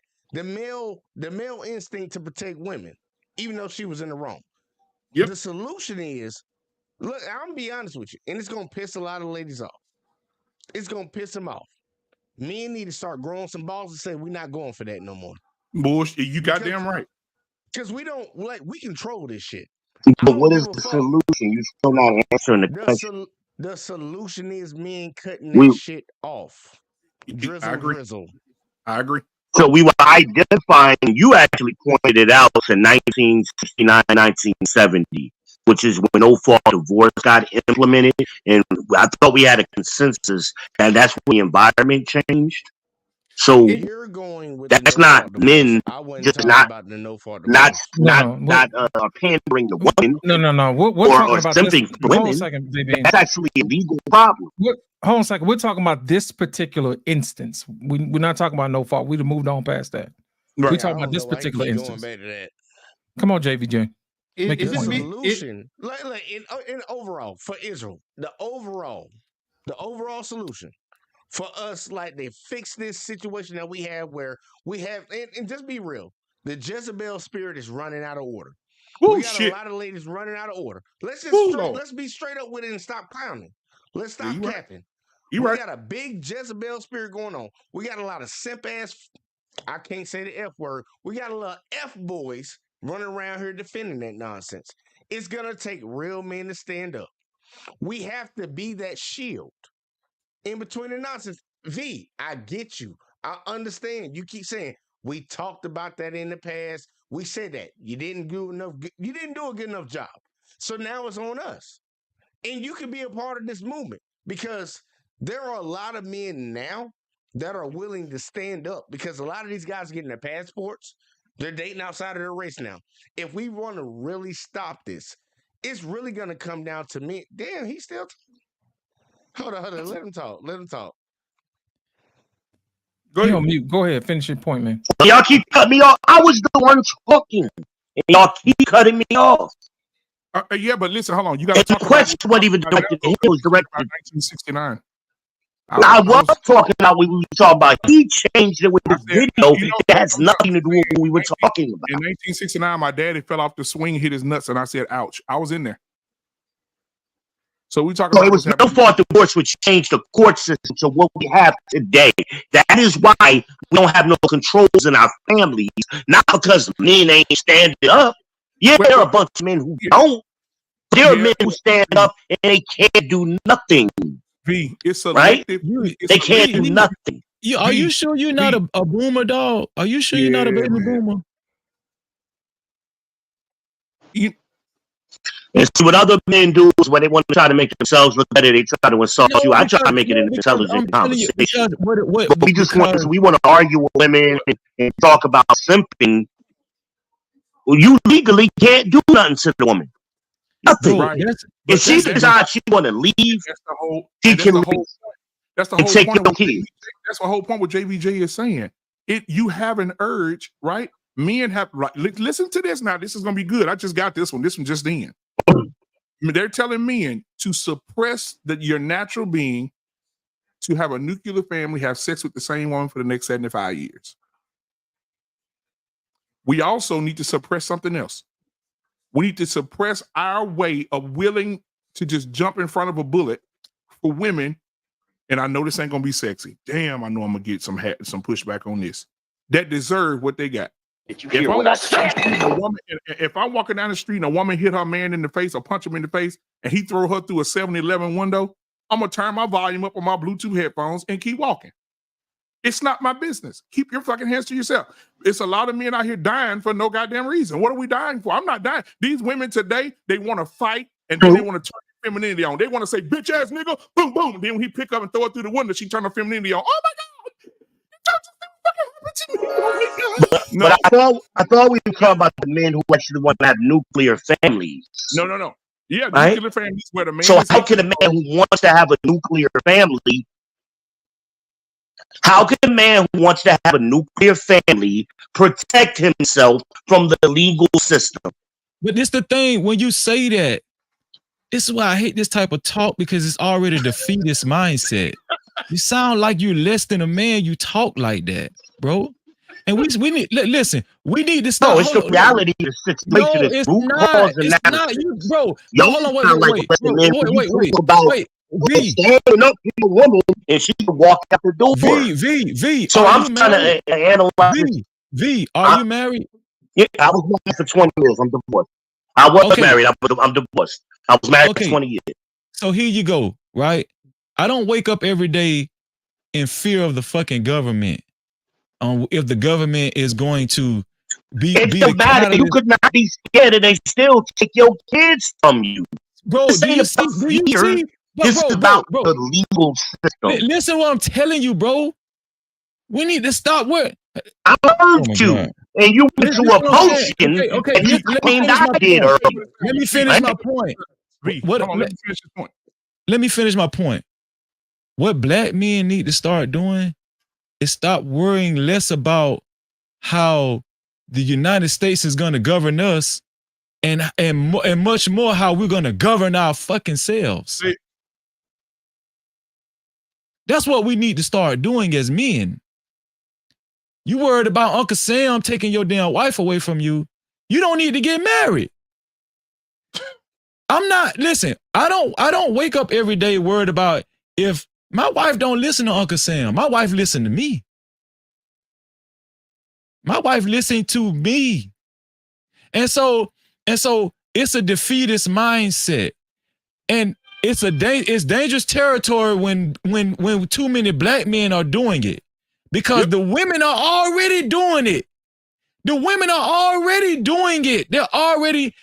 Listen, we talked about 1968, 1969, 1970. The women were complaining. They joined the feminist movement. They was looking for Whitey to take care of their problems. And Whitey stepped in as if they did. Now you're looking for Whitey to take care of your problems.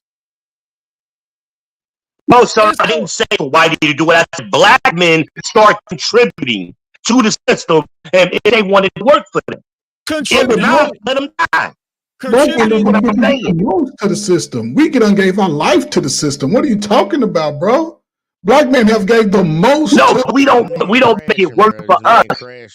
What's the legislation that was passed specifically for black men? I'll wait by either party. There is none. Because we don't ask for nothing. We don't play politics. We don't practice group economics as Dr. Claude Anderson. You know why? V, you know why? Let me tell you why. Just give me a second. The government and the world will give fellatio to the person who has the biggest checkbook. The women don't give a fuck. They don't care. The government don't give a fuck. Anytime they can get, why would I pass a law for the man and they the fucking minority? We need the women votes. We need the women's participation. We need to get it. So what we're going to do is we're going to get them Section 8. We're going to get them cars. We're going to get them housing. We're going to get them motherfuckers. We're going to give them everything that they desire. We're going to give them everything. We need these motherfuckers. We not pass a law. So what Freezy is talking about back in the day, the men ran their own communities. If some shit happened at Bud house, everybody brought the nigga over to Robert house and they handled the situation. It wasn't no laws called or none of that shit. If somebody finna get their ass beat or a man finna get a good talking to, or if the kids got out of line, the kids got their ass beat. Right, I understand that. That's why I asked the question, why, when did it change? I get it. You get what you're saying. You don't have to do this 2-hour monologue. Let's get to the solution. I'm confused. V, let me help you out. Hold on a second. Let me help you out. The solution. Yeah, please. I'm confused. You don't need to just listen. Y'all asked me to listen, and I listen to y'all. Let me explain something to you, man. Here's a solution. Govern yourself accordingly. Black man, here's the thing. You know I'm single, right? Yep. I don't have no kids, right? Nope. Not that we know of. No, I ain't got no kids. I know that for sure. I know that for sure. You know what I'm saying? But here's the thing. I don't have to worry about a wife disrespecting me because I don't choose a disrespectful woman. Come on. You see what I'm saying? So therefore, I don't have disrespectful kids. Yes, sir. Sometimes as men, you got to be able to stand on what you believe in to the end. You see what I'm saying? Even if I don't find a woman, I'll be damned if I'm disrespected in my own house. I know that's I'll right. assure you that. I'll assure you that. Let me tell you something. You can get on here and you can bump guns. All right, can we explore that? Can we actually explore that? What you just saying? Listen, let me finish. V, your wife used to beat you up, didn't it? Here's my thing. Y'all can get on the internet and y'all can bump guns with these folks down in the chat. I assure you, I'm not selecting them because they don't qualify. And as men, as black men in particular, you have to make sure you stand on what you stand on and be willing to take it to the grave. Yep. That's the only way you can do it. Now, if you mess around, listen, if you mess around and you get somebody, you haven't done the work, that's on you. Yep. If you mess around and you have kids by a woman who don't want to listen to you, that's on you, bro. If you don't raise your kids to do what you say do, that's on you, bro. That's fact. On you. But my thing is this: in order for you to make sure that you have everything in place, you have to arm yourself with knowledge. And I think that's the problem. Hey, we don't want to make sure we get enough knowledge for us to lead our own homes. That's the main reason why. The problem is black guys speaking on topics they don't get, man. I think Jalissa wanted to come up here. She said she wanted to. Oh, she did? Well, come on, Jalissa. Yeah, it's the same chat. link you had last time, baby. She said she wanted to come in. My brother was talking earlier about the black church, right? Yeah, that's what the brother was talking about earlier. And that's kind of what I'm talking about now, too. And it sounds very cute when men talk about, oh, I'm going to stand on this, stand on that, when they ain't never did it. You ain't never did it. You don't know what you're going to be like when you get into that position to actually do it. Now, I respect him. He married. So he got a little bit more understanding about what I'm saying. Right? Now, just listen to me for a minute. Allow me to speak without y'all muting and cut me off. Right? All your Jay, I don't want to talk about. I don't even want to make this about Jay. But but the point is, it ain't about being scared of your woman. It's about what she can do or not do and take your kids. You don't have to be scared for that to happen because we allowed the environment to get out of control. Now, what I'm asking, really. Who was the heavyweight champ in 1989? Mike Tyson. Mike Tyson. Mike Tyson is 57 years old today. If you pass by Mike Tyson and bumped into Mike Tyson, would you say I'm sorry, or would you turn around and say, "Bitch, get out of my face before I slap the shit out of you"? And I'm saying, I'm sorry, please, Mr. Mike, don't you hit me upside my doggone head. You know why? You know why you did that? I know who the heck Mike Tyson is. Because Mike set a standard 25 years ago that I'm not to be played with. The same thing that black men need to do today. Set a standard that I'm not to be played with. So you go down to the courthouse and tell that to the judge, I ain't the one to be played with, and see what he say to you. Well, I don't have that problem. I mean, I'm like lost in translation. I don't have that problem, sir. I won't have that problem. This guy got a lot of excuses, Can I man. say something before I get up out of here, black man? Can I say something? No, ain't no excuse. 80%. I got to get up, so I just want to say one last thing. Yeah, go ahead, JBJ. And look.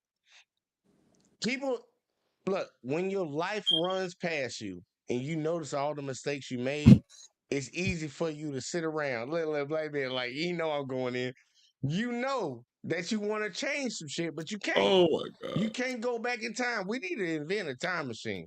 But look, like, no bullshit. We all have to learn from what we did. Sitting here trying to argue back and forth about what the conversation is right now and say we've done that before, obviously you failed. You failed.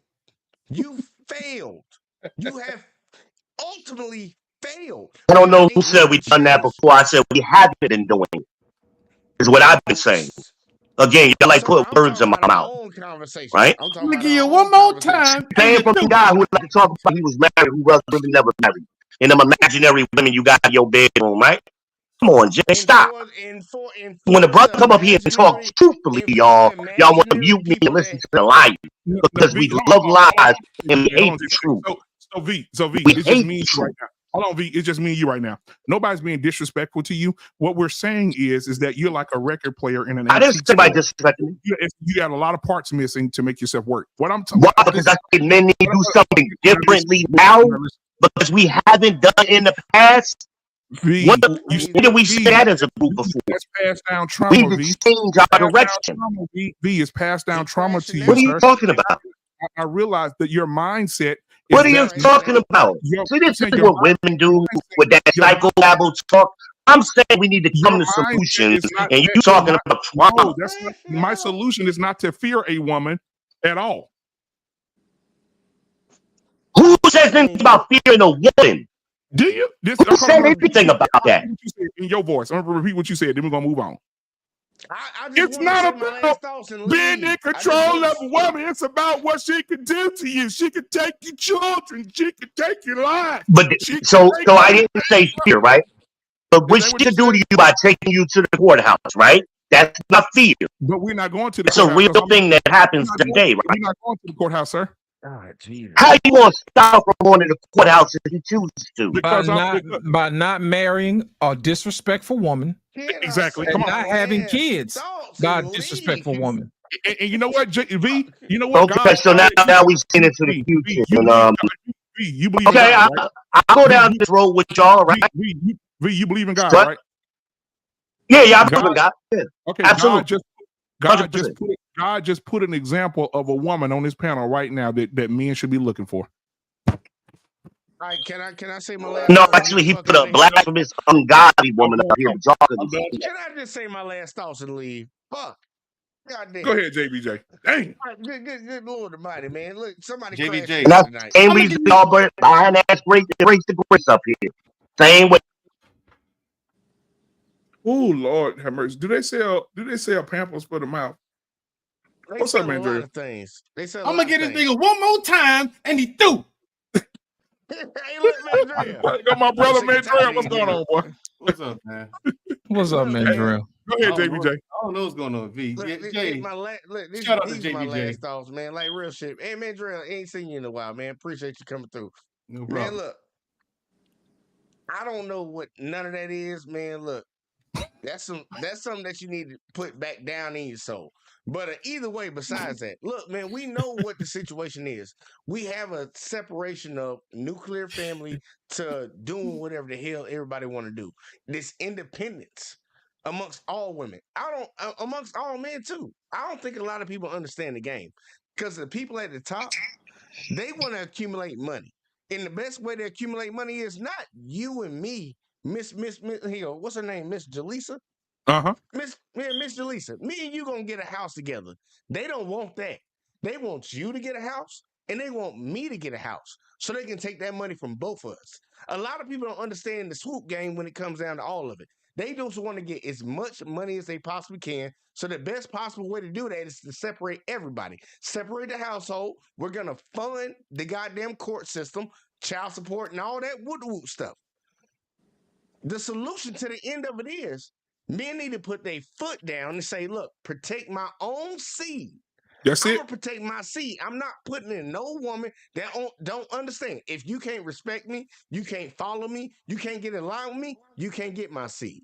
Take your ass on out there into the woods and figure it out.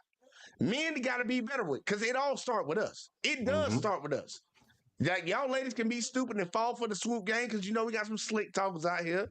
You know, you might pull up in a rented car or whatever. His homeboy car. You know, y'all know about that.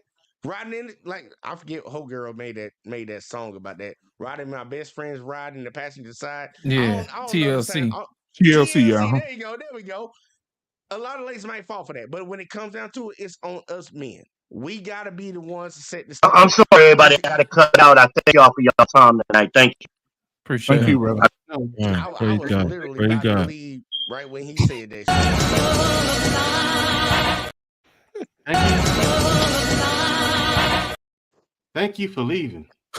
God damn, look, he trashed out, boy. He trashed out. Look, I'm sorry, y'all. But no, black man, I appreciate you getting my girl Embrace Grace up on here, getting her doing her show, man. Look, like, no bullshit. You've been rocking out. Trey Ferg, get better. You need to be a better man. Man, Drea, I ain't seen you in forever. You know I hate you, but I love you. And look, right. Y'all keep rocking out, man. Y'all doing y'all I'm thing. already And back, JBJ. I catch y'all in the I'm next one already as back, always, baby. man. All right, Jay. All right, my brother. Have a good night, man. Y'all That's too, it for man. me. All right. So, Jalissa, you had something you want to say, sweetheart. I want to give you something to say first. After Jalissa Mandre, you can hop in. Go ahead. Oh, thank you. This has been a very interesting conversation. Is that what you call it? It's been interesting. I do. Really. I'm glad it's been a lot said, and you know we've gone on some serious tangents. But I do. I think that is it lost in translation? Is that the name? I think you raised some very valid points. You made some very profound statements in effort to bring us back on track a couple times. I noticed that. But you know, I think we're missing the underlining problem. Like, we keep asking, okay, what the solution is. I think the problem that we're facing, because as you said, you know, in the garden, the question was raised, who told you that you were naked? When God created Adam and Eve, when he created creation, he had a divine order. He said, you know, it was good. Everything that he made was good. And he gave Adam dominion over earth and all that is in it. And I think that what we're seeing is an identity crisis. We're seeing a compromised order, an order that is outside of God's original design, because you know, we've got a lot of toxic masculinity going on. We've got a lot of toxic femininity going on. We've got a lot of role switching. We've got a lot of, you know, households in disarray. And ultimately, I will say this, fellas, you guys, I don't think you guys realize your power, because God has given you an innate divine power. You have, like, when a man leads and leads properly, everything else follows suit. I firmly believe that. I think that a lot of times we don't understand what it means to lead. because a lot of times we take that role and we pervert it with arrogance, with pride, and pride comes before the fall. And Christ is our example. You know, he was a servant leader. When he came to the world, he led in service, he led in love, and you know, he counted it not robbery to be equal with God, but even though, you know, being the same as God, he subjected himself to this nasty rotten flesh, hung on a cross, and died for us, the entire world, because he loved us. Love is sacrificial. It is servant led. Love puts others' needs before its own. It's not puffed up in pride. It does not boast, and it esteems another higher than itself. And I think that when we get back to this divine order, when we get back to this understanding, that's another thing you said. We don't want to arm ourselves with knowledge.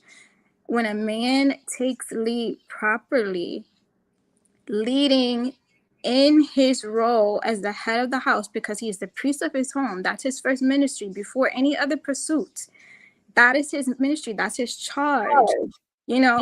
And I think that when he understands this role by way of revelation, because it comes from understanding your identity in Christ, because you know, Christ said that a man is to love his wife as Christ loved the church. Christ gave his life for the church. Christ, you know, he's our example. And I think that men have to do more soul searching. And I'm not blaming men, because I see a lot of sex blaming in this conversation. Like, men are blaming women, women are blaming men. But I think, as it was alluded to, men have the greater responsibility because you are the head. And a woman will naturally follow you. You guys don't understand your power. A woman will naturally follow when you lead properly. With love and kindness have I drawn thee. Love is what draws. Like, when a woman is loved properly, she can't help but follow your lead. It is her innate design to do so. When she feels secure, when she feels cared for, when she feels protected, you know, it's just something in our DNA. Like, we trust you enough to follow your lead. A lot of men are demanding to have that authority over a woman without even earning her trust, without even trying to earn her trust. And I'm not saying that it gives a woman an excuse to not honor her man just because he hasn't properly led. But I am saying that it matters. It makes a difference. And I think that when women feel secure, everything else flows from the man, from the head of the man, because, you know, she's loved. She's not seeking validation from the world. She's got it already. You know, she's got, and the man is leading her to Christ, you know, because he's the priest of his home. Like, he's not just leading her in love, but he's ultimately leading her to Christ. So she knows who she belongs to. She knows that she is fearfully and wonderfully made in the image of God. She knows that she belongs to Christ. And so she has this internal validation. She's comforted in this identity, that, and she's not searching for validation or affirmation outside of her man and outside of Christ. I know this personally. I can speak to this because I was that woman that did look for validation from other things, that from men, until I understood my identity in Christ. You know, I'm a natural girl, so my hair is natural. I don't wear perms. My hair actually comes. I have braids in now, but it actually comes all the way down my back.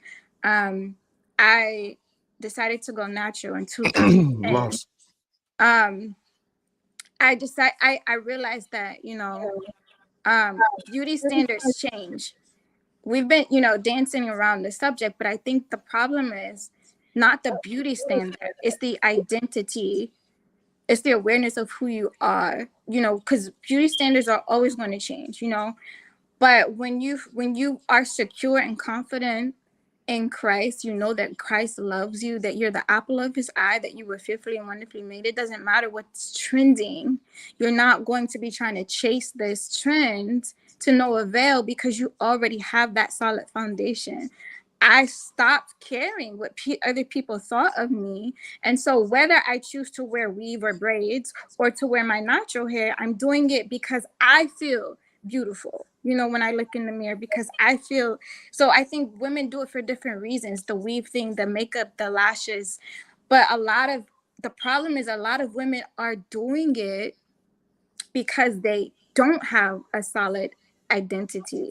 They have an identity crisis. They have not been made secure in Christ or in the home.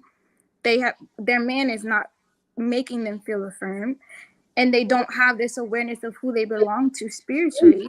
And so they're seeking validation. And I think that makes the difference, you know, because, and I could go on and on about this, and I'm not going to, because it's already been a long conversation, but I think that the solution, because we've been talking about solutions, is ultimately having a deeper revelation of the Father's love, because from that flows a solid identity, and from that flows order in the home and internal order, you know, like in knowing that you do not have to try to match or chase some expectation that society has placed, you know, as a woman. You walk in the confidence of Christ, you know, and your man by your side leads you in that,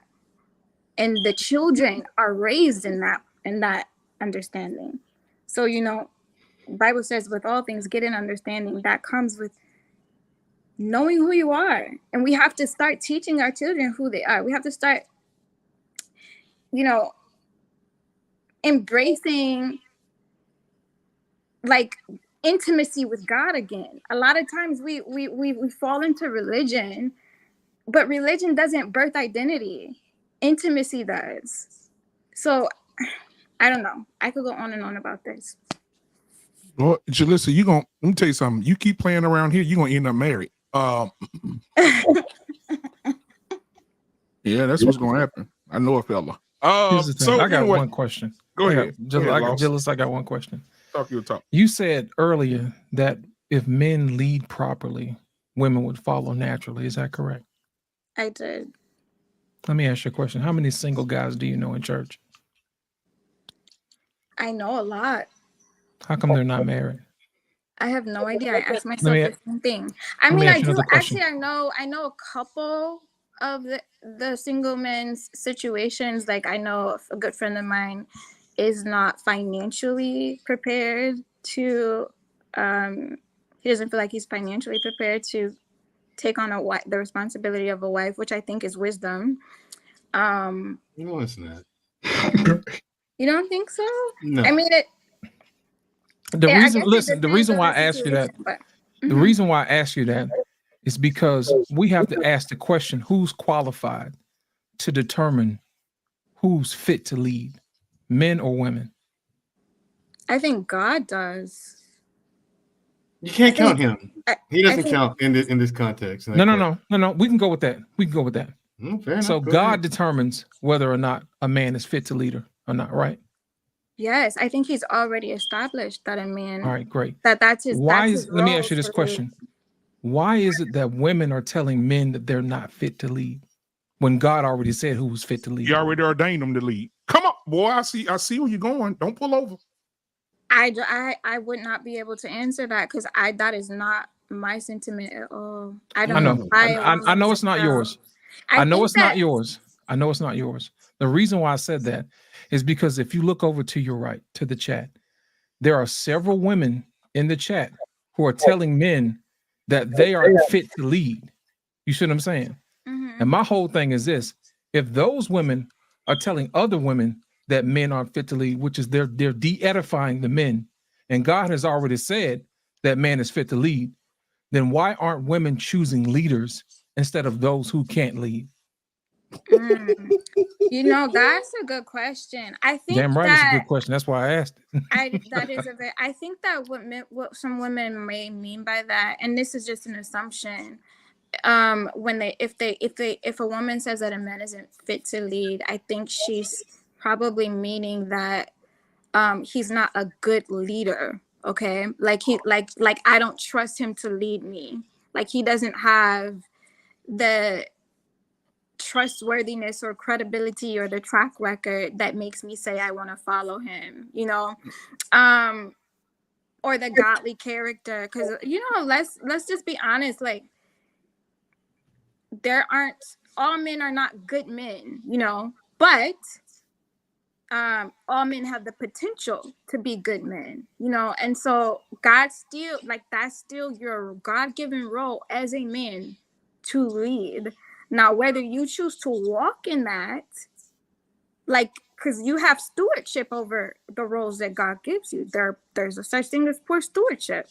And if you are not being a good leader, you as a man need to rise to that occasion. However, it's still your role.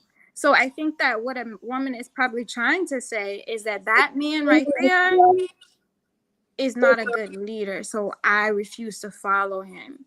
Which Now, goes I'm back not to saying my that earlier question. I'm not saying that that's what she should Which say. goes back to my earlier question. Who determines who's fit to lead? I think that the word of God determines that a man is the leader. And Go deeper. Go deeper. And the Yeah, word there you of go, God Mandrill. explains very clearly how that man ought to lead. Jalissa, here's the thing. You're still surface level. Go a little bit deeper into that tunnel. Like, okay, so the Bible says that a man ought to love his wife as Christ loved the church. Correct. Right? See, now you're going to the bathroom, when you should be going down the hallway. Okay. And then it talks about you know, how a man ought to honor his wife because God won't even hear your prayers unless you're honoring her, you know. And it talks about how love is, you know, love is sacrificial. Yeah. Just to put it plainly, you know. I think that when a woman looks at a man, at least for me, I'm looking at his character. I'm looking at his heart. Like, how is his heart inclined towards me? You know, like, does he love me the way that it's depicted in the Bible? Because there's two different types of love. There's worldly love, and then there's biblical love. It's actually 7, but go ahead.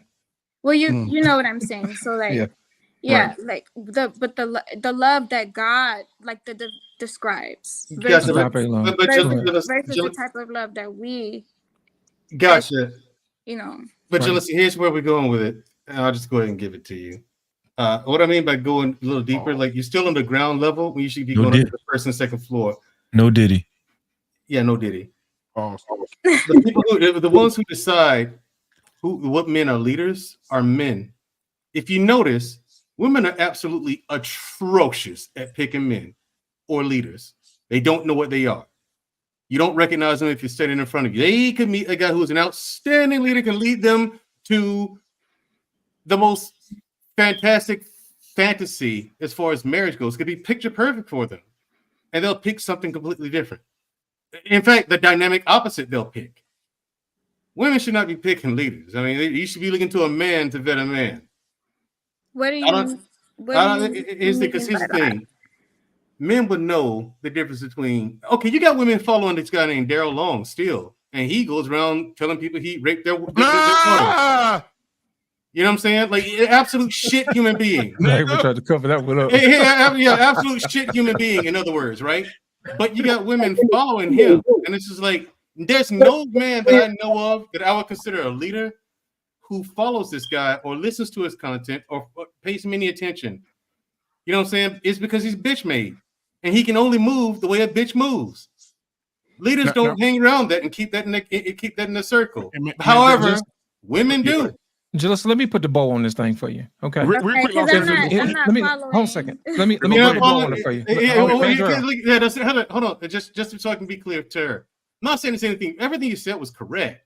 Thank you. But when it was correct, of course, I agree with all that, and it's brilliant, beautiful that you know these and you're aware of these things. But when it comes to like recognizing leaders, I don't think it's as simple as like the way the Bible describes it. It doesn't go that smoothly because you got too many things. You got too many things in the world that distract us from the important things or mask themselves. You got too much ugly shit that masks itself as something tangible or good. Are You know what I mean? Are you talking about in the realm of marriage, or are you talking about leading in the realm of politics, or what are you talking about? Leading period. Yeah, leading period. The reason, listen, let me put the bow on it for you, okay? I know for a fact that Mandrell would make a great husband. I'm going to tell you how I know. He's married, okay? Because he's disciplined, he's a businessman, he's industrious, and he does not quit. He has experience leading other people. Only other men who've actually been through that can vouch for that because they've been through it. The problem is that most women have not done what he's done. So they cannot appreciate what he's done. So they can't recognize him as a leader. Other men can recognize him as a leader because they've done what he's done. The reason why I said that is because most women haven't been through a lot. And the stuff that they've been through is stuff that they put themselves through by choosing the wrong type of man. There's a reason why 70% of our children are born outside of wedlock and 54% of our men are single and childless. Those particular women have no idea what a leader looks like. So when I hear women say, if he leads properly, I'm questioning their judgment. And lost in translation. Oh, if I can levy back off of what he said, that's exactly where I was going to go with it, right? Come on, Freeze. We have to be careful when we hear women say toxic masculinity, because when they throw around these terminology, and not saying that Jalissa meant any yeah, we know that. We know that. Right. When women throw that terminology around, a lot of times they do it because they try to kind of cookie cutter their way into the type of man that they feel like a man should be, right? And even when we go to the Bible stipulates that even Jesus was an austere man, which means he's very serious. It says God was a man of war. So we just got through talking about Mandrell. Mandrell has partaken in war. And if you understand what kind of mindset you have to have in the midst of war, the average woman would deem that as toxic masculinity when it's really not. It's the actual tools that a man needs to survive. You understand what I'm saying? So I just want to say this, just to cap off what I'm saying. A lot of women have adopted this entitled mindset from a young age because they had the special privilege of being able to accept this man, reject that man, accept that man, reject that man. And so they think they have the pick of the litter and they can commit, break up, commit, break up, commit, break up until they find themselves into bliss, emotional bliss. And it just doesn't work that way. And this is the biggest reason on how most of these broken households are created, because women have the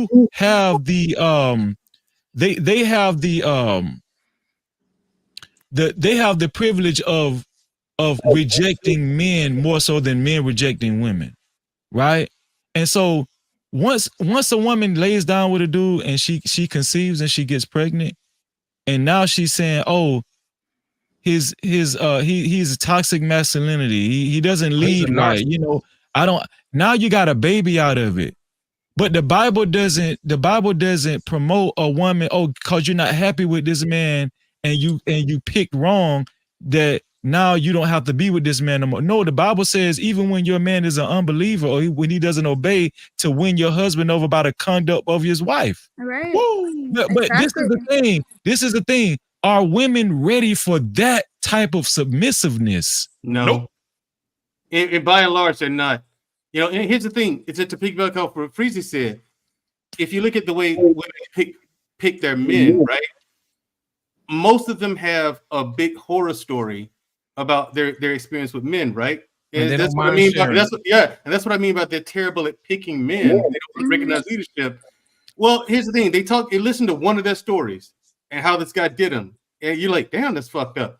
And then, but here's the thing: with women, as them being the weaker vessels, 3 or 4 of them, or 2 or 3 of them guys, and she's done. She's traumatized, and she's so traumatized, she is now unable to recognize the right guy for her. I totally agree. You know what I mean? So she that's why a lot of women. I think that I personally think that goes both that's ways why. too, Well, some guys too. That's because guys are being they're I can't say what I want to say, but they're weaker these days than you know. I wouldn't say weaker. Right. I say they're unprepared. Yeah, That's very a much more- so. that's a more Very much extreme so. Yeah. They see men have to be forged. We have to be tested. We have to be pushed, pressured.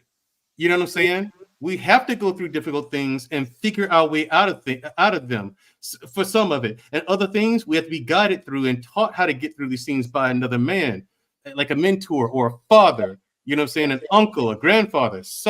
A man has to teach a boy how to be a man.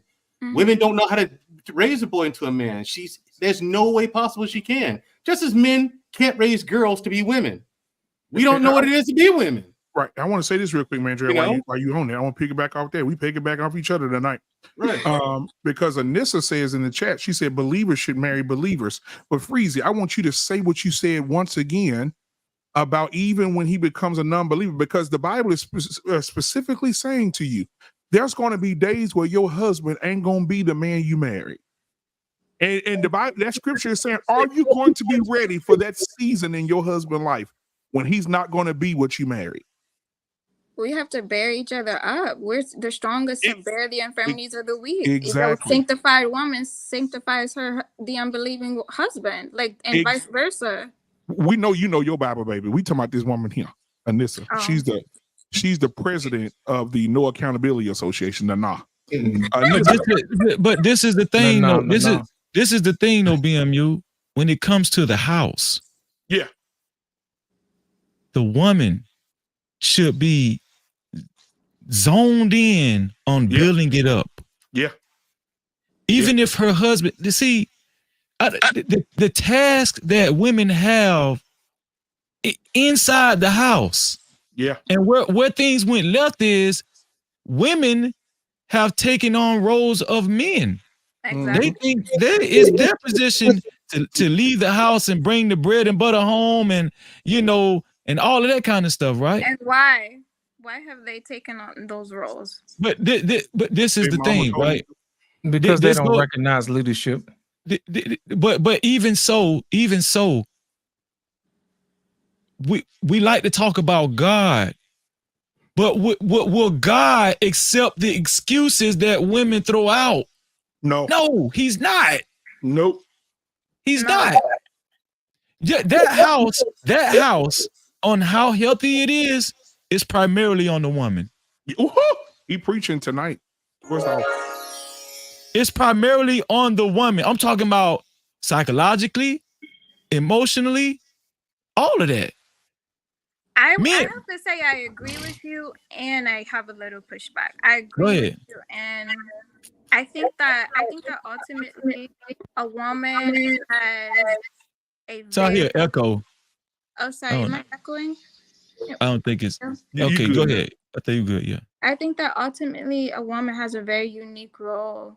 She's his helpmate, and so that is like a helper. That's like a battle axe. Like that. Like when you're down, I got you. I can pour into you, and that ultimately that sets the atmosphere of the home. Like a woman has the ability to do that. Like I can speak peace to my man, or I can speak torment to him. However, I think that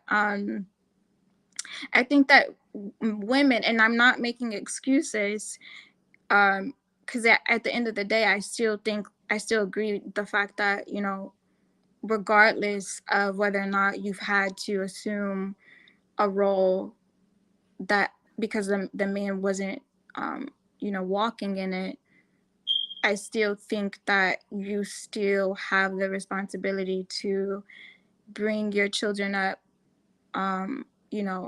nurturing them in that motherly way, regardless if you have had to work multiple jobs because a man wasn't in the home. Those are still your children. They're still your responsibility. I've had to do it as a single woman. It's not easy, but it's got to get done. And I think ultimately I lean on God. I lean on him as my strength, as my pillar, where a man, is not present. God is my pillar. And so still there's no excuse. Can I say one thing I see a lot in households? Most of the biggest mistake women make most of the time, they love their children more than they love their husbands. And that's a problem. And I'm telling you something, it's so many men going through sexless marriages. 75%. Like it's a huge dynamic on why men check out. Men will not divorce you, they'll check out in the marriage. Like they like men don't like to file for divorce. They just check out in the marriage. Become robots. Yes. I think that both roles have done this this whole you're not fulfilling me, or you're not meeting my needs, so I'm not meeting yours, or it's like we all have reasons that we can check out. It's a tit for tat thing. And Yeah, I'll tell you this, exactly. I've only been married 2 months now, right? I can tell you within the first week, what I learned in the first week was that I was like, if either one of us were selfish, this wasn't gonna work. You cannot be selfish at all in a marriage. Not at all. Selfless. You know what I'm saying? You have to be completely selfless. Both of you have to be completely selfless. Like take Black Men Unfiltered, for example, right? Look at what he does for his family. Woo. He ain't doing it for himself. Yeah. I'm gonna take a couple months off, let y'all have right. You said it right. Like if he didn't have his family, you think he'd do the shit that he does? No. But you know what I'm saying? The guy gets up, he works, he's active in his kids' lives, and he's got a whole village up. You know what I'm saying? So I mean, goddamn, you ain't got to put the village in there. Shit, I mean, right. You're doing good until you said the village. Just saying, you got a whole basketball team. Well, you know what? I pray you have 9. Jesus, I hope not that many. But no, it's just like, you have to be selfless. You have to be for him. He has to be for you. Yeah. And that's how it works. It's symbiosis, you know. Yes. One hand washes the other, and both hands wash the face. Yes. Like it's my house, right? No. It's my wife's house.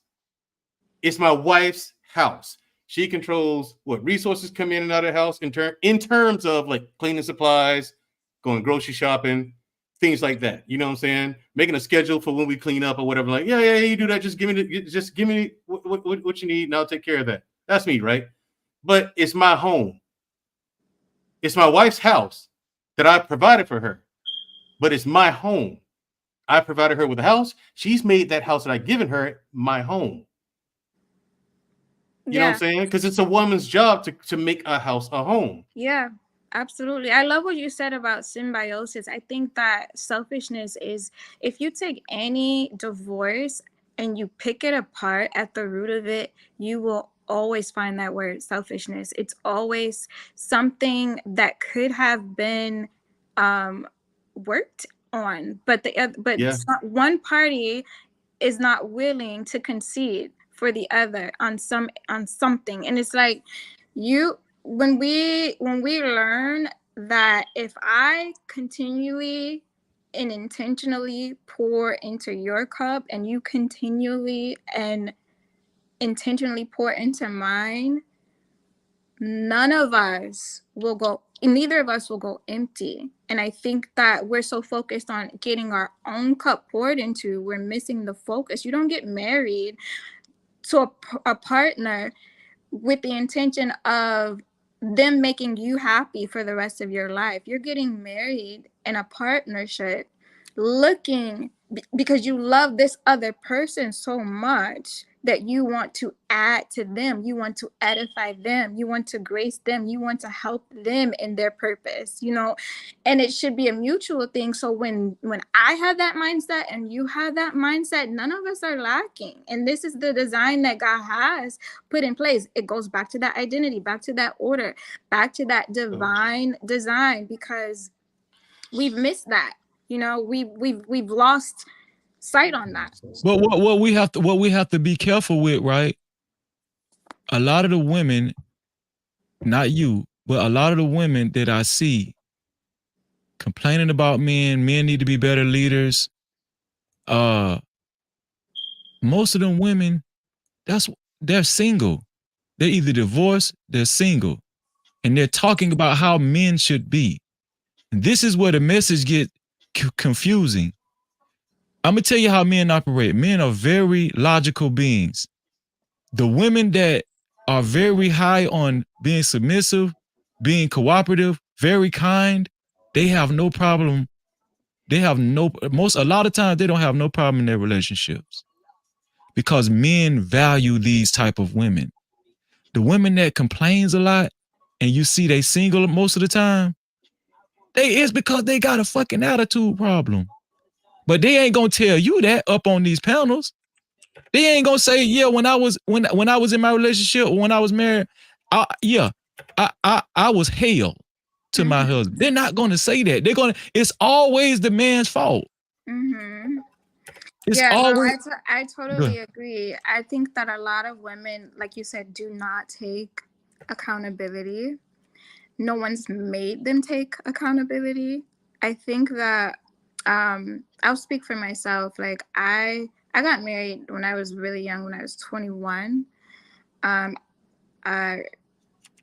joined the military before, like when I left high school, and shortly after I got married. What branch of the military are you in? Oh, I'm not in anymore. I did 8 years in the Army. Okay.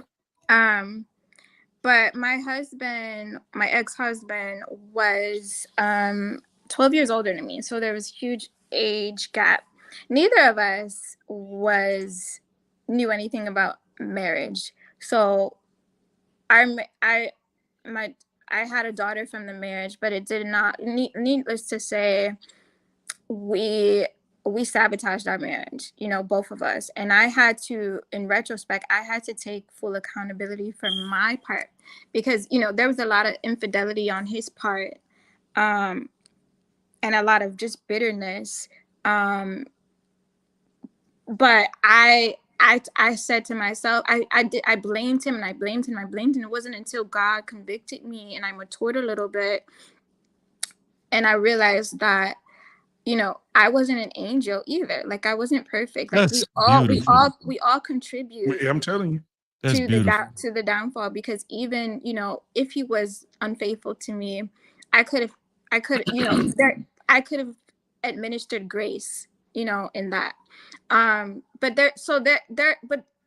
my point is, you know, a lot of women don't take accountability, and I do think that is a huge problem. Men too. But I think that we, you know, we have to learn how to love sacrificially again, you know.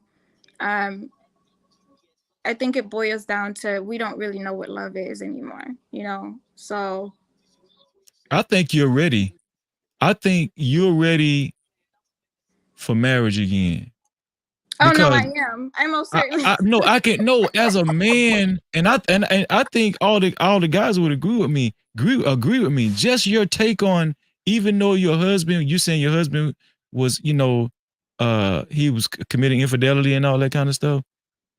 You were taking into accountability. Well, what did I do? What could I have possibly done for him to even go out and commit infidelity? And women don't believe that. Yes, yes, a man should not commit infidelity, right? But if you have a man that's not mature spiritually, there are things a wife can do to subjugate him You know, at least try to subjugate him from committing those acts. You know what that is? Try to keep his balls drained. Keep his balls drained. See, that I'm wasn't just an what I'm issue, saying. I promise you. But I think go I ahead. lacked grace in the relationship. That's what God was trying to show me. But I understand your point. Like that is the case in a lot of situations. Right, but see, that wasn't my case though. What I'm saying is just for you to even admit what you could have done better, it shows humility in a woman. And that is so valuable. And what I see a lot, some women that's feminist, that represent the feminist side, they would say, you're a pick me now. They would shame you. They would even call it toxic femininity. You know what I'm saying? And so that's what I'm saying. It got to be, we have to be careful when we throw around these extreme terminologies just to shame people when actually you're on the right path. You're on the right path. Yeah, I mean, because the thing is, like, a lot of times a man may do something as atrocious as stepping outside of his marriage, but a woman, you know, can be just as disgraceful in other ways. You know, it's like sin is sin. And I think we have to show grace to each other. We have to be willing to show grace to each other, because, you know, marriage is hard, but it's ultimately a covenant. It's a lifetime covenant, you know, or that's what it was supposed to be. And if you're willing, if that person is willing to be restored to you, you know, then ultimately, in good faith, you know, if they're sincere, I think that, you know, it behooves you to show grace, because you're not perfect either, you know? Oh my God. Okay. One quick question. We have a perfect example for you. Allow me to present Exhibit A. He about to highlight Travel One check. Travel One. This is a woman who's holistically unqualified for marriage. This lady is so selfish. Bring her last comment up. Right. Madriel. Her thing is, I ain't got the controls like that. Lost Translation does though. Her last comment at 12:21. This is a woman, like, no matter where she is, no matter what chat she's in, it's all about what the man can do for her. Men are supposed to do this, men are supposed to do that. She's never about what the woman should do. She's like, sleeping with her husband is not everything to a wife. That's true, but it might be everything to him. Right. And it might be, see what I'm saying? So she's not thinking about what she could be doing or not doing to cause her husband to go out there and seek it from somewhere else. Yes, Trouble One, you can be a contributor to your husband's infidelity, depending on how you treat him. But no, your mind is so laser focused and locked on what he's doing or not doing that causes you to behave a certain way. What about the way you behave and treat him that causes him to now respond in a certain way? You could have been the linchpin and the epicenter of your relationship or marriage's failure by not thinking of him and putting him first. You put him first before yourself. He puts you first before himself. That's how this works. And I think most people are afraid to do that because it takes a gigantic amount of trust and a ginormous amount of letting go of yourself. Because right now, when people are single, they're like this. Yeah. They're guarding themselves, right? And they're holding themselves really, really tight. But in order for them to be in a successful marriage, you have to let yourself go. Madriel, me and my wife got a dog, and I noticed my wife started giving the dog just out of natural, I don't know. It wasn't intentional, but I noticed she started hugging the dog more than she was hugging me. She was like talking to the dog sweet. You know what I'm saying? Like, come here, baby. You know, and I was like, oh, hell no. This dog ain't finna get, and my wife treat me good. Right. Guess what? I had to sit down with my wife about the dog. And I told my wife, I said, listen, it just don't feel right that this dog gets more affection than me. And she gets, guess what my wife did? What? she got rid of the dog. Not she didn't get rid of the dog. She gave it to she let her daughter she let her daughter have the dog, and so the dog actually visits us instead of visiting the daughter. You know what I'm saying? Right. But she was like, I understand what you're saying, but it's just but I don't think women actually pay attention to to small things like that. That's why I say a lot of times women will show their kids more affection than men. They'll show the pets more affection than men. A lot of times men are last place in affection. Show they pastor more affection than they the man. Pastor, you know what I'm saying? Right. The soap operas on TV, right. the reality shows. And the thing is, a lot of women aren't thinking about that. And a big reason is because they're not taught to. Yeah. They're not taught to think of their husbands in that way. Yeah. You know what I'm What saying? does the Bible teach us though? Like the Bible teaches that our bodies don't even belong to Baby, us. let me explain something to you. They're not picking those Bibles up. They're not picking them up. Here's the thing. You know how they're not picking them up?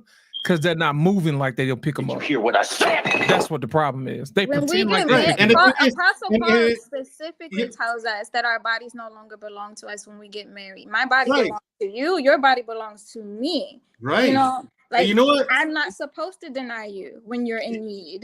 You Right. understand? Like that's not how marriage works. And here's the thing: your body doesn't belong to you, but my life don't belong to me because I'm supposed to die for you if the occasion calls for it. Exactly. Yeah. You know what I'm saying? I'm supposed to be out of here if the occasion calls for it. So So I like mean, Mandrell said, put some respect on their name. Hear what I said? Put some respect on men's name. But the If a thing man is willing to die for you, put some Hear what I respect said? on his name. That's all I'm asking for. right. And this is a virtue. And Respect has to be mutual. Though. Right, but one of my points is this is a virtue. I don't think men go around disrespecting that is lost on women. Like women, they do. women That don't is value very this true. though. And I'm curious about that. Like that part about it. If they'll find a man who's willing to do all this for them, but they don't value that. Mm-hmm. It's completely ignored, and it's just like I don't care. I don't want you to die for me. Well, I didn't ask you to die I for didn't me. ask you to do that. Okay, But this is the thing. Women have become so heavily validated. And this is why I blame men. We validate women too much. You understand what I'm saying? Like men need to stay busy. They need to stay handling business. Stop sweating women, validating women, and you understand what I'm saying? Now, it's okay if you got a woman, you tell your woman, you look beautiful today and all that good stuff. Right? But what has happened is what it has caused is women have become so entitled to they feel like, a man has to work to achieve some type of reward or affection or sex. A man has to work to achieve that. And that's all I've been seeing in the chat. Women saying, "Oh, well, a man need to be able to do this, a man need to be able to do that for me to even listen." Do you know how far a woman can get just by a man coming in the house and she meet him at the door and give him a hug and a kiss and ask him how his day is? 90% of men across the world across the nation of America don't even get that. That's huge. Exhibit B. That makes such Jalissa, Exhibit B. You can take Trevor One's last two comments. She's still on one. No. Instead of her pulling out a notepad and taking notes, she's making comments like this. No guilt trip on the wife if the husband leaves. Don't let the men do this, ladies, because he's been planning his escape for months, even years. Men are to sacrifice, Mandrill. I just said we're supposed to die for you. What more sacrifice do you want than that? See, again, it's not even recognized. Lisa. I said we're supposed to die for you, the ultimate sacrifice, and it went right over her head. Mandrell, let me explain something to you. Trevor One is like I didn't say anything. Listen, Trevor One is dead set on being disagreeable. That's why she's not allowed on my channel. She was banned the first day I went live. You know what I'm saying? She came in there with this foolishness about Carla Roper coming up missing, and it's the black man's fault. And the whole time she hiding somewhere eating Cheez-Its. You see what I'm saying? Got folks feeling bad for her. And she never apologized for that. But you know what we're gonna do? We're gonna ignore her and we're gonna keep the show pushing. Hear what I said? And ignore her because she dead set That's what black man was talking about. Don't cast your pearls among swine. But like I said earlier, Jalissa, it always comes back to who told you you were naked. Yes, I Who love. told you you're naked? And I think that's the problem. That's the reason why a lot of women seek their validation from places they probably shouldn't. Yes, absolutely. I'm just saying, you got a lot of women out there like that, Lost. I mean, a lot. Listen to them on these panels, dude. It's just like. But you know what, Mandrell, that's the main reason why I don't deal with them. I don't have no kids by them. I don't date them. I don't entertain them. I don't acknowledge them. And That's you how know you deal what? with that. You know This what? is exactly I'm correct. glad you just said that, because I feel like back to the topic of, you know, this whole beauty standard of the, you know, the BBLs and you know, just all this you know, crazy stuff. I think that men you know, encourage that, because you guys are not you guys, but you guys are the ones who have started to objectify these women, and perversion the spirit of Jezebel, perversion has run rapid, and men they're chasing this depiction of beauty that is totally unnatural. But if you guys, if a woman was to go get a BBL and all the men in her life it was like, what? You look ridiculous. Like, if she was not affirmed in that or validated in that, or if all the men weren't liking her IG posts, or, you know, all her twerking videos, or all her, you know, provocative whatever, it wouldn't be a trend. It wouldn't be a thing. I think that's what Lost in Translation was lane, speaking to earlier. Yeah, here's my thing. But let me explain something to you, darling. Freezy, let me ask you a question. Did you ask your wife for a BBL? No. Mandrell, did you ask your wife for a BBL? Trey Ferg, did you ask your wife for a BBL? I don't have a wife, and I don't ask for BBLs. Let me tell you something. Men put their money where their mouth is, and they marry what they want. People can say up there and say they look and like and all this other stuff, but my thing is, can you take a like to the bank? No, you cannot. A lot of ignorant Can you women, take they attention? internalize that as To the bank? validation. Can you take attention to the bank? Right? No. No man has ever said, I like a woman with a BBL. No man ever. That's something that other women told other women who said you should get a BBL. You should get a breast lift, because you can sell more only. Not only that. Go ahead, Mandrell. I was gonna say, or they're just super insecure and they get it to please them so they can feel pretty or feel like the thing that they think guys want. Exactly. You know what I'm saying? I think back to what I said earlier. Insecure about themselves. You know what I mean? And it's like she was saying, Jalissa was saying, like, she does these things for herself, for her. And my thing is, that's as basic as that sounds, that's as basic as it is. However, look how many women don't partake in the basics. They don't master the basics, which is love yourself. Mm-hmm. But Mandrell, not only that, women have to understand the difference between a man showing them attention just to have sex, and a man showing them attention to actually to commit to them for a lifelong relationship or marriage, right? And so that department is on women. I'm going to tell you why. Because women have the power to reject and to choose who they're going to have sex with. Women have that power. You understand what I'm saying? Women leave their house every day and men hit on them on the regular. They have a plethora of men.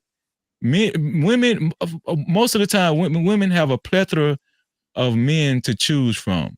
And so if Freezy is a good man, and then Pookie is a bad man, but Pookie got the chain, but Pookie is the man that she wants to be with. I mean, let's just say Freezy tried to talk to Jalissa,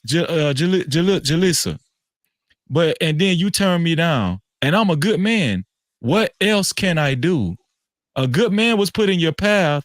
It's not like I could tie your arms down and make you marry me. No, women have the ability to choose the correct man that, you know, is going to enter into their lives. And what happens most of the time, women lay down with the wrong men. Yeah. I think you have two different type of women too that are you know, hopping on that bandwagon. I think that you have the woman who does very much enjoy the attention. Like they're not, you know, they don't care. They could care less. There's a lot of women who don't. They have that self-worth and they're not looking for love, looking for control. They're looking for what they can get out of that man. Like they're looking for, you know, like men who objectify these type of women, they want the sex. They lust after them. They find the exaggerated bottom attractive. You know, they may not want to marry her, but they definitely want to get in bed with her. And a woman knows that sex is power, you know, so those type of women, they embrace that. They're like, okay, here, you know, I'm going to enjoy this ride. I know that you are attracted to this, and so that is what I am going to. So let me ask you this: why give your power to somebody you know that's not good for you? Because there's a lot of ignorant women. There's a lot of women who don't realize that they don't have to do a lot, you know, to have power. You know, that like I actually just posted on this earlier on my blog page. Like, why would I settle for power without love when I could have both? Because, and when I say power, I don't mean necessarily abuse power, because I think that in a relationship, both parties have power over the other, because love is like is just like that. Like I am given to the person that I'm in love with, you know, like you have a sense of power over me. But Jalissa, women say it's on the man, right? Men should pick the right wife, right? But here's where it gets murky. This is women have an important role in society. You have to choose wisely on who you lay down with and have sex with. And ideally, that man should be the man you're willing to get married to. As a woman. Listen what I'm saying. The mistake that a lot of women make, and this is excluding you, because you actually try to do it the right way. You got married when you conceived, right? Yeah. But excluding that scenario, what a lot of women do, they lay down with a dude. They choose to have sex with a dude because they could choose to have sex with any dude, damn near. Any dude with a penis you can have sex with, and damn near 99% of the dudes out here, 99% of the heterosexuals is going to take you up on that offer, right? You got to stay ahead of these sexuals, Breezy. You got to stay ahead of these sexuals, though. And so, but this the thing, women know that. Women know if I offer this dude this coochie, he gonna take it, any random man. Yeah. And if you're man enough and masculine enough to turn down the coochie, then she don't think you're ahead of the sexuals. Right. You're not a leader. Right. But let me say this. Where women go wrong, you done chose to lay down with this dude, and had all this sexual freedom. Now you got a baby, right? Now, this is where it gets murky. You might turn out to be a good woman later on down the line, but you have a child now. You feel what I'm saying? Now, see, this is what I be trying to tell younger women. Yeah. Don't have sex. Don't have sex with these dudes, period. Yeah. You understand what I'm saying? That's being pushed on the youth right now. It's sex. But it's got to come from the women. Men that right. pushing this provocative image, and it's empowering, it's feminist movement, it's I'm free with my body, That's what it I is. have power over my body, and it's you know, it's like it's a cool thing for a woman to be provocative now, you know. Says who? Well, society. That's what the culture But young is. Let lady, me ask you, who you marrying? Society or your husband? That's what I'm saying. but young lady, But the women that in this generation, they don't view things that from that lens. but young Like, lady, you have that voice though. You've been speaking on it. They need the younger women. Let's just take, the 35s and over. They whatever. They tripping. These 21-year-olds, these 17, let's just go 17. About ready to graduate, they need to hear your voice to let them know that their body is the golden ticket. absolutely. But it has to come from the women. So you recognize the issue, right? Yeah. And you took accountability for your action, right? In your situation, right? Now you got to go help them see where they are right now. They haven't got themselves in those predicaments because their body and their youth is the golden ticket. Preserve that to you, because as men, we are growing. Yeah. 30, 35, because they're saying we get married later anyway, but we still having babies still young. So if a woman can preserve that, go out, get all of her degrees or whatever they want to do. As a man is growing, when she finds a man, they're at the equally yoked mindset, not at the wallet, because the numbers haven't changed in 60 years since we all been working in the workforce. The difference is still there, just with inflation. That's when the foundation can start growing. But when you have women that are older saying, go do this, live your best, da-da-da-da, men ain't shit because they using a lot of anecdotal experience in their neighborhood, their city, whatever, right? So now, after they tell the young girl to do that, what do? They start dressing like the young girl and start backtracking to that same dude who the young girl is more qualified for. You want something old, you don't want no young one. You want something old, you want to take this. When she's bringing all of this extra emotional baggage, the daddy wound, because they say the daddy wasn't there. Let's just say it so. But that's why I say it's unique right now for the mothers to give those children that foundational balance that they're missing with the father. If the father can get into a son or daughter's life early, just so he can give them that logic that they're lacking, he's going to balance it out. And your children, they'll start graduating. They'll start making you proud. You won't have the stress in the house. Your house will smell good because y'all don't have your kids. Not you. A lot of kids don't have no fucking chores in the house, no discipline. The house is in disarray. The doors, so it can balance itself out. But it's going to take the word from sisters like you. And this is where I disagree with a lot of these men on these panels. A lot of times, they try to make it seem like it's a death sentence because a woman has a child, right? Now when I met my wife, she had a 2-year-old daughter. I ended up marrying my wife because she exuded so many good qualities that I just couldn't turn down. You understand what I'm saying?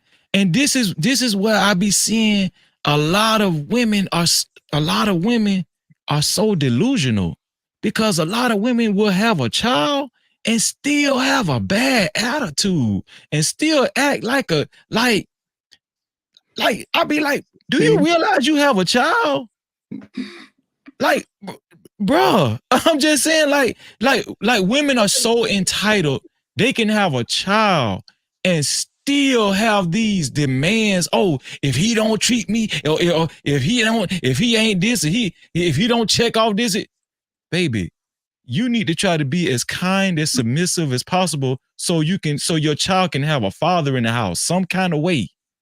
Yeah, I agree. I think that women, sell themselves short when they make their expectations too great. However, I do also want to say, a self-respecting woman is going to have standards. She's not going to settle for a man treating her any type of way just because she has children. She knows her worth. She knows her value. She knows what she brings to the table.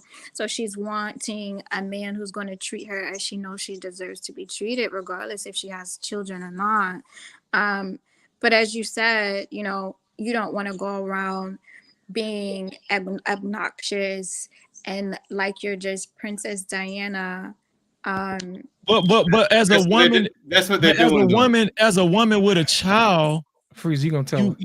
You gotta look in the mirror and tell yourself the truth. You already behind the 8 ball. And I'm not being cruel when I say that. A woman should be able to say that to herself. But what we notice a lot in society, especially with Black women, they can have 5 kids and still act very entitled. Entitled. Like please, you know the woman that you saw. I'm sure you saw that interview where this woman was like, she's gone out with this guy on a first date, right? She wanted this guy to buy her kid something to eat. Yeah, it's a first date, and it's like, and she never talked to him again because the guy refused to. I'm like, shout out to him, lady. I don't know you. No. Let alone your child. You know what I mean? Why would I do this? That's your responsibility to take care of your kid. I have no obligation to that whatsoever. I shouldn't buy your kid anything. Truth be told, I'm buying you the dinner on the first date because that's what a gentleman does. Yeah. It's a courtesy. You know what I'm saying? But she's in touch. She's oh, you're gonna buy my kid something? And on the first date, like no. You're right on the first date, lady. Let me explain something to you. The problem, you see what I'm saying? So it's like it's wild.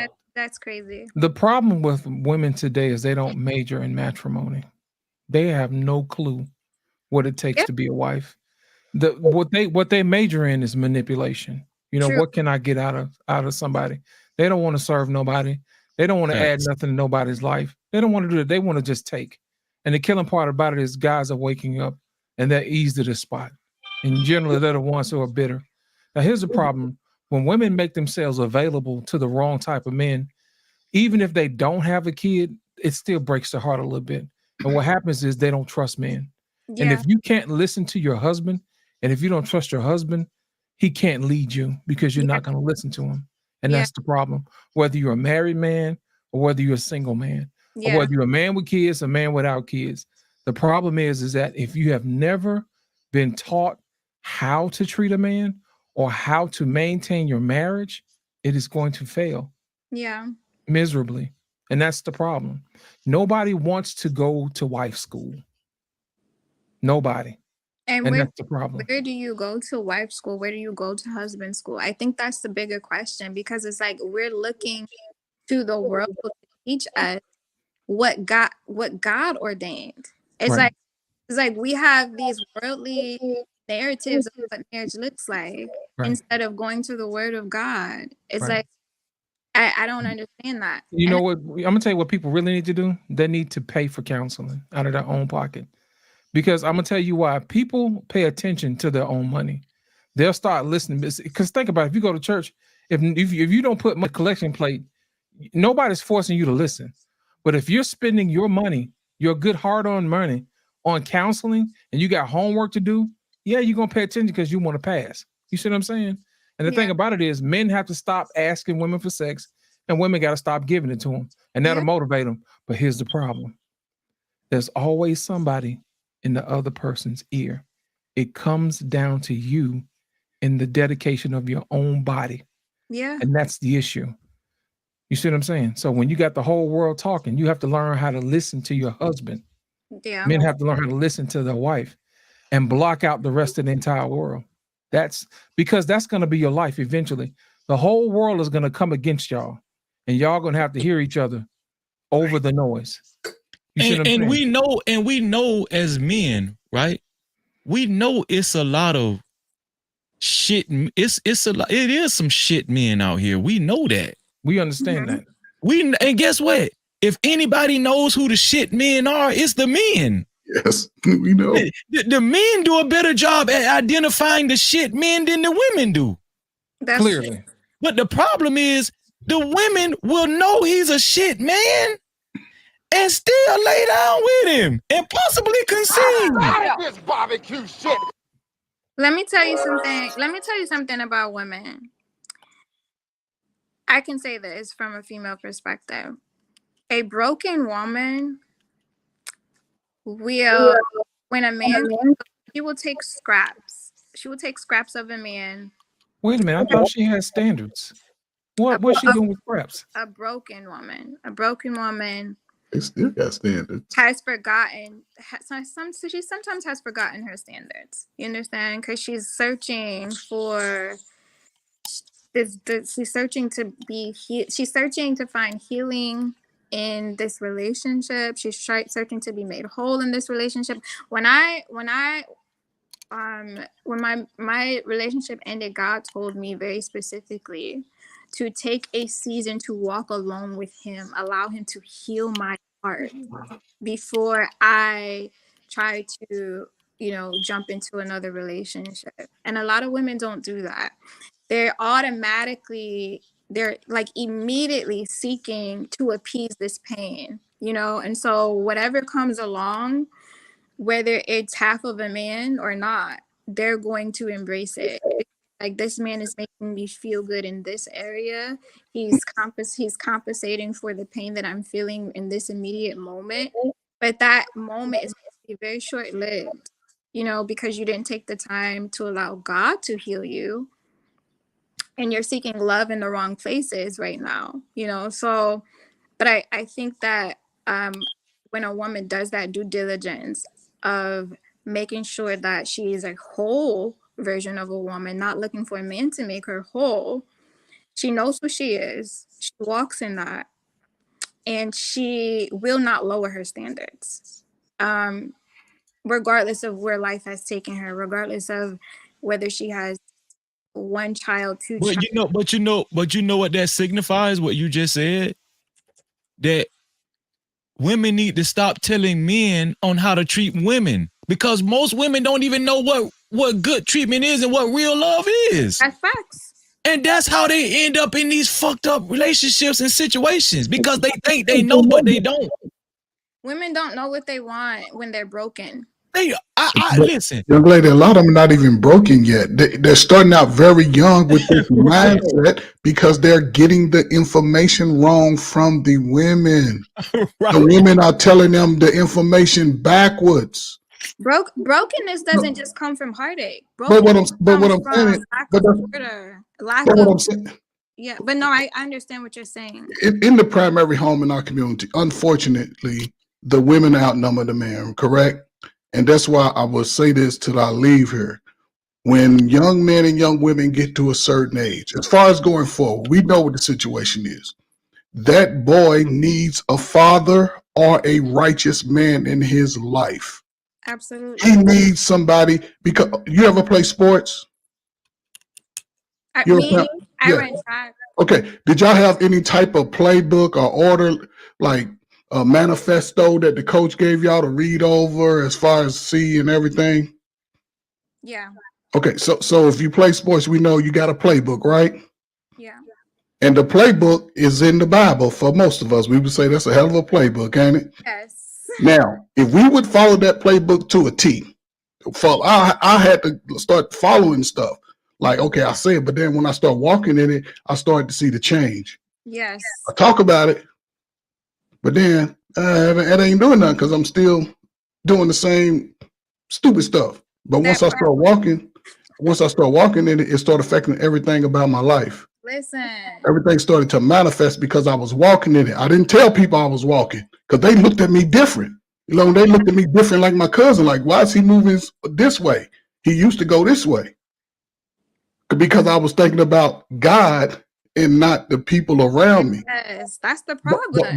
But what I'm saying is, as a man gets into his age of reason, those things happen. That's why a lot of brothers, as they get older, they come out of whatever mess they was in, whether they was in prison, whether they was homeless, they start to come to that age of reason, right?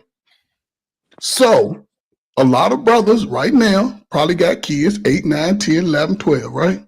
Your sons and daughters, that's we seeing it. Black boys are reading at a lower rate. You don't think a daddy can teach his son how to read? That motherfucker go be reading in the spelling bee for the next 10 years. Black boys will get a lot more discipline because a righteous man is going to put some order into him at a certain age. But so can I ask you a question? Why aren't we seeing righteous men anymore? Like, because I think that's where it starts. Let me explain something to you, darling. Let me explain. You looking at one. Amen. You're looking at one. I'm gonna tell you why. You're a dying breed, sir. No, I'm not. No, I'm not. I got cousins who's single too, and they go by the same stuff. We're not. The problem is that most women don't want to get in line with what we say. Right. Do you think They ain't so? following that I know playbook. so. I know so. They ain't following that playbook. Because they'll label it toxic masculinity. They'll label it, oh, that's not the leader that I want. That's, Right. you know. And you know what? The killing part about it is, even if you're tender, you'll find fault. I think that a wise woman appreciates a man that leads. I think Darling, that they're not we wise. don't want to bear that burden. I don't want to bear the burden of. Darling, they're not wise. You know how I know? Because I am.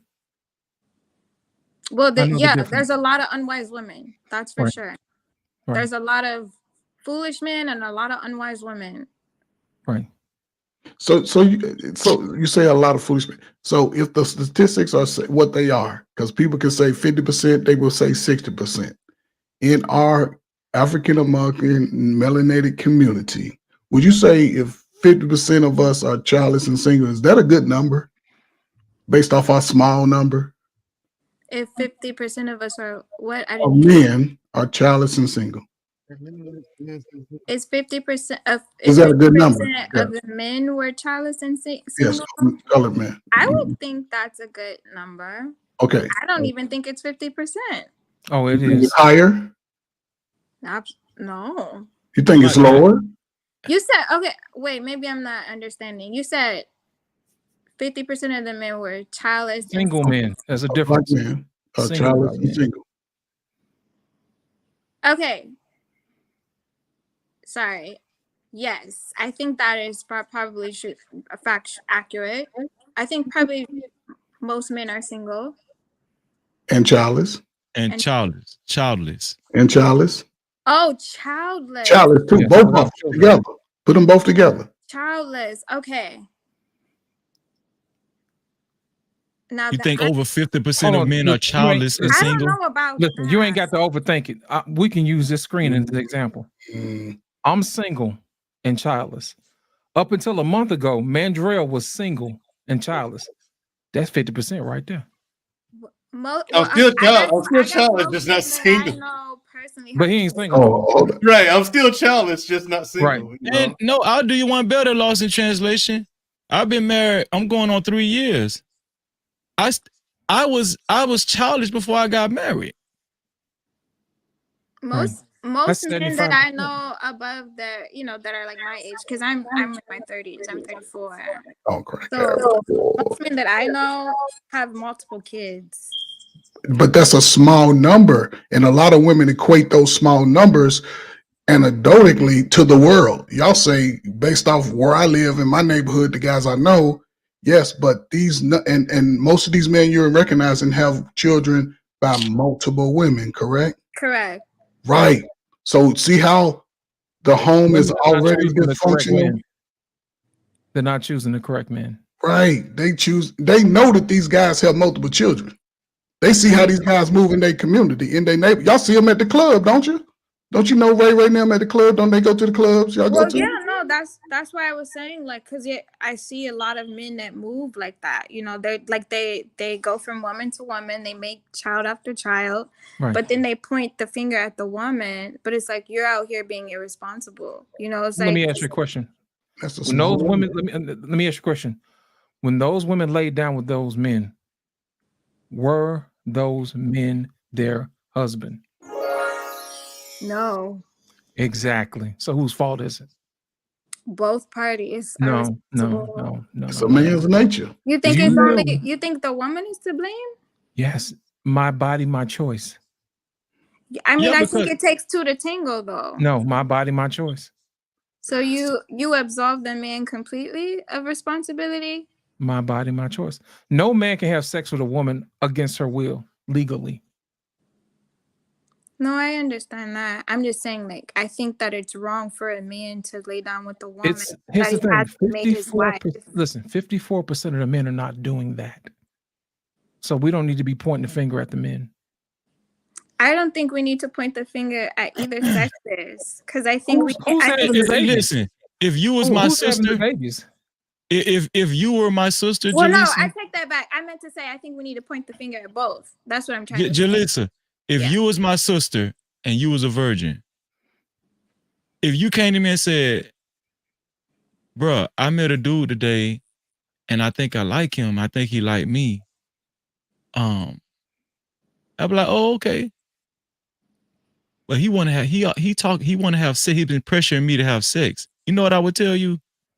That's not the dude for you. Exactly. Exactly. He not the one. And until women start valuing, that's what let me know if women don't value themselves. They don't. Because why do a woman not value themselves? A woman that demands to get married before she has sex. Hey, listen, I want to save myself for marriage, right? A woman that says that she values herself. Now, it's better to say it before you actually have sex, period, or before you have a kid, right? But this is why I say this is where we get into murky waters. And so Trey was right, and Mandrell was right, and Lost in Translation was right. It takes older women that have made these mistakes to tell these younger women the truth. If you make these actions, the same actions that I did, you're going to enter into these same murky waters that I'm in right now. And I'm at 50 years old. Yeah. It's all because it's the older women want to listen to older women. Right, but it's the older women fucked up too. Hold on. Here's the thing: it's the older women teaching the younger women to be the way that they are. Right. Don't believe it. Don't believe the man. Don't believe the man. Go to college. Don't have a lot of wise elders anymore because you have babies. Y'all sure ain't listening to the single childless men. I'll show you that. Right. That's what you're not listening to. Think about it. The only reason why I'm single is the only reason I'm single and married and don't have kids because I choose not to. Yeah. You see what I'm saying? So how are men like me at fault? We don't have any kids and we're not married. So how are we at fault? And here's or are we invisible to you? To me personally? No, period. Most women, guys like me, are invisible. I just don't know many. I mean, I'm just being honest. I don't know single men that don't have kids. Oh, here's the thing. I was single for a long time. Y'all not looking for guys like us. They're not. Here's the thing. When you meet us, you think something's wrong with us. Correct. Well, not me. Hold on, wait. Why don't you have any kids? How old are you? I think that is. And wait. And you got to say, wait. You this old. You're in shape. You're disciplined. You got your money straight. Your credit's good. You got everything together. But you ain't got no kids. You ain't never been married. I think that speaks volumes to a man's discipline, to his integrity. I think that is impressive. Guys who have discipline and integrity, are not chosen. What's wrong? Here's what you say. Why not? I want them guys. Hold on. He's driving the bus. He's driving the bus. Here's another one. Here's another one, Jalissa. Okay. Listen. They want NBA young boy. Here's another thing you don't believe. Hey, listen, I'm not gonna lie to you. Don't worry about that. You're lying. Wait, no, I just told you I wasn't gonna do that. I don't believe you. Well, then where do you think this is going? That's true. You know what I'm saying? So you can always check. You can go down to the courthouse and see if a guy's ever been married. Right. But you say I don't believe. I'm never gonna lie to you. Don't worry about it. You're not gonna lie? No, I don't believe you. That's true. A lot of women. How far is this gonna go? How far do you think it's gonna go? Hey, can I say this? Can I say this? When you talk about money, right? Financial literacy. Right. The guy that a woman should want, Lost in Translation is actually right. Women do not want him. I'm gonna tell you why. Because a guy that's on his purpose and the guy that understands financial literacy, a lot of times he don't look like money, and he's very frugal. That's true. Right. And so when it comes down to splurging and making a woman feel special and validating women with gifts, that guy that you actually need is not going to do that. But where women fall victim, they fall for the fool with money. Well, he's not gonna do it on this fantasized spectrum of like Gucci bags and Chanel and Birkins and stuff. But then here's the thing. But when you see me wear Louboutins and I got on Dior and you smelling that, you know, so one time I got real nasty with a chick because she thought I didn't have any money, right? But the thing is, I don't a $600 pair of pants. I had a $700 t-shirt on. No labels. Rich people don't wear labels. That's one thing. Billionaires do not wear labels. A t-shirt that a billionaire wears is $2,200 at any given time. At any given time, a billionaire has $100 grand worth of shit on, and you think he got it from Target. Discipline. I swear to God, she thought I didn't have it. I was like, disciplined men are not fun. Right, I went on for her. I went on for her though, and it wasn't even on no yelling stuff. It's just like I just talked to her like I'm talking to you now, right? And I just kind of made what I said was what I thought about it. I was like, that's some cold shit to say to somebody. And then the way I did it, she probably went and cried that night. But she was so rude. She sat there at the dinner table on her first date, looking at pictures of herself on her phone. I'm trying to start a conversation with her about anything. And she just had nothing to say, nothing to talk about. Like she didn't want to be there. I said, you don't want to be here or something? No, I want to be here. I'm interested in getting to know you. Then why aren't you asking me any questions? I mean, I'm trying to start a conversation with you, but you're not talking back. She's waiting on the Yeah, she had no idea how to hold a conversation. Either that or she just wasn't interested.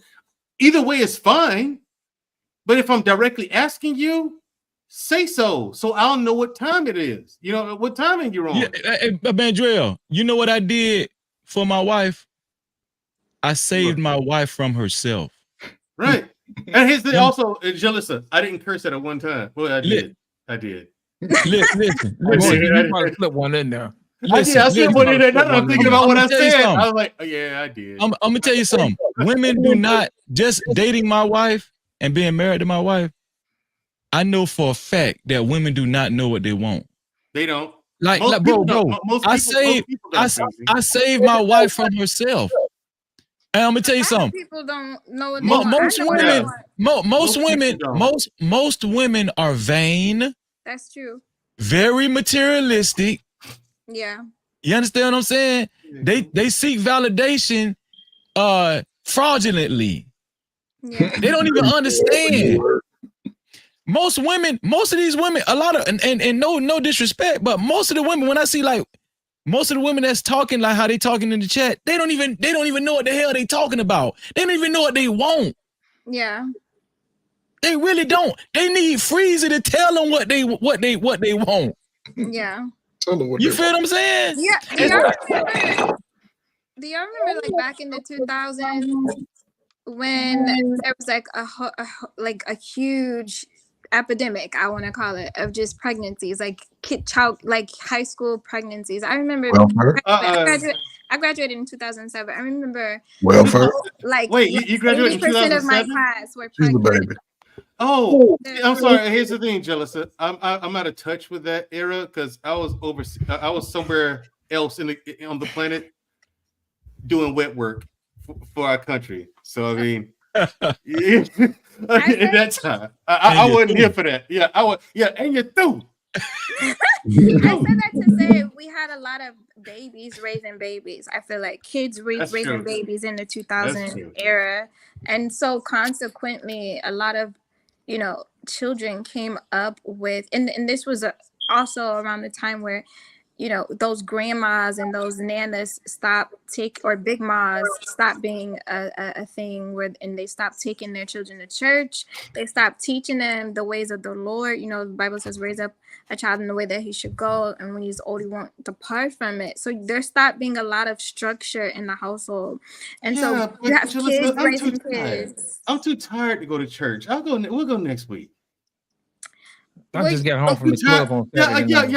I got home from the club last night. Yeah, I'm tired. I'm gonna sleep in. We'll go next week. That's what I'm saying. So there's a lack of knowledge. My people perish Yeah. for lack of knowledge. You understand what I'm saying? So you have Oh, a yeah. lot of children raising children, women not knowing what it means to be a woman, men not knowing what it means to be a man, women. And so there's a shift in the value system, because now as a child, I'm coming up and I'm not getting structure or teaching or wisdom from home. And so now the culture is teaching me. TV is teaching me. Internet is teaching me. You know, the music industry is teaching me what a woman should be and what a woman should look for, Let and me ask you a how a question. woman Who should should be be treated. who should be teaching you? Your parents should be Okay. teaching you, but that's not Who's happening. okay? That's the Let me ask you this. problem. When you say the parents, right? Yeah. The majority of homes are headed up by women. Is that correct?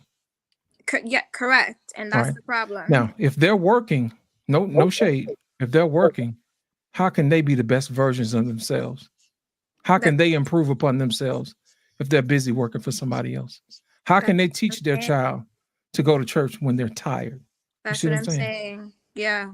Because you have that, and that's what I'm saying. It's like layers to this cake. You know, we're cutting off slices, but there's so many layers. Like, it takes a 2-parent household to have the optimal outcome in Right. child rearing. You understand what I'm saying? Like, a woman who's working multiple jobs just to put food on the table, and there's no man in the home to share that burden, you're right. Something's gonna go lacking, and consequently, that child is going to bear the they're going to be the one that misses out, because they're going to grow up with this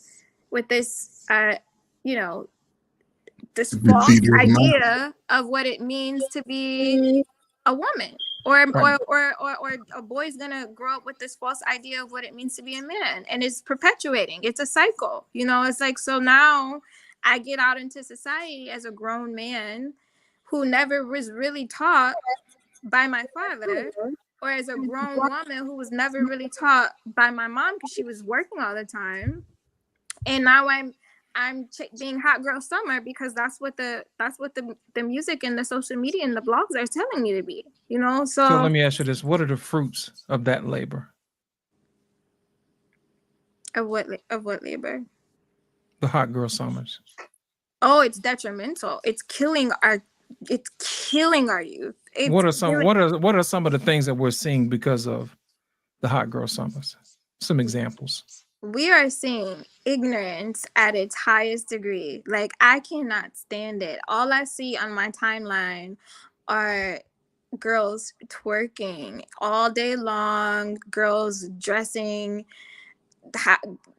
halfway all day long, girls chasing this beauty standard that doesn't exist all day long, girls being just ignorant and ratchet, and you know, they have no real goals. It seems it's like their goal is to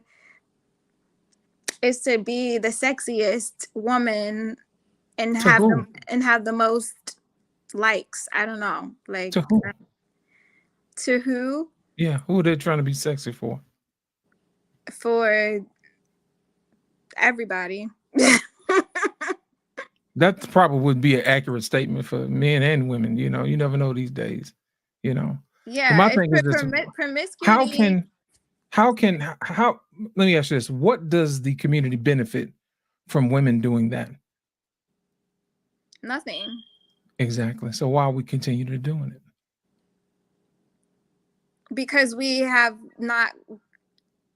lost our minds. We have to find our minds. We find our identities in Christ. Christ is the solution. At what point? At the end of the day.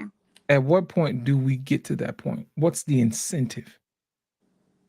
Because people just don't change just because.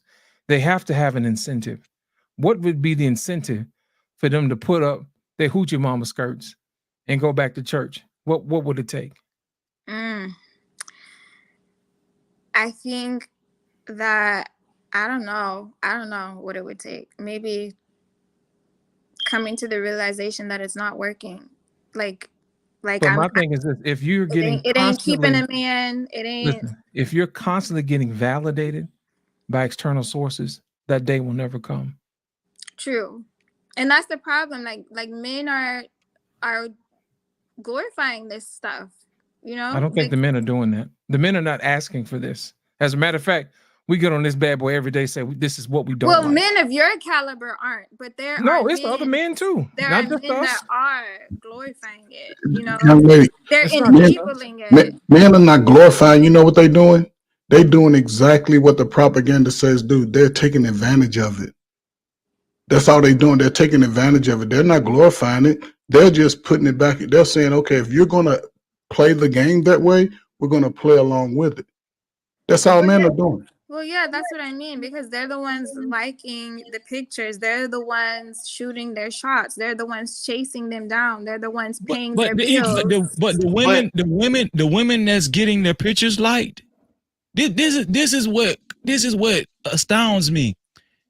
The women know why these men are liking the picture. It's because you showing ass and titties, not because you got so much depth. And you know what? You know, hold on. You know how men interpret that in their mind when they see women like that, and with the BBLs and the breast implants, we see easy sex. That's it. We see easy access, and the thing is, I don't know why it is that men tell women this left, right, and center, but women seem to, and it's just an observation. They seem to, from my observation, want men to not see them that way, but see them for who they are. But it's like, no, that's just not how men are. That's not how we're built. However, if we look at a woman like yourself, like, or my wife, for example, right? My woman dress normal, like just like a human being most of the time. But when we go out, listen, she put on one of them dresses and whip that hair and throw on them heels. Mm-hmm. Listen, I'm glad I'm built the way that I am. Because they see me and they see a junkyard dog, okay? Don't cry you. They ain't gonna try me. You know, you look at me, you'll tell, like, okay, yeah, that let's not fuck with him. Okay, Yeah. just by looking at me. So I'm glad because I see guys. And my wife now, while I'm there, she's a head turner, but I know what I married. Yeah. She's a head turner. She is. You know, it just simply, it's hey, I like it. So of course other guys gonna see her and be like, Yeah. yeah, you know what I'm saying? So I can't get mad at that. You know, I'm glad. I mean, hell, shit, I got something you can't have. Yeah. Fuck you. It's all mine. You know what I mean? So I mean, it's just I like that. You know, but yeah. But 99% of the, but even with the dresses she wears, it's not something slutty like at all. Right. There's you a know what I mean? difference. Like Jay Speed said. Jay Speed with the Kendra G show. He said, I saw a woman the other day. She had a skirt on so short you can almost see her social security number. I was like, yeah. Right here. So she doesn't wear it. My wife doesn't wear anything like that. But she wears something that complements her body. You know what I mean? And but it's not. It's very tasteful. Is what how I describe it. It's very tasteful and attractive. It's not too revealing. Yeah. But it complements her body, and she works out a lot. You know what I'm saying? So she wants to look nice and feel good. I'm like, okay, yeah. And I trust her. Let me be clear. So it's like, yeah, that's what we want. Classy, attractive, beautiful, gorgeous, feminine. But at the same time, I don't know what she looks like naked unless she takes her clothes. You're not gonna know what she looks like naked. You can just imagine, and that's the thing. Only thing you can do is imagine. What the chicks we see and you know guys like on Instagram. Oh no, you guys are right. We know what you look like because we can see it now. You know what I'm saying? They want men to see them for more than their body, but if that's all that's on display, we never talked. We never had a conversation. We don't know that's you. all you're offering. That's all we see. Yeah, you know what I'm saying. So it's like, when they open their mouth, when that thing start talking. It's not like they're right. Just like that chick I told you I went on the date with, and she's looking at pictures of herself. I didn't believe it, so I asked her to see her phone. She gave me her phone, and no bullshit. She's a whole like hundreds of pictures of herself in that phone. It was amazing, and because to her, the clothes I was wearing didn't have any labels, she thought I didn't have money, and that's when I kind of went off on her. But I went off on her. I didn't raise my voice at all. I think that's what threw off too. But then the things I said, you know what I'm saying? I said it in curse, but I did twice. I said 2 curse words. One of them was broke bitch. But right. I mean, yeah. Seriously, Hear what I said. I said this cologne you said you was talking about. Yeah, this is a $300 bottle of Dior. Something your broke ass nostrils ain't accustomed to. Like I was going off. Like since she brought up money, and I don't talk like that. I don't talk about money. You know what I'm saying? People don't even know I have it. You know what I'm saying? And I'm glad it's like that. I mean, I'm glad you don't know what I got. Fuck, you know, I don't want you coming after me. You know, but women look at it's just the weird perception. It's like I'm like, chick, I got on red bottoms. But Madrill, what are you talking about? You know what I'm saying? It's like, but here's the problem though. We talked about the black church earlier.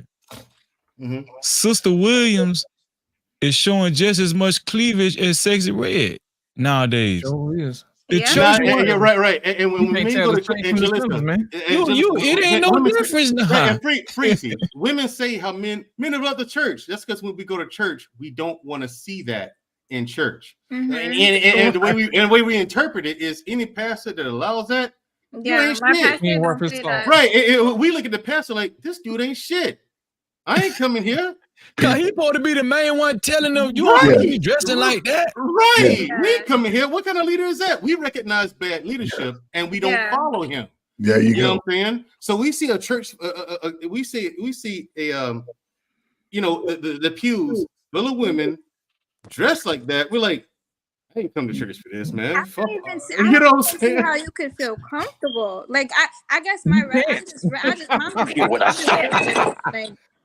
ain't got no prayer cloth on their leg. You know what I'm saying? That's the problem. There's no reverence for God. There's no reverence for His house. There's no reverence for Him. You know, like I don't get me wrong. I am a very feminine girl. Like I look like a rag doll right now, but when I get dressed, and I have a like naturally curvy body. So I like.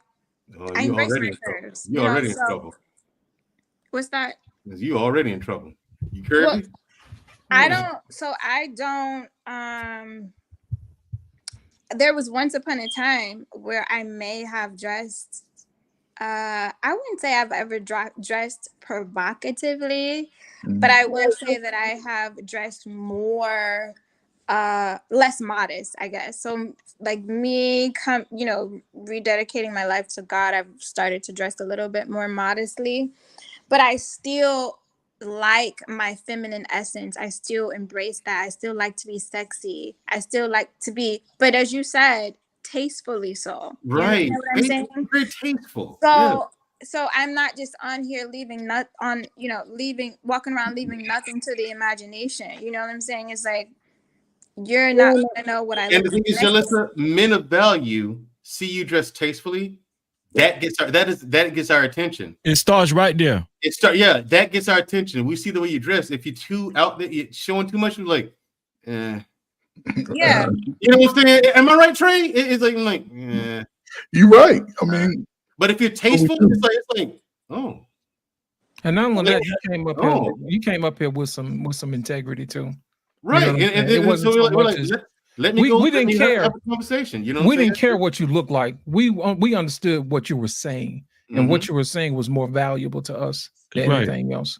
Right. Thank you. And that's why those young women need to hear your voice. They need the same information you was telling us how women should sort of move in a certain capacity based off what they practiced in the playbook.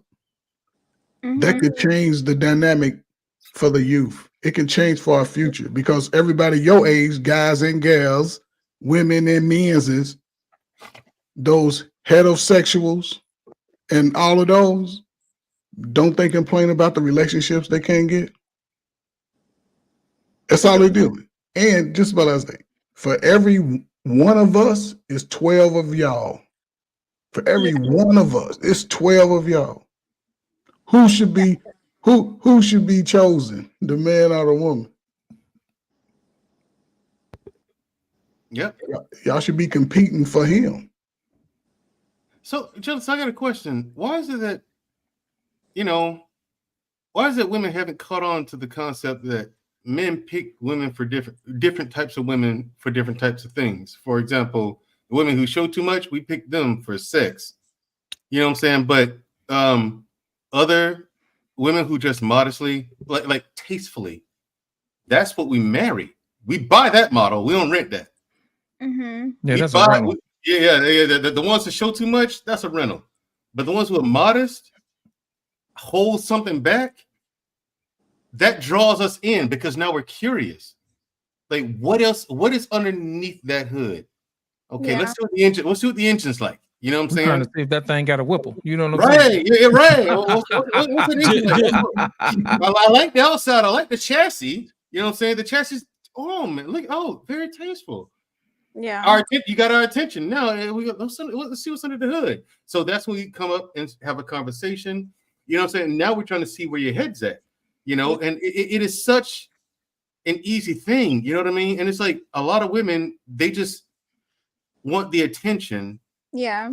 And it's like, okay, they don't earn the attention. That's what right. it is. Man, there you go. They don't earn the attention. And men of value want to earn it. Yeah. We don't want to. We're not going to keep something that's just given for free. I'm gonna tell you the truth. Work for it. Women that this might be controversial what I'm about to say, but women that are more curvy, I feel like should be more conscientious of what they wear because Because that's why I said, Joe, you already in trouble right there. You curvy. But this is the thing. In trouble. Hey, let me ask Jalissa this. You got a podcast, Jalissa? I don't. I'm actually starting one with one of my girlfriends. I actually just got through getting my shipment in for my equipment, but I haven't started it yet. Okay, so I think a lot of women would benefit from hearing your message. From what we've heard thus far today, I think all the men could share the same sentiment that you've grown a lot of wisdom throughout your endeavors, right? And I want to say this. I don't want to pry into your business, but I want to ask you this. When you were married, I know you said your husband was he was committing infidelity a lot of times. Well, aside from the infidelity, what kind of man was he? My ex-husband is a good man. I think he was hurting.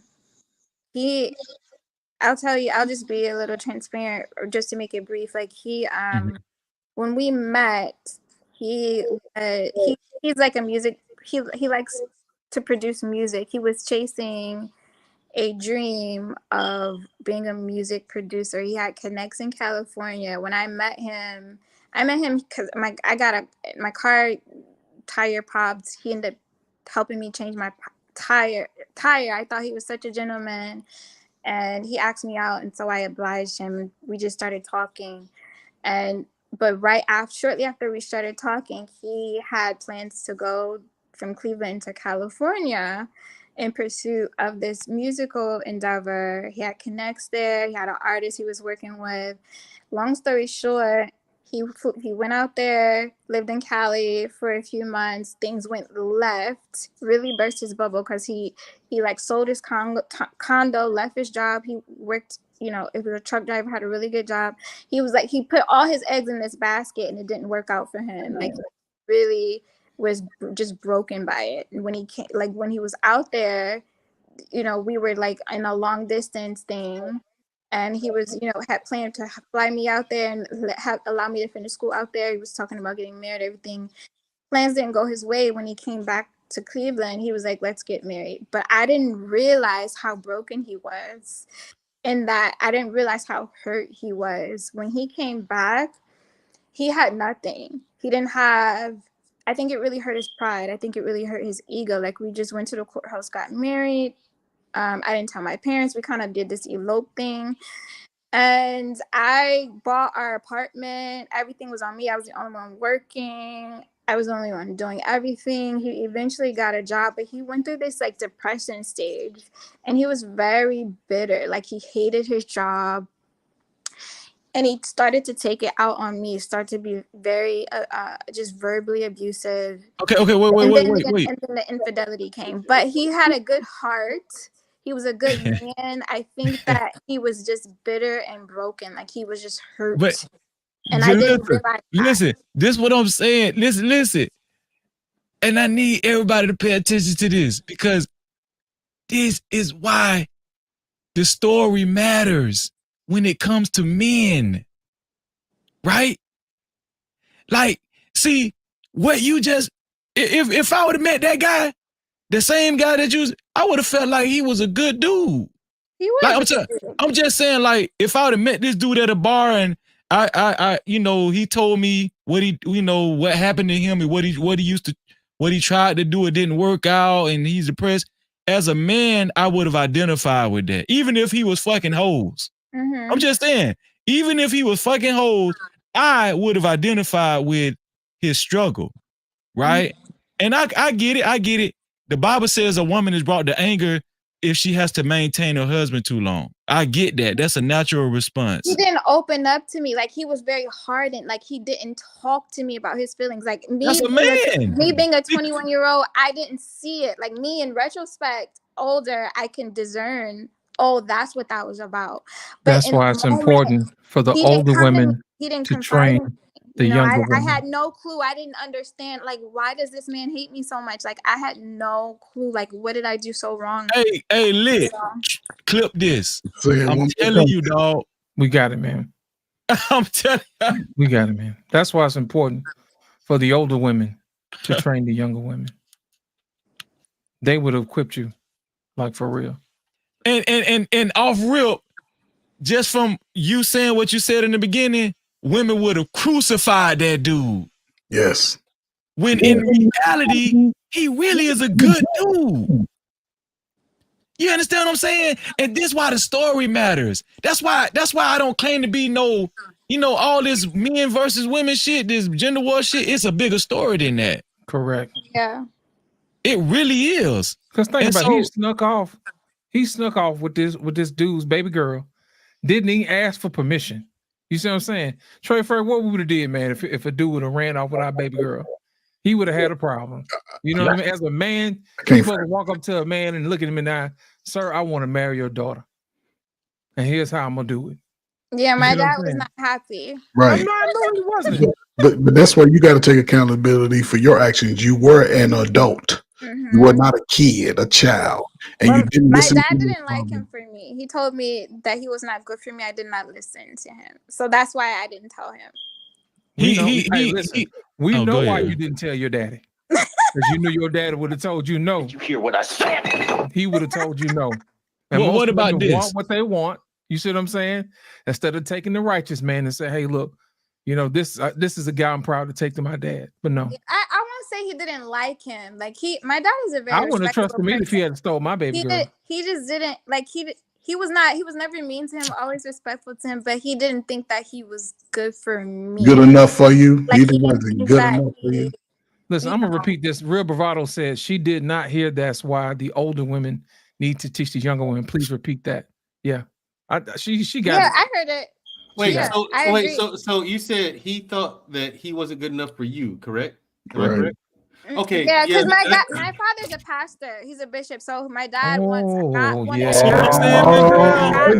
what I said. Yeah. Lost in translation. Troy Fur, you see what I'm saying? My ex-husband was not in the church at all. So. Mm-hmm. Oh, okay, gotcha. Listen, look, I grew up in the church in the whole nine. You know what I'm saying? I believe in God. I just don't believe in religion anymore. There you go. But the thing is, my principles, my sense of morality, my moral code is rooted. The foundation is Christian, Christ. You know what I'm saying? Christian beliefs. You know what I'm saying? I can't deny that. Like, even though I divorced religion, I cannot deny that that's what my principles, my values, my core is, and I built off of that. You know what I'm saying? I think that the religious part, the Bible, New Testament, Old Testament, I think all of that is kindergarten and elementary school stuff. That's what I equate it to. I'm like, that's basic. But you're supposed to eventually graduate. You're supposed to get out into the world now with what you've learned from church, from the Bible, and apply it to actual life and grow from your experiences while holding on to your core principles and build off of that. That's the foundation, because everyone's going to build, even with the same foundation, everyone's going to build in a different fashion. No two people are going to be alike because everyone's relationship with God is completely different. And that's where I think like Freezy and I have had religious conversations, full-blown conversation. We did one online. Like, in fact, the first live stream I did on my YouTube channel, Freezy was there and we talked about religion. And when you watch it, there was no yelling, no insults. It's an honest to God exchange of ideas. Mm-hmm. You know what I'm saying? And that's how you learn, because I'm learning how he built off of what he discovered off of his foundation, what he built off of his foundation. I'm learning from, I honestly did learn from him. Yeah. And I hope he learned from me too. You know what I'm saying? It's just different perspectives. Just that's what the different points of view is. It's supposed to be different, yet everyone expects everyone to be the same.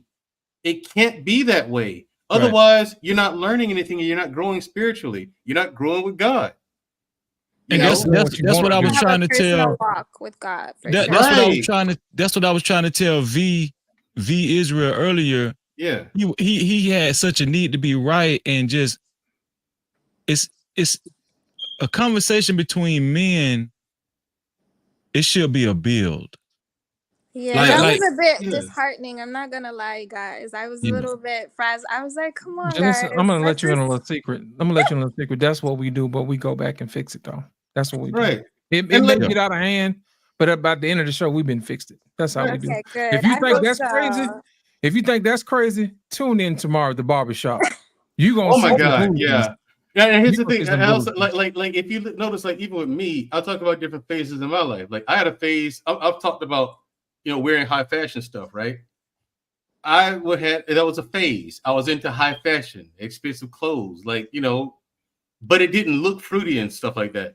You know what I'm saying? I still have I like masculine shit. You know what I'm saying? So it's like, that's what I said. But that was a phase in my life, because when I realized how much money I spent on clothes, I was like, and I looked at my closet like, I ain't got much in here, but I spent how much money? This is stupid. Let me go to Kohl's. You know what I'm saying? Get you a 6-pack of black tees. You know what I'm saying? You know what I'm saying? Yeah, let me go to Kohl's. Again, you know what I'm saying? So again, we go through these phases in life, and even with that, it wasn't just for everyone else. You know what I'm saying? It was just kind of like, okay, I'm doing all right financially, so I mean, I can afford this stuff. I wonder what this $600 t-shirt, because I'm looking at prices. I don't come from that, I'm like, a $600 t-shirt? What? I gotta know what a $600 t-shirt feels like. but you can't, in those stores, they don't let you try stuff on. You have to know your size, or they'll measure you there in the store, like Chanel, Louis Vuitton. You know what I'm saying? You're not gonna be sweating out that stuff. No. You're not trying on anything except maybe a pair of shoes, maybe with your socks on. Yeah, with your socks on. It depends on who's your attendant. You know what I mean? Yeah, I don't know nothing about that life. I'm trying to be the thing is, when I grow up. Yeah, but what they do is they measure you and tell you what size you get. You know what I'm saying? They get full measurements with the tape and the whole nine and do the math. They do all of that in those stores, right? But I said, since I couldn't try it on, I said, I gotta know what this feels like. And I'm like, because there's no way this is worth $600. When you put it on, still ain't worth $600. It's a t-shirt. But when you put it on, you're like, oh my God. It just feels like money. Oh, that's what you tell yourself. But it's like, where the money goes. No, it's like, where the money goes, because the money is in the structure of the garment and how it feels on the skin. That's what I meant by, oh my God. You're like, okay, so there's the difference. Still ain't a $600 t-shirt though. Right. It's a t-shirt. So you know what I'm saying? It's a t-shirt. But you do see the difference. But I look at, are those clothes worth it? But again, that was a phase, and I learned from it. I'm like, okay, I don't need to go back to that. That's ridiculous. I was on something else. I don't know. But you wanted to say something. You definitely have to learn from your phases. But I want to commend. Is it Freezy? Yeah, Freezy. I really like the way you handled the confrontation, because you remained very calm. You remained very humble. I mean, I could see where it was like starting to get frustrating for you. But I was like, come on, guys, we gotta respect each other. Like it's a shame that, and I understand that these emotions get the best of us sometimes. But I was like, yeah, let's take some deep breaths, because it was starting to get a little hostile. And Yeah, I was that's like, what men do. I hope they here's the don't start thing. arguing and Here's disrespecting the each thing. other. I really do want change. Like, okay, so I used to be like him. I used to want to get my word in, emotionally charged, over talking. And as a man, I understand you won't be an effective man that way. Right? Yeah. And if you're trying to learn how to and I'm saying this metaphorically. If you want to know how to kill your prey, you have to be able to absorb a lot of information, lay low, watch, observe, right? And so I've learned to be more effective. I was trying to show V how to be quiet. When he talked, I was quiet, right? And I was trying to exemplify what I wanted from him. But it's Yeah. just some guys they're just not going to get it. I understand that. No, Right. I noticed that, and you were like, how about we do this? I'll say what I say, then you can defend after. And you did it very humbly. But I think, and this is no disrespect to him. I think that he just, some of us, communication is an art. It's a skill. It has to be learned because we're so eager to get our point across, but we forget the biggest component of communication is listening.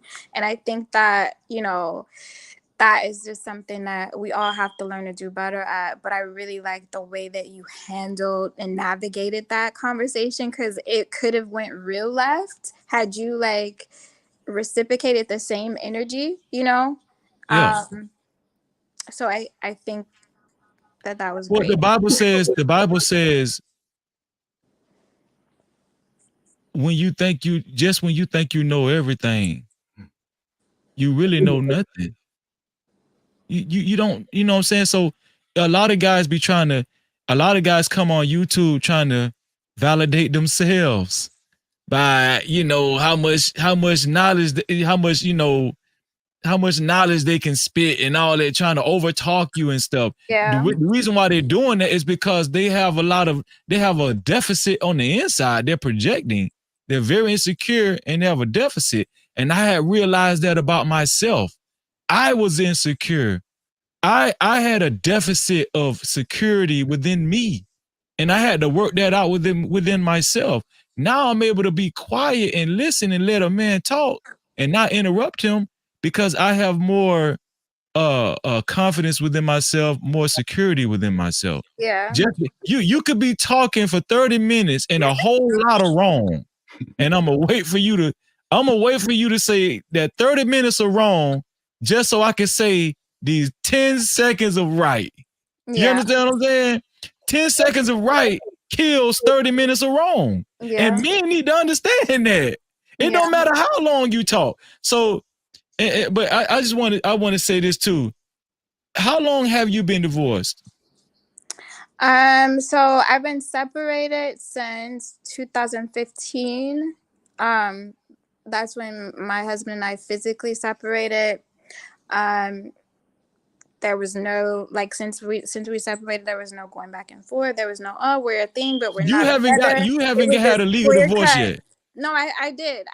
My divorce was finalized 2022, but I've been physically separated since 2015. Okay, so let me ask you this: is he with somebody now? Is he married? No, he was in a relationship, but he's not anymore. Okay. You have a child with him, right? I do. You still talk to him, obviously, because y'all have to communicate. We have a great relationship, a great co-parenting relationship. So what's the problem?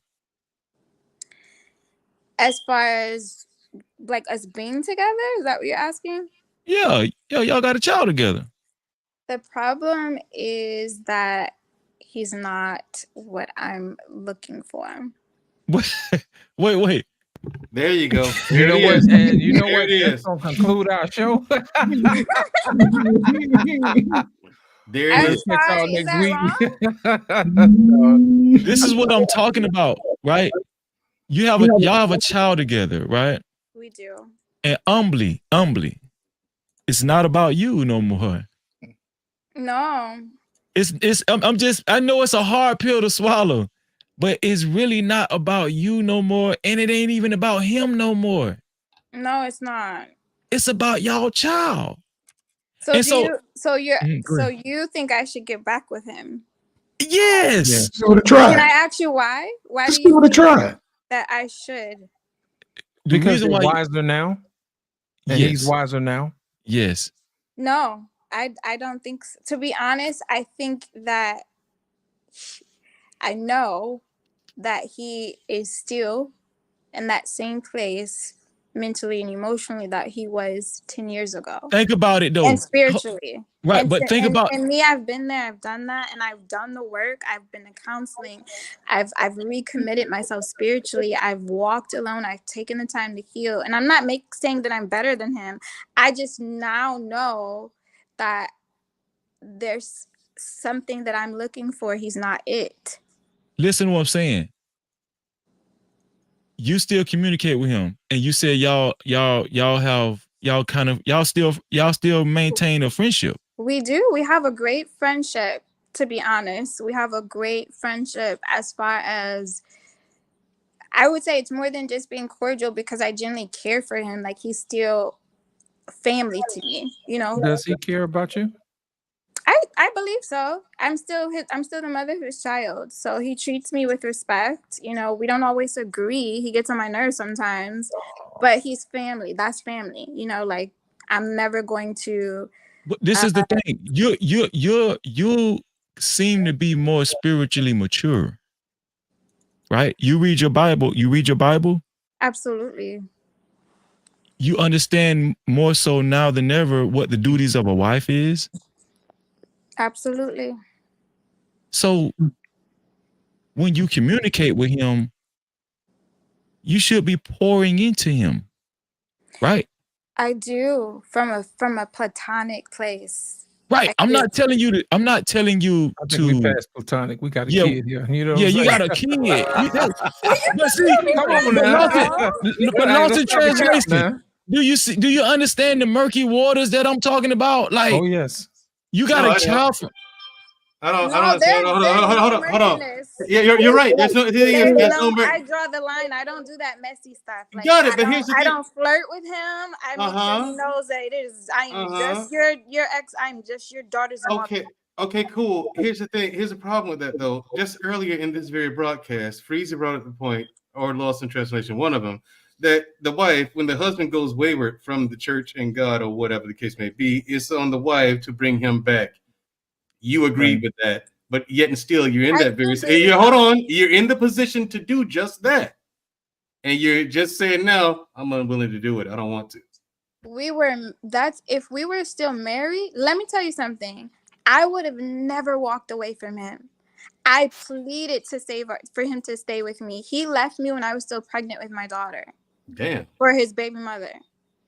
He left you for another woman? Yes, told me while you were pregnant. He told me 2 months before I gave birth to my daughter that he wanted the divorce. Oh yeah. He already had a kid before he met you. Yeah. He had a child a little bit before with the girl he was dating right before he met me. That aside, he left you for another woman while you were pregnant. Correct, and Jalissa, scratch what I said. Move on. I've already moved on. There you go. 10 years ago. But hold on, man. I agree. Mandrell, he really didn't leave because it took them like 7 years to get a divorce. Yeah. Freezy. I'm on Jalissa's side on this. No, he was just fucking his baby mama, dog. Why would he tell her he wants to leave then? Father, I genuinely care about his soul. I genuinely care. I want what's best for him. I love him. I will take him in if he's homeless. I will never want anything. That sounds like a husband to me. No, I view him as the father of my child. I view him as family. Hold on, wait. If you was my old lady and I heard you say that, I'll break up with your ass. Well, I'm single right now. Of course. No, listen what I'm saying. Listen to what I'm saying. The next man you get with, if he knew exactly what you just said, your father of your child, the type of love you're gonna have for him if he's homeless and all that, blah, blah, blah, right? I wouldn't even want to date you no more because I know that your heart is with it's not that. It's not tied to yes, that way. Okay. Let me just tell you something about Jaleesa. Jaleesa's a very caring person. I will give a stranger the shirt off my back. And so when you ain't gonna let a stranger stay in your house. Oh, I've done it before. Why would you do that? Because I'm crazy. I just love people. Yes, you are. I just love people. No, I met a homeless couple and the girl was pregnant. And she was I just do stuff that I probably shouldn't do because my heart's too big. I get it, but that's dangerous, Melissa. Huh? That's dangerous. You know what? Welcome I agree. to the show. I won't do it again. But the point is, when I speak of my daughter's father the way that I do, it's not because I'm still tied to him emotionally. It's just that I'm a caring person. And so for family, like if I look out for strangers, of course for family, I'm going to try my best if I can to be there when you're in need. However, my wife got a baby. My wife, when I was dating my wife, if she would have ever looked out for her child's father, it would have been it. Over. Well, that's what so as a single woman, I move a lot. Jalissa, hold on a second. TJ ain't got but a few seconds. Ladies and gentlemen, welcome to the show. TJ. Yes, sir. Go ahead and drop what you got to say, man. Can you guys hear me? Can you hear me clearly? We can hear you fine. Yeah. Okay. I'm sorry, guys. All the background noise. I'm at the work at the hospital, but I need to jump on and I need to say a couple quick things. And let me say this right up front. Jaleesa, I don't know nothing about you. This is not a judgment call from the stuff that I just heard. It's just an assessment and it's a teaching tool to our ladies out here. Number one, for a woman, separate out what the men do. I'm just saying as a woman.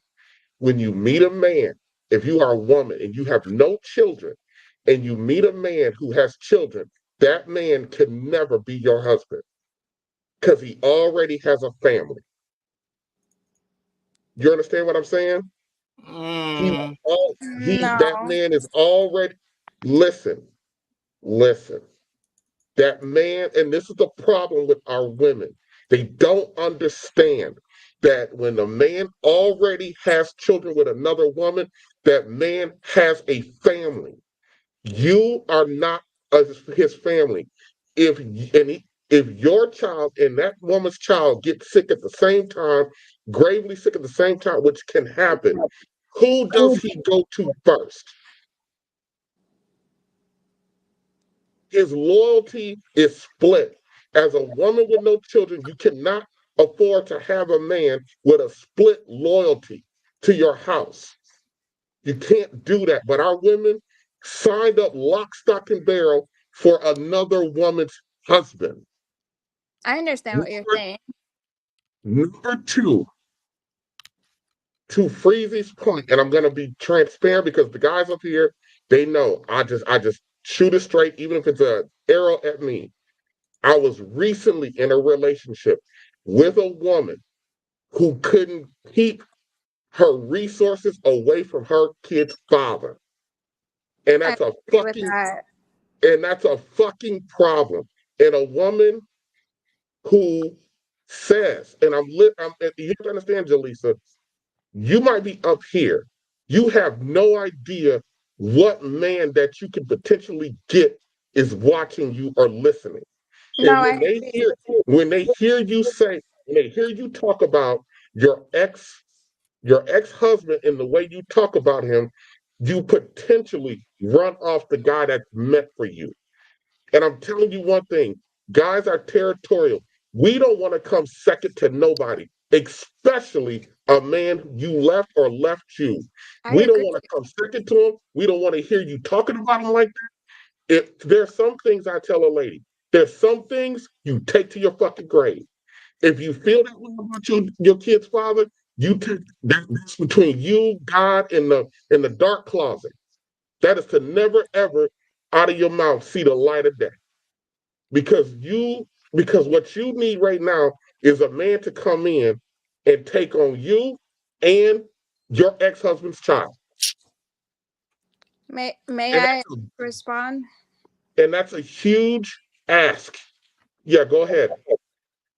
So TJ, I definitely agree with you in the fact that a man should never come second to anyone, not even a woman's child in a marriage. I think that you shouldn't. A lot of people idolize their children, like we were talking about earlier. So I definitely wouldn't expect my man to come second to an ex-husband. I would never ever put him in that position. Me, I'm speaking from a single place. Right now, I'm single. I've been single for a while. And I don't have a man. No one's claiming me right now. So, yes, if my daughter's father was on the street, I would take him in. Not because I'm telling you right now, not because I'm in love with him, because he's family. I would take him in just like I would take my brother in. Whoa, wait, he's wait. You just said it yourself, Jaleesa. He's what now? He's family. Ah, so TJ was right. She said that earlier. I said that earlier. Oh yeah, I'm telling you. Saying to you, Jaleesa. Well, when I say family, I mean like he's my daughter's father. I don't give a good. I don't give a shit. He's a grown ass man. If he's in trouble, you have to stand on your own two. You're a man. Stand on your own. When I get married, of course, I'm not going to Are you gonna make? Was that mentality? Are you gonna make it to marriage? Is the question. Jaleesa, and the problem is you won't even make it there. We don't, fellas, let me be clear. Me and my daughter's father do not have this super close relationship where we're talking on the phone all the time. We're seeing each other all the time. Like, we talk once in blue moon, and it's always about the daughter. It's always about the And Jaleesa, what we're trying to convey to you is none of that matters. What matters is how you feel about it in the current present. It doesn't matter. It's the mere fact that you will. And so even if I will what? You're willing to take him in if he gets in trouble. And see, you know what I mean? And here's the thing about that, Jaleesa. You keep saying, I'm single. You need to understand you're single. And so even though you might not be actively, I don't know if you're actively pursuing or actively open, but understand that when you are a single woman and you have another man's child, the way you talk, the way you move will determine the quality of guy you get. And if you want the kind of fella the kind of fella that you want, you have to listen to a whole panel of men tell you that the way you speak about your kid's father is problematic. So can I ask you guys, do you guys have kids? No, I do not. I don't have any kids. Do. You do? Okay, so if you had a child with someone that you're no longer with, and I don't know, for whatever reason, let's say they got evicted and they don't have anywhere to go, you would rather let them be on the street than allow them to sleep on your couch? I'm gonna tell you why. I'm gonna tell you why. Yes, I'm gonna tell you. You would let your child see their mother on the street. Okay, but this is the thing, right? This is why, if I was to take my child's mother back in my house, all right, TJ, appreciate it, man. All right, RBN. If I was to take my child's mother back in my house and I felt that way about her, I might as well go ahead and work it out. Well, no, I'm saying like as a single person. And listen what I'm saying. Listen what I'm saying. If she left me for her baby daddy, and we eventually got divorced because of it, my child mother could be caught in a fucking hailstorm, and I wouldn't take her ass in. Understand? Like, here's the thing. We just We're not. Here's the thing. have different opinions. Well, no. What we're saying is we're not going to feel good about it, and we're not cold about it. However, I can't do that. I can't allow myself to do that. You know what I'm saying? Because actions have consequences. That's right. And now, because of your actions or his actions in this case, he's made things infinitely more complicated. Okay, like say if you meet a guy and he's like me or Lost in Translation or any of us on this panel, and you even bring this, hey, my baby daddy, he's in trouble. You know what I'm saying? He needs a place to stay. Your point. You know what I'm saying? And then we get here's the thing. We look at it like this. He's a grown-ass man. Every grown-ass man got to stand on his own 2 fucking feet. You got yourself in that situation? Cool. Get yourself, it's messed up, but now you got to get yourself out. This is my family. Hold on. This is my family now. You're my wife. Okay? You are just the father of her child. That is all you are. You're not family. Yeah. No, I understand that. Like, that's why I said if I was with a man, it would be a totally different narrative. But I'm a single woman. I don't have a man who I'm going to value my man's feelings and everything and that. So I'm not going to do that. But I don't have a man. Nobody. I live in this big old house. Why would I allow my daughter's father to be on the street? Like, his well-being affects my daughter's well-being. I'm thinking of it. I'm thinking of my daughter essentially because if that's the case, if something happens to her father, she's now fatherless because he's on the street, and I could have aided him. You know, it's just like, why I would want him to extend the same courtesy. If I'm out here in the on the street and I got put out of my house, I have nowhere to turn. I would want him or a friend or anybody who claims to care about me, and I think that of all people, the parent, the mother or father of your child should care about you. Right, but if he got friends, why don't he call and ask them? And if they say no and his parents say no, all them people said no. That tells me I don't want that nigga in my house then. Hell no. Nobody's gonna come to help him. And I'm gonna bring him in my house. That's an extreme example. I was just saying, hypothetically speaking, if he had nowhere to go, I wouldn't just leave him on the street. You understand? If you marry, you're going to listen.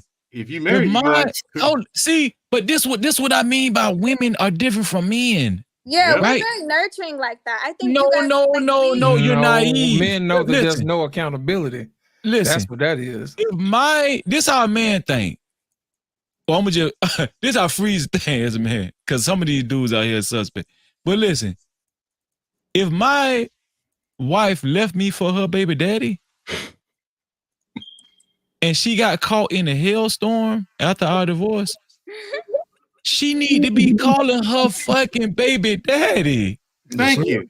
So here's the thing: the chick he left you for, that's who he needs to be calling to ask for a place to stay.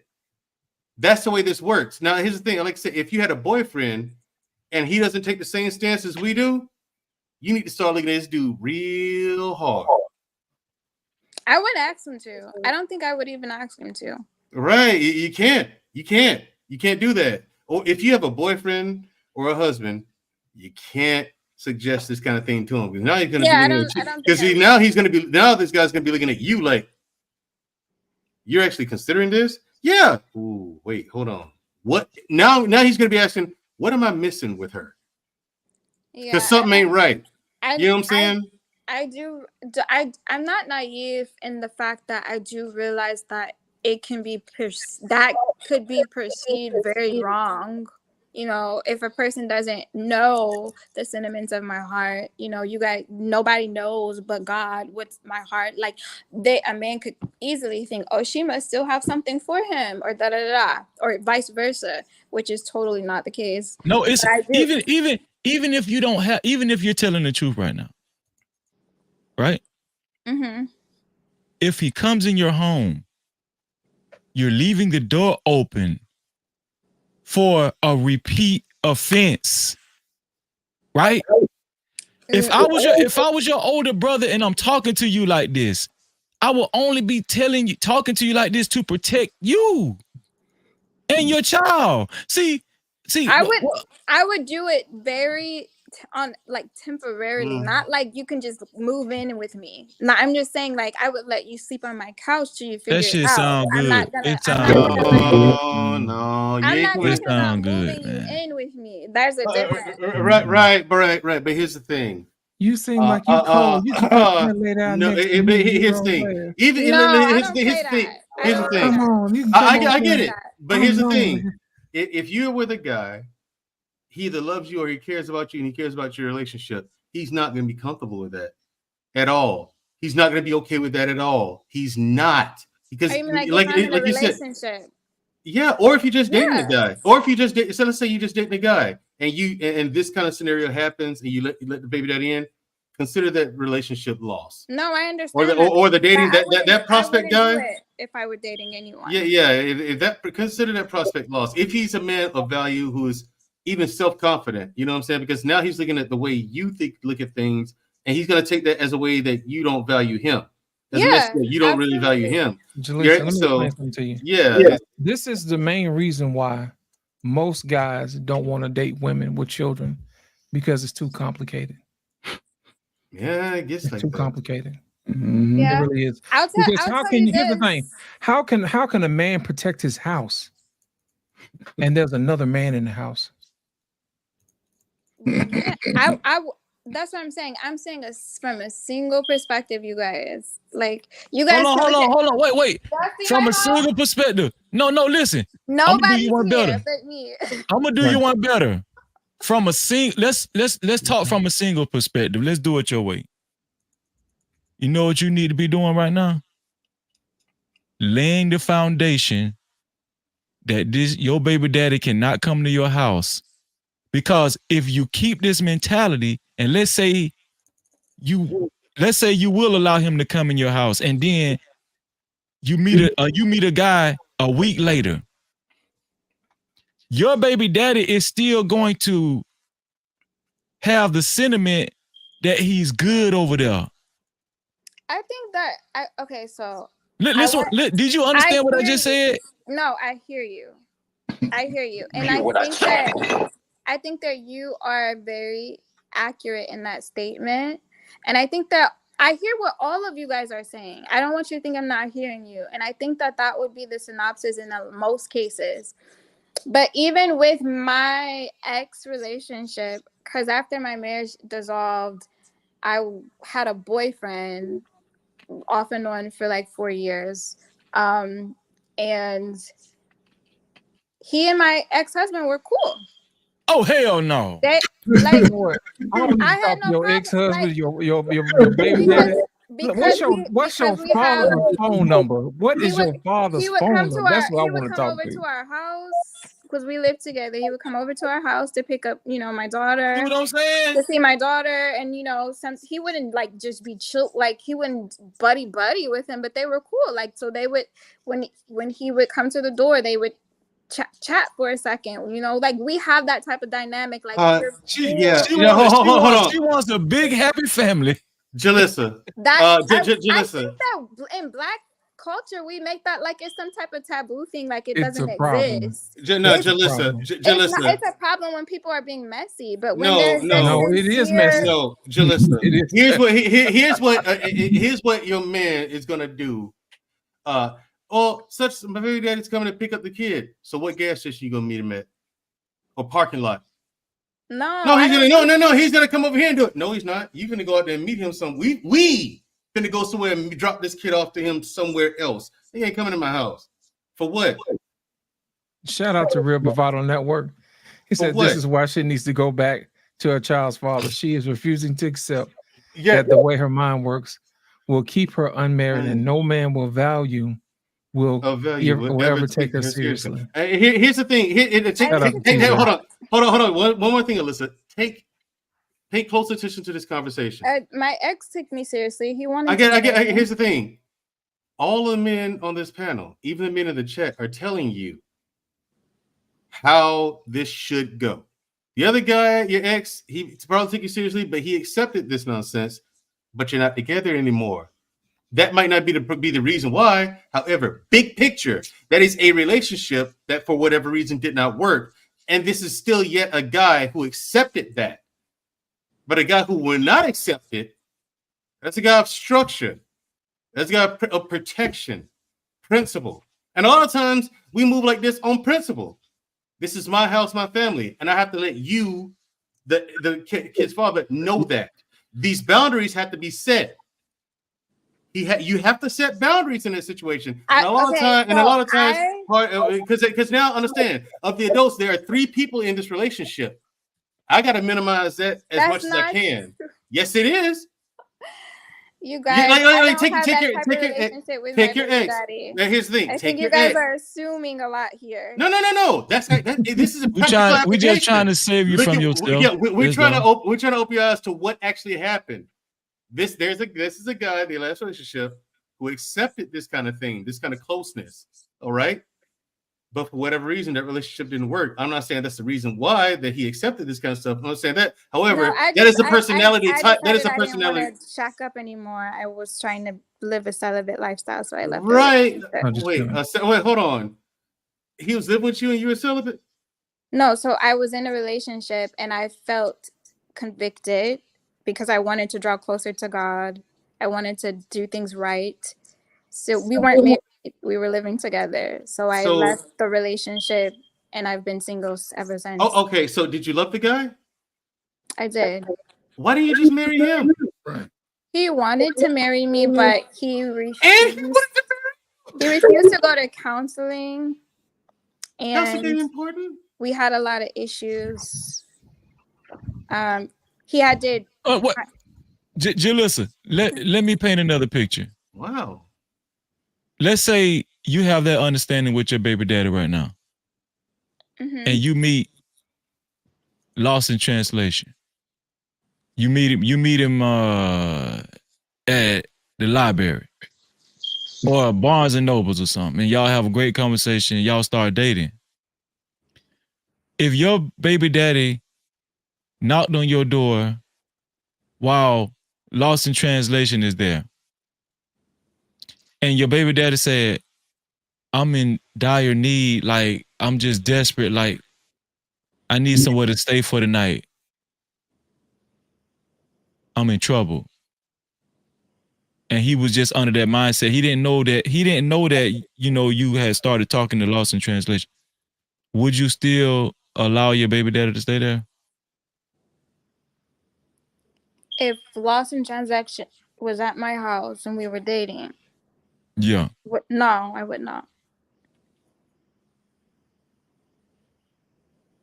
Why not? Because I think that it would be disrespectful to a rapport I'm trying to build with Lost in Transaction. I would.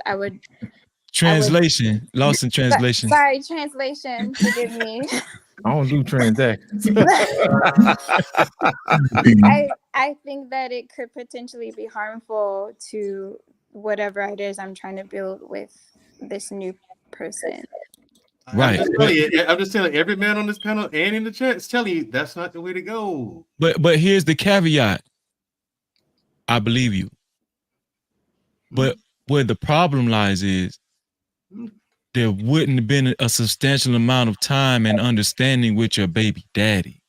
And it could potentially cause a disruption or heated conversation between your baby daddy and Lost in Translation. But how you could have stopped that is set boundaries before you even met Lost in Translation. And this is what we're trying to get you to see now. That's what the other guy was saying, that your boundaries are too loose right now. And that's what we're saying, okay, you need to, if you want another guy of value. Mandrell, this is a thing. Mandrell, this is a thing. She thinks that she is in control of the whole thing and she's not. Oh, that's right. And you're not. No, you're not. Well, I think, okay, so I think you guys probably have this idea of this person, but that's not what it is. Like my baby daddy would never make a thing of that. Like if he came to my door. Really? Yeah, he wouldn't. He would. Well, now, once upon a time, you thought he would never leave you for his baby mama. You can't speak for a man. Yeah, you can't speak for a man. And especially given what he did and the way he left you, you can't put anything past a person like that. He left you for his baby mama. Ma'am. I don't think Hold he would on. get upset because he Madam. couldn't stay at my Hold on, house y'all. when Shout I have out to like a man there. Shout out to Madam. Elevated Mind Healer.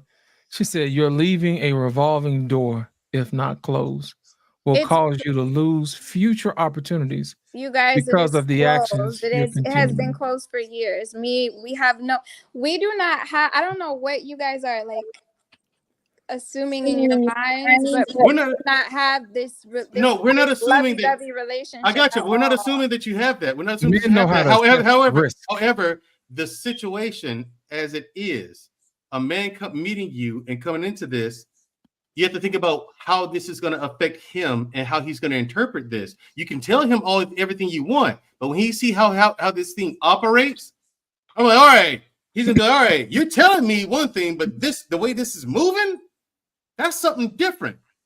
And so one thing isn't like the other. Your word versus practical application. That's what that's what the new guy's gonna get confused. My baby dad, in 9 years, my baby daddy has never tried me because he knows I don't play that. I'm a woman of integrity, you guys, and I'm a woman of my word. He knows I don't play. Like, fair enough. And it might not be enough. There's no spending the night. There's no flirting. There's no Gotcha. finding me. Don't Here's even the talk thing. to me crazy. Here's Like, the thing, though. Here's the thing, though. Once the new guy coming into your life, here's your story with him, and he hears the new guy hears how he treated you. The new guy's never gonna trust him. So in the spirit of protecting you, he is going to set some very firm boundaries. Okay, and one of them is probably going to be like the ones we're suggesting to you or saying. That's why we're saying, like, yeah, this is probably for a guy that you're looking for. This is going to be a problem for him. But I believe that my daughter's father and I have a mutual understanding. Like, he doesn't even. I don't even think he would do that if he knew I was in a relationship. I got it, but here's what you're doing. You're doing the same thing I mentioned that women do earlier, right? You're not listening to what the man is telling. The new guy is telling. You got every man up here and in the chat. That's why I keep pointing it out. Think of us as potential guys who could that you are potentially meeting. All of us are telling you, as new guys coming into your life, this is a problem. I think hold on. Shout out to Big. Hold on, y'all. Shout out to Big Bad Bull. I know. Okay. Let me go ahead and get the super chat out the way. Shout out to Big Bad Bull. One of my exes asked if she could let her daughter's father move in from out of state while he searched for a house to relocate. He said, "I broke up with her." Yes. You asked me that dumbass question. Yeah, right, Big Bad Bull. You know the Big Bad Bull. Don't even right.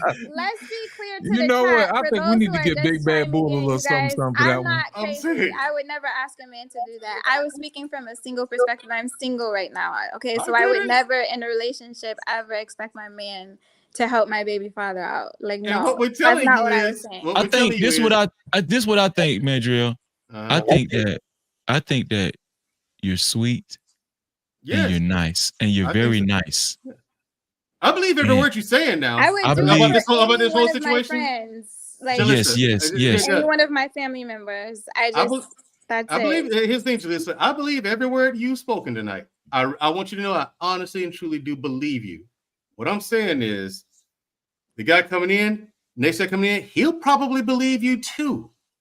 But he's still not, there's nothing you can say to make him comfortable with how this operates. He's not going to be comfortable. I wouldn't expect him to be. Can I say this? I wouldn't even let the situation get presented to him. Well, there you go. Hold on a second, please. I'm going to go ahead and get this super chat music out the way. Go ahead. I want to make sure we get these people their money's worth. You know what I'm saying? Thank you guys for the super chat. I'm going to give y'all the Reverend good joint.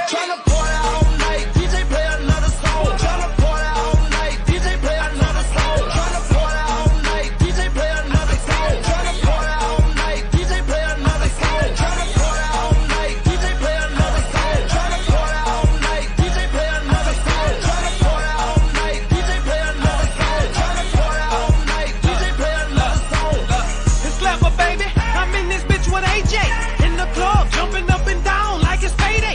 Party all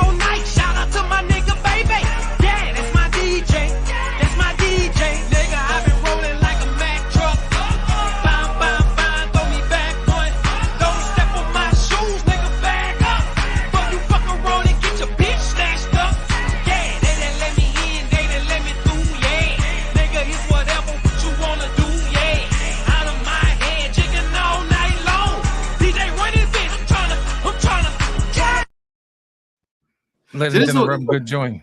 So this is why men don't go to church anymore. Look at that. Ball freezing.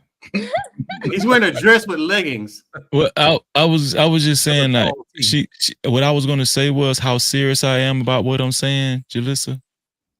I'm not telling you nothing that I didn't exemplify myself. When I met my wife, she had a 2-year-old daughter, and I didn't take her serious, right? But when we started talking, I noticed in the very beginning when she always used to bump heads with her baby's father, and they used to argue on the phone. And I actually told her, if you're going to continue to do this, you ain't never got to worry about me again. And I said, I don't even want you talking to this fool.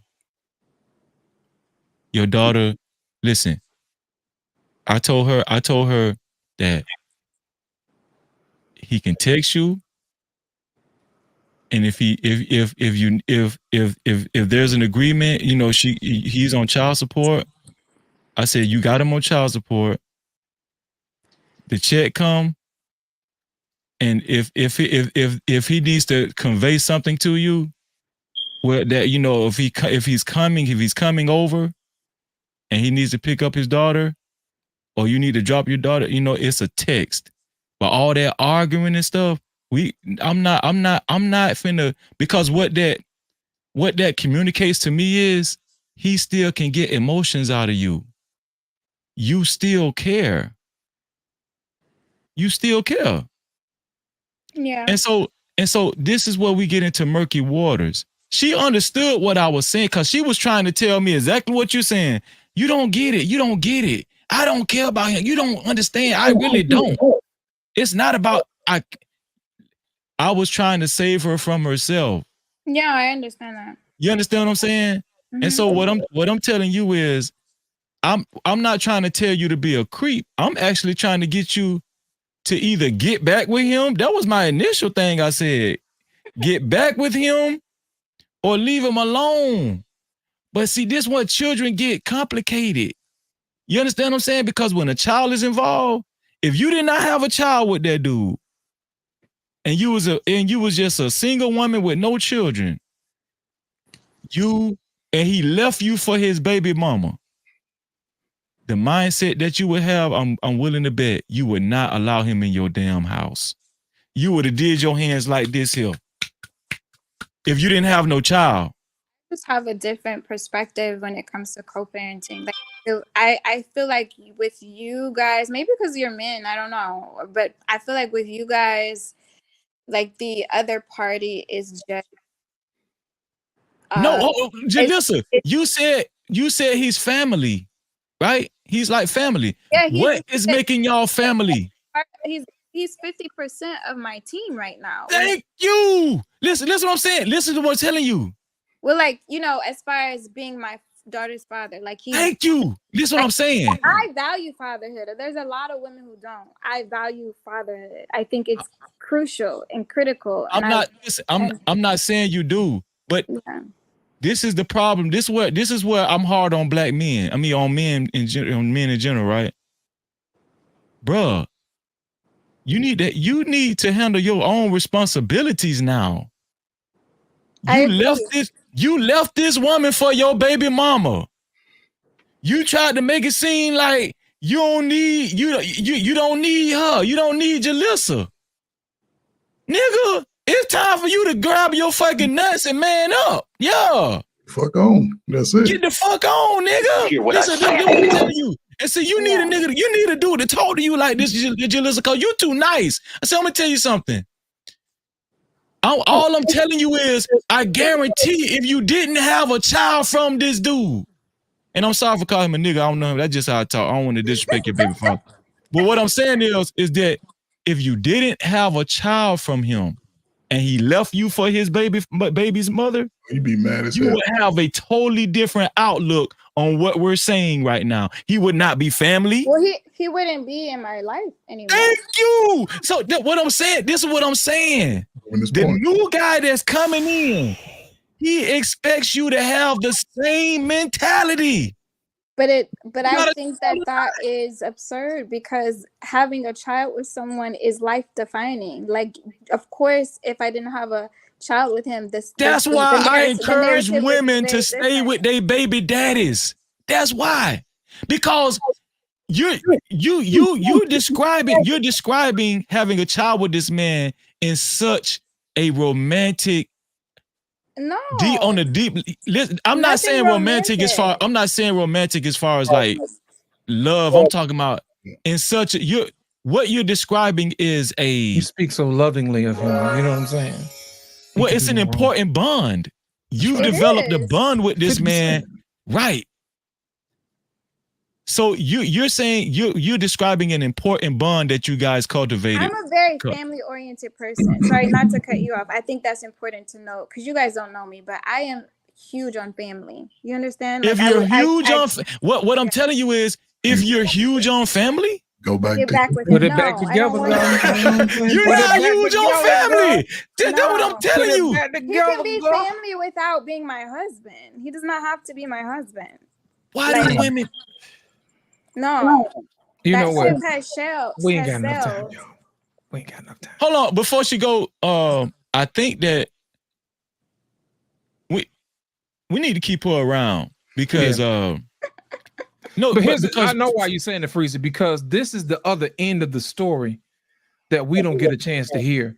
We hear the horror stories, but now we get to put a face to it. You see what I'm saying? Am I not right, Trey Ferg? Don't tell my story a horror story. It's not. No. We're not saying your story is a horror story. We're telling you that other women tell us your story, and that's why it's not unfamiliar to us, because we've heard it so many times. That's all I'm saying. Yeah, and just for the record, he's never came to me for anything like that. I think his pride wouldn't let him, to be honest. His ego wouldn't let him, to be honest.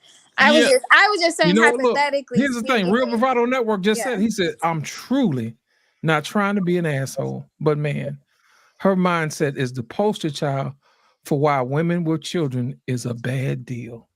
I think that's an insecure statement. Hear what I said? I said that a minute ago.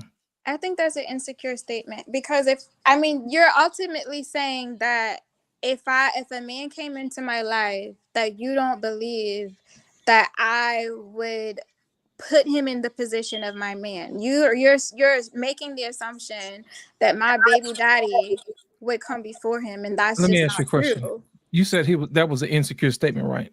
Yeah. What would make it secure? What would make his statement secure? No, you said his statement was insecure. Give us an example of what would make him feel secure. If he was my man? Yeah. I already told you, like, my man wouldn't have to worry about that. But how would he be secure knowing that there's another dude sleeping on his couch? But again, you guys, I was speaking from a single woman. There's no way. Hold on, wait, Jalissa. But before you go, way that I would do that if I lost in translation. I got one more scenario, please. This gonna take 10 seconds. I think that's what the people in the comments are not understanding. I was speaking from no man in my life. There's no man in my life at all. What about this? You start dating Lost in Translation. I'm sorry, I just like to use Lost. He's Lost in Translation, the perfect specimen right now. You start dating Lost in Translation. Okay, now let's just say after about 6 months, 8 months, you and Lost in Translation get into a petty argument. Y'all have a breakup. Mm-hmm. We know how breakups go in relationships, right? 3 weeks later, you could be back together. A month later, you could be back together, right? Mm-hmm. In between, after that breakup, you're saying that you're single, but you still think you're saying that you're single, right? If your baby daddy needed somewhere to come stay in between that breakup, and you don't know if you're gonna get back with Lost in Translation or not, would you let him come? No, absolutely not. Why not? You're single. Well, because if it was just if it was a breakup, but if I don't know I'm done for sure, like it's a dead deal, then no, I'm still treating him with that regard. I'm still moving like he still has my heart. If he still has my heart, then I'm not going to open space for anything to be misconstrued or for any boundaries to be overstepped. Like I'm going to still regard him as somebody who's potentially in my life, so I don't think we're understanding what I'm saying right now. I literally have no breaks. I'm not on a break from nobody. I don't have nobody I'm talking to. I don't have nobody I'm dating. I don't have not what are you calling people? A freaky link? What do you call it? Sneaky link? Sneaky link, yeah. I don't have none of that. So I was speaking from right now, like if my baby daddy showed up on my doorstep and he didn't have nowhere to go, I don't even know how we got on this subject. I really don't. Shout out to R-Pain. Shout out to R-Pain with the $5 super chat. It says, Jalissa, if your new man hears how you talk about your baby daddy, he would never accept that kind of access, especially emotionally. But that's what I'm saying. He would never have to. Wow. Because I think I said this. I think I already said this. It would never even get to that point. You guys are not hearing me. If I had a baby mama, and I knew that I could come stay with her if I needed to, man, I'm gonna make up with her. I might have the leisure to make up with her whenever I want to. I might tell you in the kitchen while you cooking breakfast for me in the morning, cause that's what you're gonna do, cause you nice like that. When you serve me my eggs and my turkey bacon, guess what I'm gonna do? I'm gonna say, Jalissa, I've been thinking. You guys. Hold on, wait, no, listen. I've been thinking, Jalissa, you're the mother of my child. Y'all don't think he's had that conversation with me? Y'all don't think I've heard those words? Y'all don't know me. No means no. Like I cut that cord a long time ago, and when I move on, I don't. Hold on. Back. So wait. So he tried to have that conversation with you? Yeah. He tried to get back. Wait, he tried to get back with you. He know he messed up. Wait, no. See, this is good. He tried to get back with you. He's not trying to get back with me now. I'm saying I have heard that. He tried to get back with you in the past. Yeah. And you rejected him? I sure did. Well, okay. I won't say I rejected him. I don't like the way that sounds. But you turned him down. Okay, so he did not. My ex-husband's a very prideful man. He did not just come out and say, I want to get back with you. He said, like you said, I've been thinking, what would you say if, or have you ever thought about that type of conversation? He was testing the waters, baby. He was testing the waters, man. Right. Yeah. So, but for me, I know what I want. So I don't. At least you tell the truth, man. Yeah. For real. I respect you, Jalissa, but at least you tell the truth. But if he would have dressed it up the way you as a woman would like for it to be appreciated. Cause it seemed like all you want to do is all you wanted was to be appreciated as Jalissa and his baby's mother. You don't feel like you've been appreciated by this dude. And if he would have came at you the way you would have approved of, you would have been with him right now to this day. To this day, I would have never, even after he cheated on me several times, I would have never left his side. Like I'm a loyal person. I'm very loyal. And he left me. I don't believe in divorce, to be honest, because that's how I was raised. So I told him if he didn't want to be, he had to be the one to file, So he went through all of those things to leave me. I was not even trying to get divorced. Even if he told me he didn't want to be with me, I told him he had to be the one to file. So I have suffered enough, you guys. That shit fucked you up. I feel from it, but it hurt a lot. Yeah, I know it did. I can see it in your hold face no now. remorse in my heart towards him. I have no bitterness to him. Obviously, if I'm willing to open my doors, if he's on the street, I don't want any harm to come to him. He's the father of my child, but I don't want to be with him. I know what I deserve. I've been there. I've done that. I've subjected myself to a love that was less than, and now I want better. My biological clock is ticking. I don't have time to be playing with somebody. I want to be happy. I want someone who's going to lead me in the fear and admonition of God, who's going to lead my children in the fear of. Let me ask you something. This is my last question. Do you still have love for him? As a person and as a family, yes. But if you're talking about romantically, not an ounce, not even a little bit. I don't look at him that way. I don't see him I see him as a father of my child, and that is all. Shout out to Big Bad Boy one more time. He's making it rain. Jalissa is like most baby mamas that have great baby daddies. My ex-wife would do anything I asked at the drop of a dime. She will forever love me. I don't know about that. I'm not going to do anything he Shout asks out at the to the drop of a love dime. of Big Bad Bull. Appreciate it, brother. If he needed some money, if he was in dire need of some money, would you help him out? No. Not if it's not for our daughter. I mean, if it's something like for our daughter, of course. No. Of course. Let's say if he got locked up and he needed to get bonded out, and you was the only person who number he had, would you bond him out? If I had it, sure. Mm-hmm. I ain't gonna keep doing this, man. Hey, I'm just saying. Hold on, man. I got something for you, man. Ladies and gentlemen, it has truly been a pleasure. Maybe I'm just naive. Talking to Jalissa. Maybe I'm naive. I don't know. But I would hope that if I got locked up, that somebody would bond me out, that he would bond me out. If I had nobody else, he would not be the first person I came to.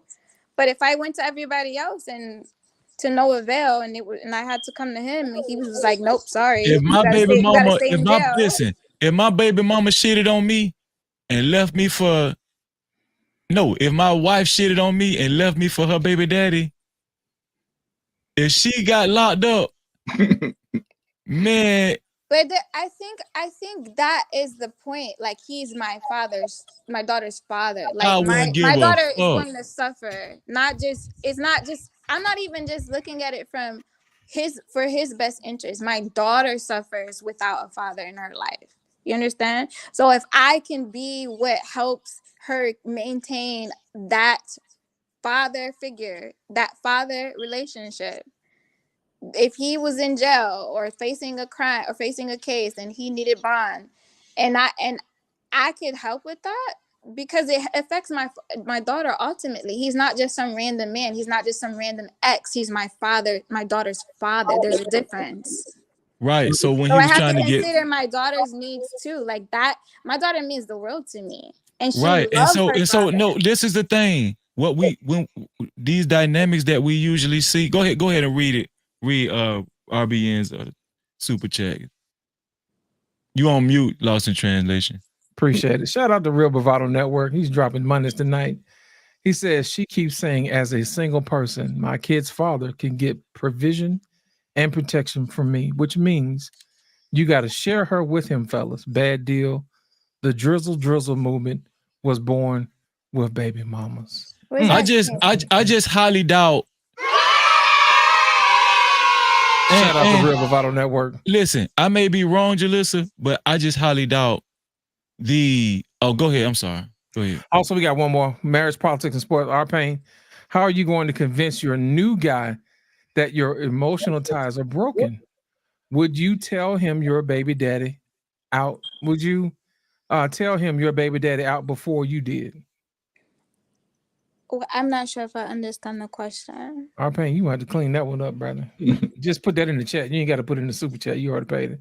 would you tell him your baby daddy put before him? You did. I don't get that one. Our parent, you got to put that one in the chat, bro. So I think I'm gonna take a stab at it. I'm not sure if I'm understanding the question. Correct me if I'm wrong, but I'll try to answer. So if I was involved, Bail with him out. He said, bail him. Would you bail him out? Yeah, before you did it. Would you tell him your baby daddy bail out before you did it? Right. Would you go to him before you bail the baby daddy out? Would you go to your man and say, hey, I need to bail him out, or would you just do it? So you guys, I'm still speaking from a single woman's perspective. So right, I get it. If I was in a relationship with a new guy, then I might not even, I think it moved very differently. Single Jaleesa versus not single Jaleesa, we are two different people. So if you was in a relationship, that's still your baby's father, is he not? It is. And so I would genuinely be concerned of his well-being because his well-being affects my daughter's well-being. So, but now I'm not just in a relation. When I'm in a relationship, it's not just my feelings that matter. It's my partner's feelings too. Right. So, but you said earlier you've had a dynamic where your boyfriend and your baby's father was cool. I think the reason why it was like that, and this is just my humble opinion, I might be wrong, is because that's how you would like it to be.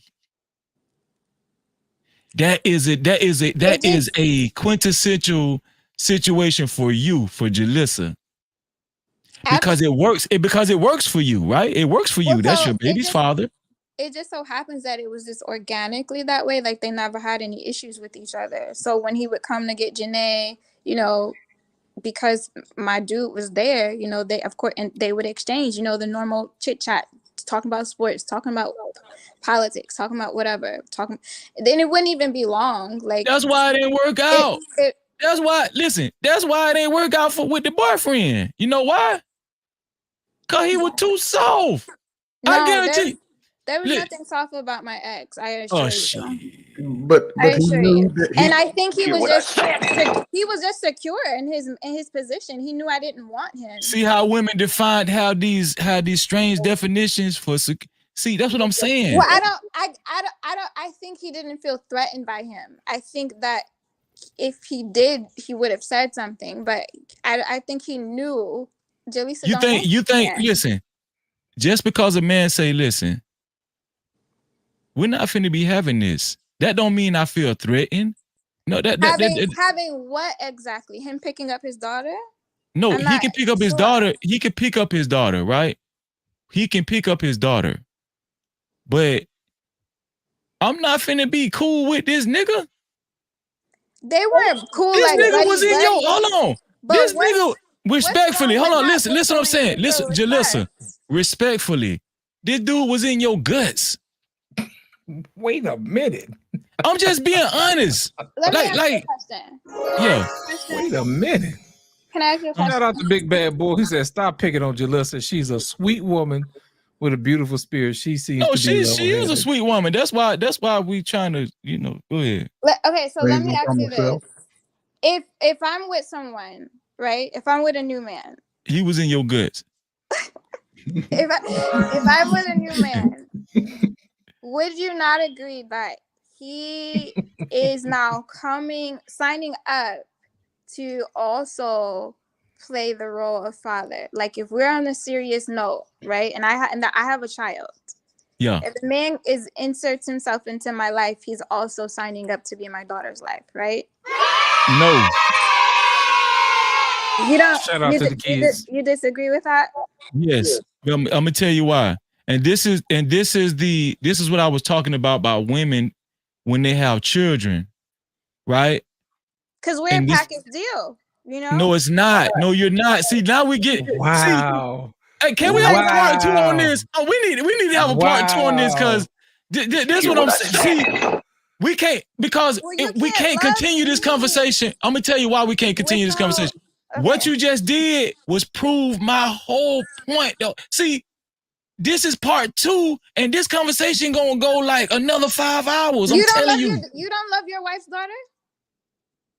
Of course, I got love for my wife's daughter. That's not your child? Listen, what I'm telling you Is that not is your stepdaughter? now she is. Exactly. No, That's listen what I'm my saying. point. Listen to what I'm saying. What's he married her? But for a long Put the ring on time, that thing, didn't it? for a long time, it wasn't like that, and I made that clear. No, okay, I think you're misunderstanding what I'm saying, because I totally agree with you. Like the example that you said, oh, I go on this first date with this girl and she expects me to buy her kids food. I'm not talking about first dating. I'm talking about you guys are exclusively in a relationship. You're courting for marriage. This is serious, right? Yeah. Okay. So me and my ex, we were together 4 years. We lived together. We bought a home together. We were serious. So why Okay? why you ain't married? So I told you. What was the reason again? I wanted to, well, I don't think I did tell you. I told you why I left. But the reason I didn't marry him is when we met, he had just got out of prison. Oh shit! Damn it! You know what? We grew up together. Hold on. You see why Hold on, wait a minute. I wasn't ready for that. Let me tell you something. Kevin Samuels would have a field day with you. Not only do you have the smoke alarm, you straight beeping. Not only do you have the smoke alarm that's beeping, you guys, got the package deal. You got the man coming out of jail. Wait, I promise you, I know Kevin would have had a field day with that. I know it sounds bad. That's why I'm telling you. Like, Sounds. I know it sounds bad. Like, it is bad. I'm not making any excuses for myself. I told you guys, I went through a lot, right? And you do. And that's you know what, listen. I'm gonna give you what Kevin Samuels would And have you gave do. you. No. Hold on, I'm gonna give you what Kevin would have gave you. Hold on, wait a minute. Okay. You know what? Don't do that to me. Don't do that to me. I'm gonna give you one more time, and you do. But okay, let me give you some context. Is that okay? Can I give you some Context. Okay, all right. So, one more time. Okay, Hold on, shout out to Real Bravado Network. She said, no, this bad deal is hitting us with the package deal. I told you. Shout out to Real Bravado Network for another $10. You and your child is not a package deal. She's I'm so not sweet, married man. to other man's kids. I'm with you. You don't get two fathers for your kids. Our women are out their damn mind. Shout out. You guys to RBN. Go ahead and finish. Go ahead and finish. Here we go. Money talk. Here comes the money. Damn. Go ahead, Jalissa. I Go want to ahead. make my thoughts clear, so Okay, there's go no ahead. room for assumption. Okay. Yeah. So when my marriage dissolved, I was very broken. I was very hurt. Right. You guys, I told you guys how that played out. And a friend of mine that I grew up in the same, our families grew up in the same church together. He did a 16-year bid in prison. And he happened to when he got out, he happened to live in the same neighborhood that I lived in. And me being the caring person that I am, I just began to try to help him, look for work. You say he did 16 years? Yeah. Okay. I just began to help him try to get reacclimated into society. He didn't know anybody in the area. I started helping him, try to look for jobs, getting programs, stuff like that. Eventually, he was shooting his shot, and I didn't want to get in a relationship because I just got out of a marriage and I didn't feel like I was ready. But he was very persistent. So he wanted some coochie. We got him. No, I'm sorry. Go ahead. He genuinely. Well, yeah, that too. But he. I know. Yeah, but yeah. Long story short, we began to the friendship turned into a relationship.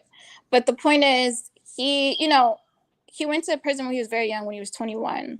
So when he got out, I was the first real relationship that he had. So in a prison environment, it's very hostile. You have to have a lot of aggression. You have to protect your space. You have to, all of these things kind of like take a toll on your character. So he became very temperamental and aggressive. He had this aggressive nature, and I'm a very sensitive person. So the communication was different. Like he was very hyper animated and temperamental in communication. So we had a lot of communication issues. But I gave him grace for that because I understand in a prison environment you're dealing with all this testosterone and masculinity, and you don't really know how to embrace the female. Jalissa, stop. You shouldn't have gave him grace, and you shouldn't have gave him no coochie. You're right. You're right. all But that I was built up vulnerable, frustration and and I was young. masculinity. I was vulnerable, and I did. So yeah. Wait, hold on. Was he vulnerable or were you vulnerable?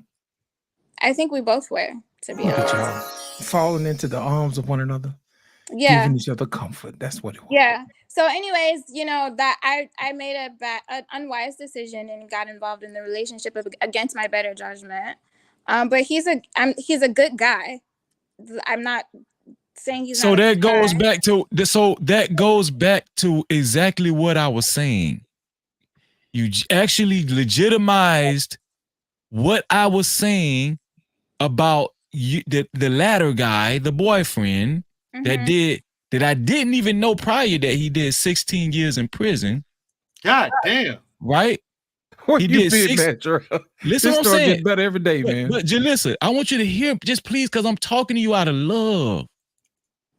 I'm not trying to shit on you right now. I'm really listen. Well, this was years ago, guys. No, I get that. I get it. I get it. I get it. What I'm telling you, and I'm not judging you right now. This is good. What I'm telling you is that now I see why he was cool with your ex-husband. I see now. Why? Birds Because of a feather flock together. thank you. And I'm gonna tell you another thing. His decision-making skills was not all that great. Right. Very limited. Yes. He did 16 years in prison and was subjected to somebody telling him when to eat, when to shit, when He was a kid though. He was 21. That's a grown man. Grown man. Yeah, that's a grown That's a man. grown man. I'm with Trey. The kid is 17, 18. Shout out to the kids, you know what I'm saying? It was honestly an unfair case, to be honest. But I don't making excuses. No, I'm gonna tell you, but I'm gonna tell you what the beauty of it is. You're a good woman. Yep. You need guidance. Well, that's what I used to make poor decisions in men. That was what I was trying to explain to you guys. Like I have been single for some time now. So that's why when you said get back with your ex-husband, I'm like, no, because I know better now. You know, like I don't look for this. If you know better now, you would not let him come to your house and stay the night. That You was make a it. hypothetical You hear what I said? situation. I So said, So I said if he needed to, Fuck what he need. Exactly. Fuck that nigga. What he need? Let him go get a hotel or go find someplace else. He ain't coming. These are all your big brothers. No, He's he's not your responsibility. No, your problem anymore. Listen, Get that shit out. The reason why we're trying to help you is because this is the story that we hear from so many other women. Oh my God. So many of them. And we're trying to help you women. make better decisions. And we're like, no, he's a man. We're trying to help. We're trying to figure out exactly right. the anatomy of a relationship like this. Like move him in. So you're saying like even one night I No, we're talking about the whole process. How you get caught in the sticky trap. You know what I'm saying? A lot of women get caught in this trap. I would and they never have get no caught idea. in a trap with him again. Yeah, you would. I'm not saying again. I'm not talking about again. I'm talking about from the very beginning. No, from the very beginning. No, that's what we're talking about. I'm not easy, you guys. I'm not that easy. We're not. We didn't say. Look, we didn't say it was easy. We're not saying you easy. Here's the thing. If he tries to get back at you like that, he know it ain't gonna be easy either. But he wouldn't try. Because he already knows it's not. Bring him over. Let him come on over. I tell you what. Here's what you do. Invite him over to your house, and when he gets over there, try to come on to him. See if he rejects it. I wouldn't do that. What? Hey, Man, he gonna come in there with why them not? gray sweatpants on. Talking about Ain't some, it? Ain't it? girl, you Ain't know it? we got a kid together. Quit playing. He'll take We it. got No, history. if I came on to him, of course he would. Oh, there you go. I'm saying There if you go. but he knows I don't want that. I'm saying he would never try me. No. He's So, not gonna I don't- try me. Here's the thing. If he would take it if you offered it, no. Shout out to RBN, man. Spend his car insurance money. No. If he's a guy who won't turn it down, then no. Mm-mm. And again, what we're trying to get you to understand, is we get it that we believe, like you said, we believe everything you say. You don't want him this and Yeah, that. the better choice would be to get him a hotel. I agree with that. And that's going to be his only. Shout out to Big Bad Bull. I was making an Better extreme choice. hypothetical. Get a hotel. We get it. I don't even think he would even come to me on that. Fair enough. But here's the thing. What we're trying to get you to understand in that hypothetical is how to prepare yourself for the next guy coming in mentally. Like what kind of decisions to make, what to expect, what that guy's going to expect, and why he would make those kind of decisions. Okay? It's not out of jealousy or insecurity. Protection is what it is. And you have to allow your new guy to be protective of you. And I would. He wouldn't even have to be, because this wouldn't even be a conversation. I told you that. You got divorced in 2022. That's when my divorce finalized. Yes. You had sex with him after that? Never. I haven't had sex with him since 2015. Ooh. Okay. That's a plus. That's a good. Yeah, it is. That's what I'm trying to tell y'all. It's not even that type of party. I promise you. Oh, no, here's the thing. No, we believe you, and it ain't you that we don't trust. Right.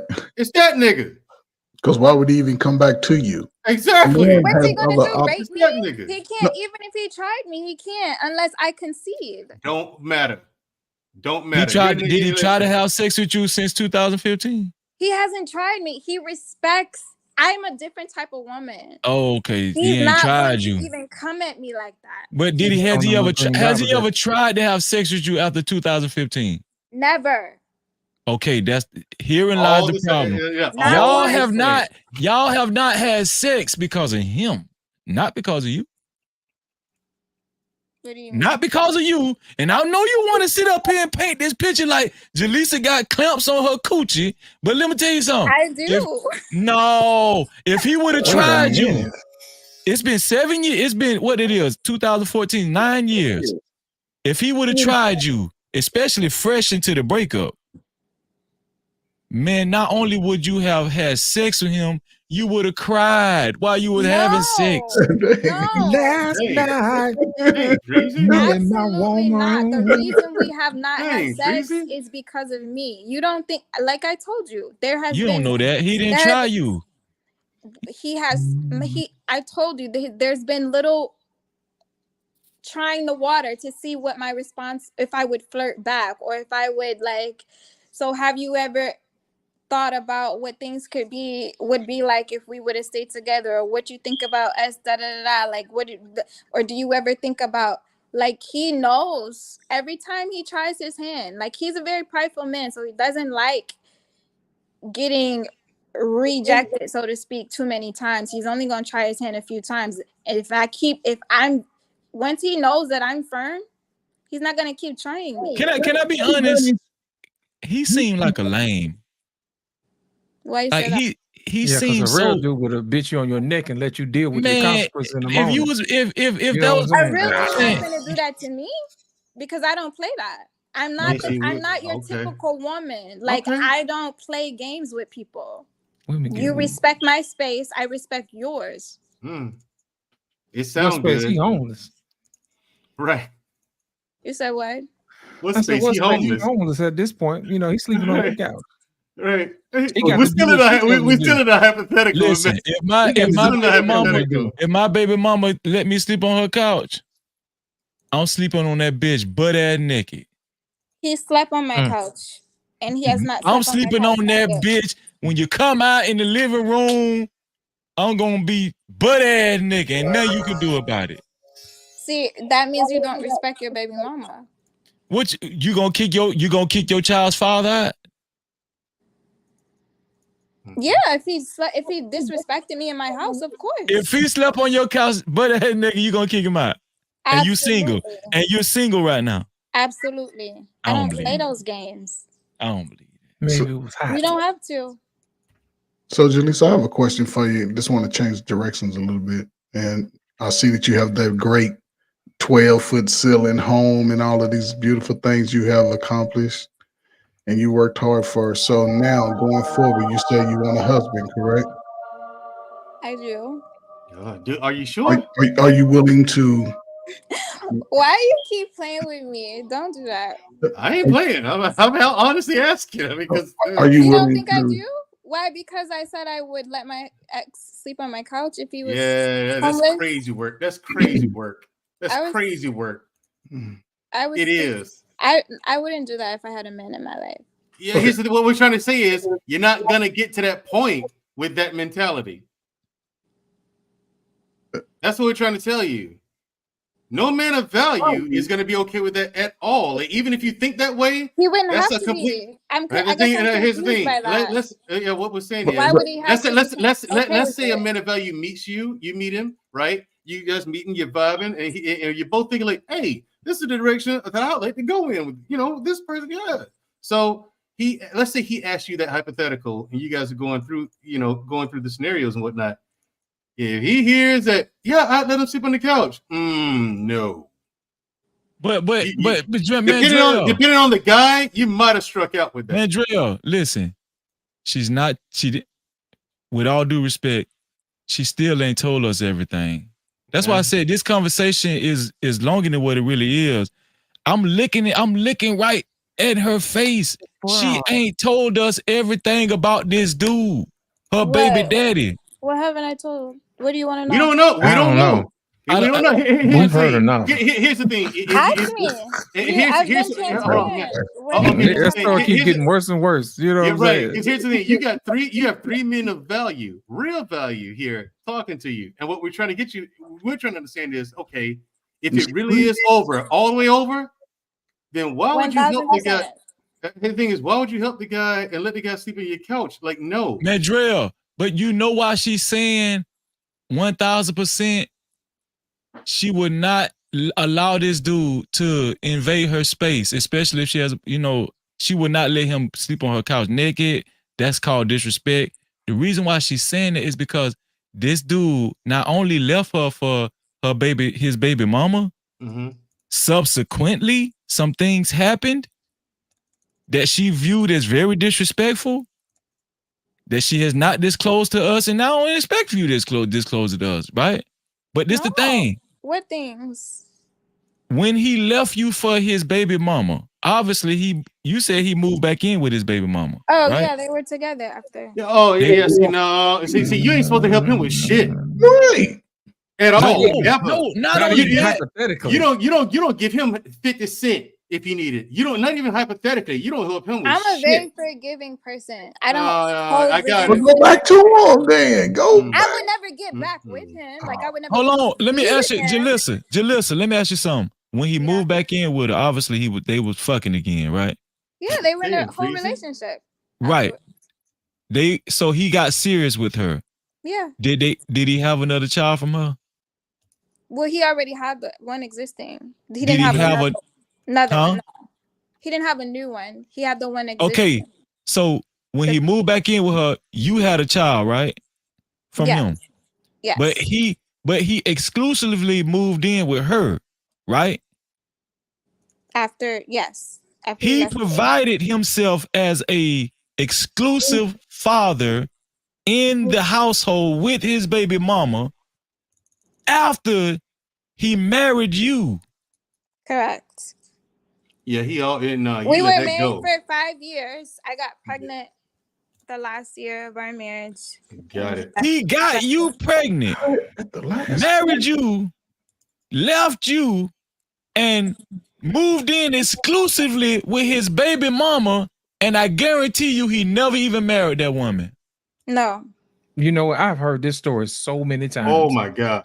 I have heard this story so many times. Shout out to Anissa. Anissa, I tried to told you that 50% of the men ain't out here making these kids. It's the 18% That's making 70% of the babies. That dude is a fucking lame, a creep, and them the niggas that be making niggas like Freezy, Mandrell, Trayford, and Lost in Translation look bad. You guys, Yes. I don't want to disrespect him on live. I'm sorry. That's all right. You still covering for it. You're right. No, but it's the thing. It's the thing. You need to. You This need the to whole warn thing. other women. This the thing. You need to sound the alarm. You know what Yes. That's the guy. Here's the thing. I get you have a harder goal, and Jalissa, you have a harder goal. You better I'm a different type of person. Like on my worst enemy, I wouldn't disrespect them. Like you could stab me in the back, and I wouldn't. But you wouldn't even be disrespecting him. You will be telling the truth. Right. You're just There's a difference. Because out of respect to you, we're holding our tongue of it as to what we really want to say because about he's it. the father of my child. He's still my daughter's father. So I still. That's why. See, that don't mean shit. He's To just me, gaining it does. protection. He's No. gaining protection. Here's the thing, but to him it doesn't. I don't Clearly. define the way I treat people based on how they treat me. No, you don't. He treated you like absolute ass. No, butt that's what I'm cheeks. saying. I don't. And you're giving him benefit of the doubt. That's what I'm saying. I don't let how people treat me define the way that I treat them. But you just said you did. No, I said I don't.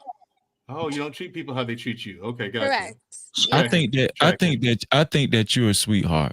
I really do. And I think you deserve. I honestly think you deserve better than that.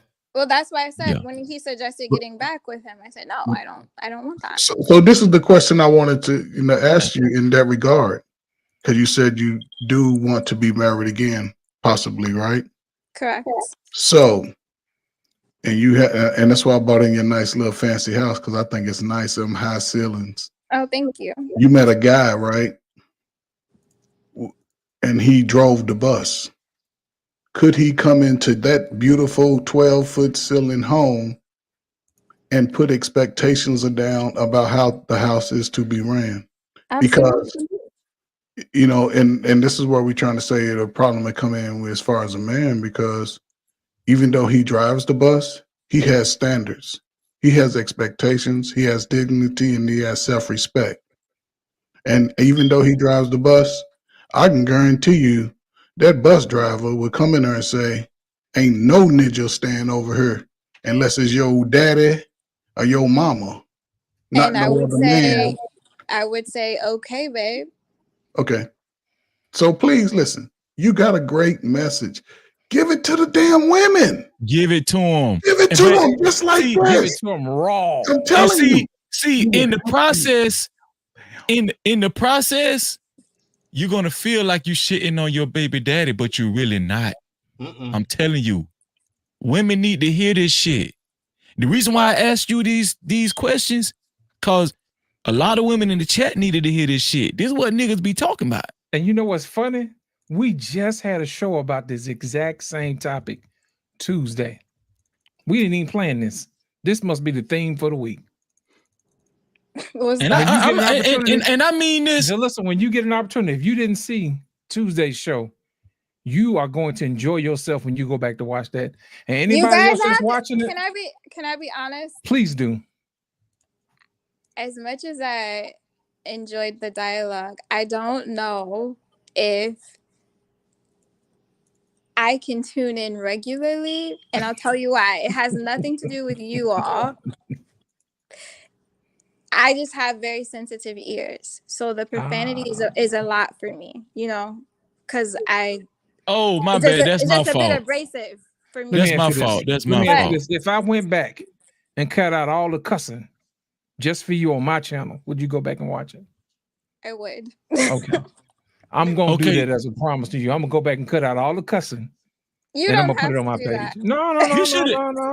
But you should have said that earlier, though. Yeah. Well, it's not my show, and I'm not one to bombard. I got control of my show because I simulcast this whole thing, so I can take the show and cut all the cussing out because I got it on my side. We're gentlemen. We're gentlemen. Right. We ain't gonna enforce. I'm gonna put it and make this sandwich the way you would like it. You know what I'm saying? I'm gonna take all you guys pickles are men, out. You know, so you guys have been conversing in men language a lot tonight. But Jalisa, most of most men that have standards and expectations and have any value, they speak as men and they speak in the truth, regardless of how ugly it is. And if I was nonsense, I would expect these guys to speak the truth to me to help me get better, not to just, oh, Trey Ferg, man, I can understand. You didn't know. We can't make excuses for each other. And that's coming from man to man, just like the message that you're speaking. This is a critical time for these young women who are at 21, 22.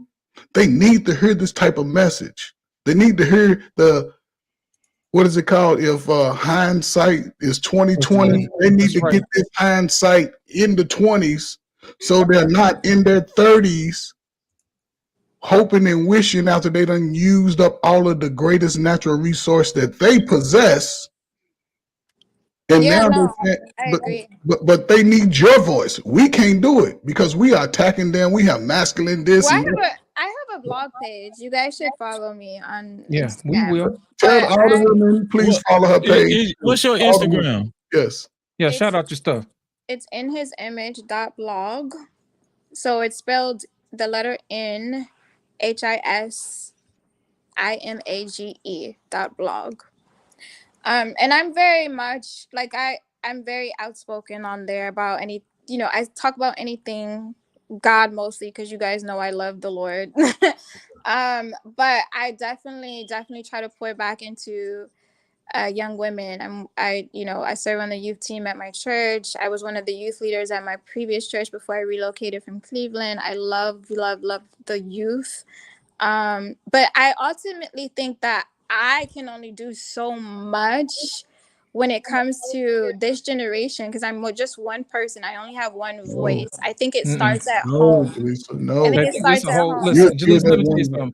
We got a whole choir over here. You ain't got the same solo by yourself. You that one voice. You that one voice that they need, and that one voice builds. Hey, they need to hear your voice first. I told you, Drilly. Don't think it's see, and this is the problem. And I can already see that you feel the pressure of other women telling you that you are going against them. But if you're standing on truth and logic and that word that you're reading, you should expect some of those women to fall off anyway, because what your message is not for their ears. It's for the women who want to be wives, who want to be in a better position than what we're getting out here today. We cannot go the next 20 years. You cannot go from 34 to 54, 64, talking about I'm out here single, I'm out here doing my thing. It would not work. It would bankrupt. It's going to bankrupt us. Yeah. And it's going to affect your own child. I have a 21-year-old son. Thank you, Big Bad Bull. Shout out to Big Black Bull. Thank Big you. Bad Bull. Yes, man. You are one moderator. You natural man of be flocking. You present yourself what men want, but your voice will speak louder to the women. I'm telling you, it'll change. They ain't gonna listen to us because they're not gonna listen to us. We're men. They ain't gonna be afraid. And when you get afraid, just call on Mandrell, call on Freezy, call on Lost in Translation. They'll call on and bring some order to that shit. That's all. But I deal with these rowdy church people all the time. So you got ammo over here. Obviously, I'm just so puzzled, man, because obviously she has you're very well taken care of. You ain't hurting for nothing. You in a nice house. That dude you was with, why y'all do that to y'allself? Why y'all, like 16 years in prison? Like, and then your baby daddy, your husband was how y'all, this is what we were talking about in the beginning. Y'all not good at picking men. You don't know what you're doing. Not good. I was a kid. I was 20. No. Jalissa, y'all make the same types of decisions at 40 and 50 years old. No matter how old you are, you make the same terrible decisions when it comes to men. You don't know how to pick them. Period. I'm convinced. I'm soundly convinced.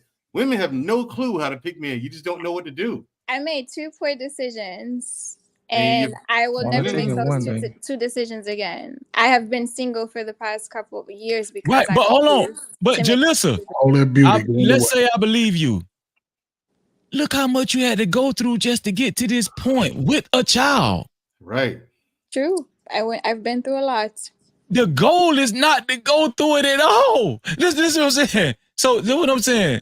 All I'm telling you, Jalissa, is that your voice needs to be heard. It does.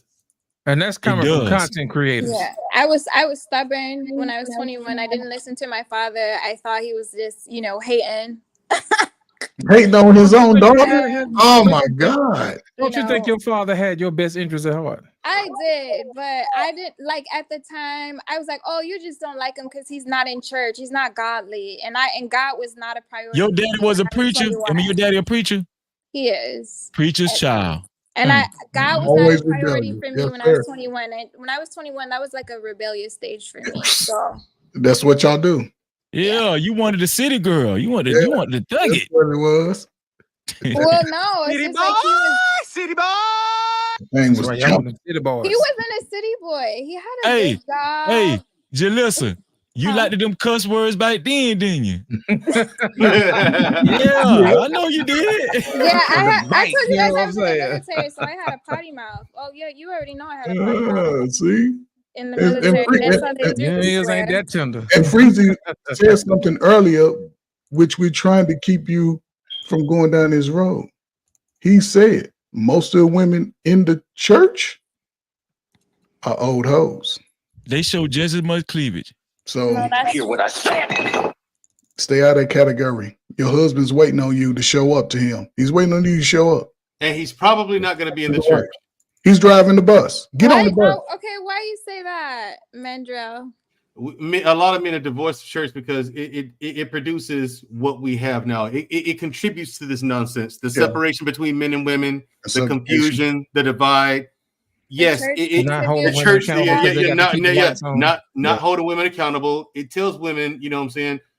No matter what, God there are loves preachers, you, there are preachers who preach this feel-good message to women, and it's not realistic. It's not teaching unity. It's not teaching togetherness. Where are you located, It Mandrell? doesn't matter. All churches are doing that. Me? Oh, yeah. All of them doing that.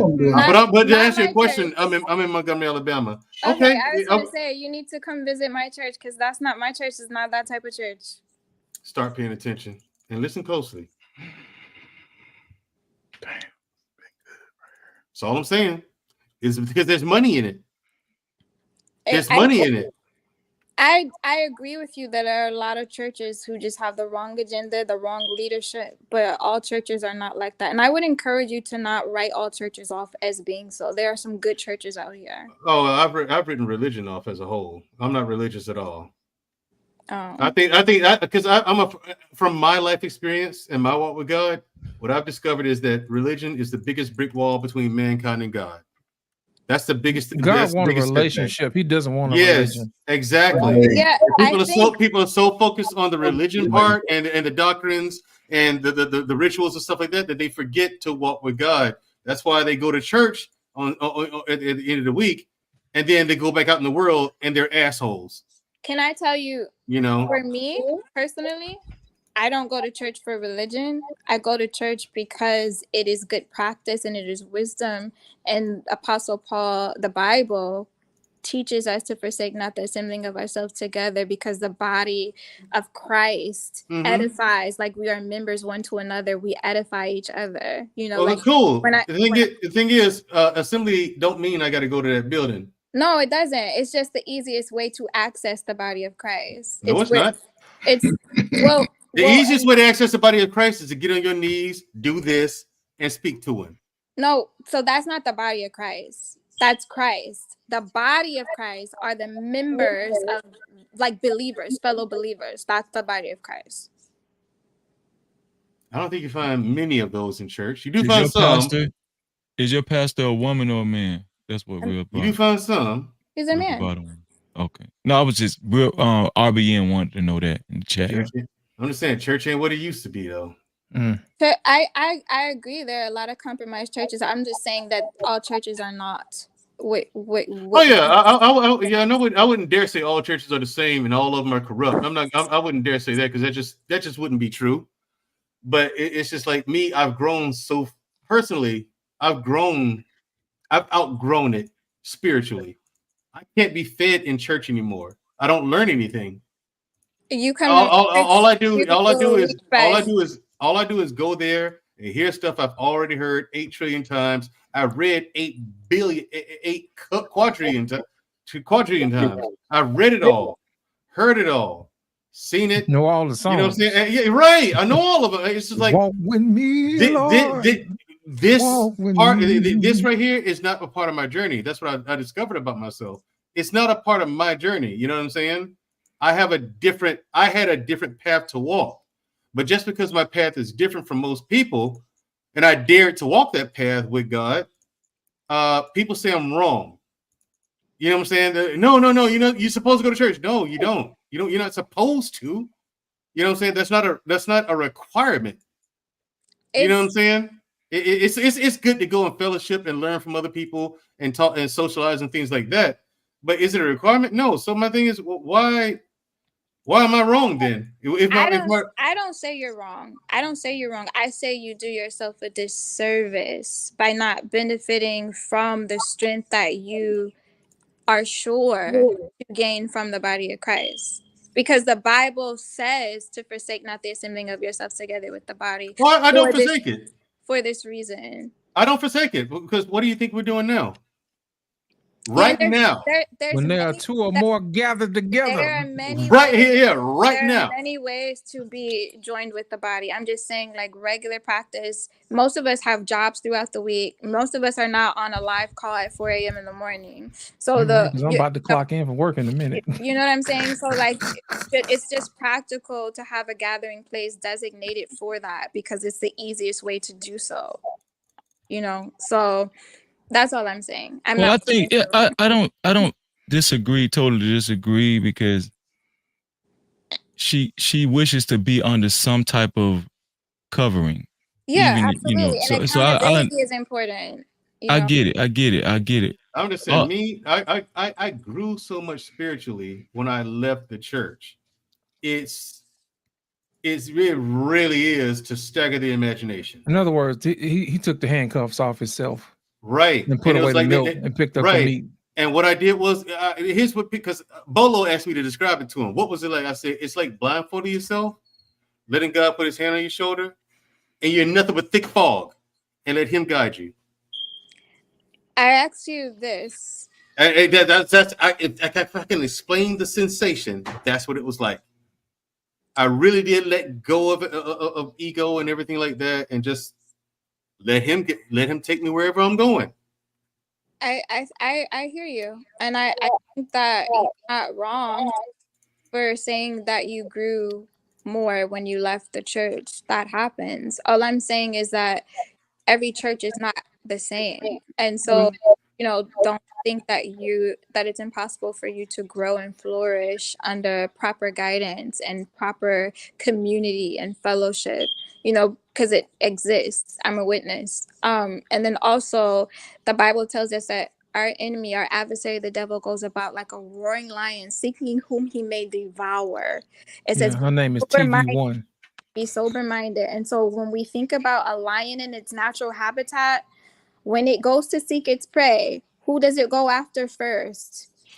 The one that has separated himself from the herd. The weak.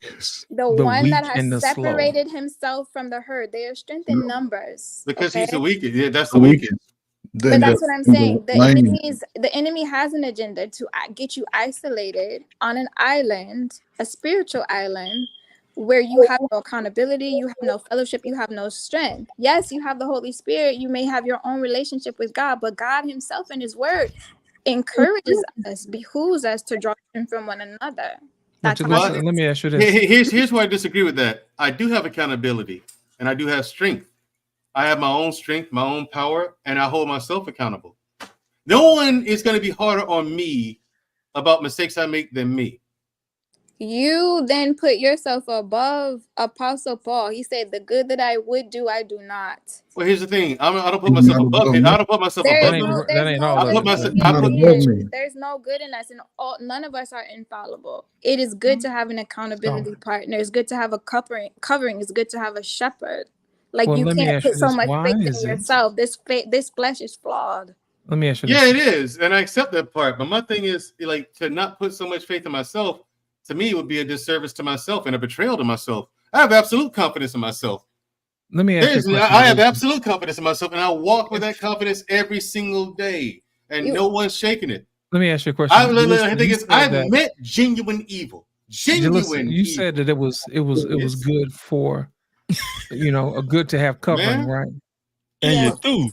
Right. And you Why do. are so many women uncovered? Because they're foolish. And that ends our show, ladies and gentlemen. Please tell the women this. Yes. Please tell the women this. And the thing is, Jalissa, I agree with the rest of the guys. You are a voice that needs to be heard. For real. I agree. I agree with them. If you've been thinking about doing content, do so.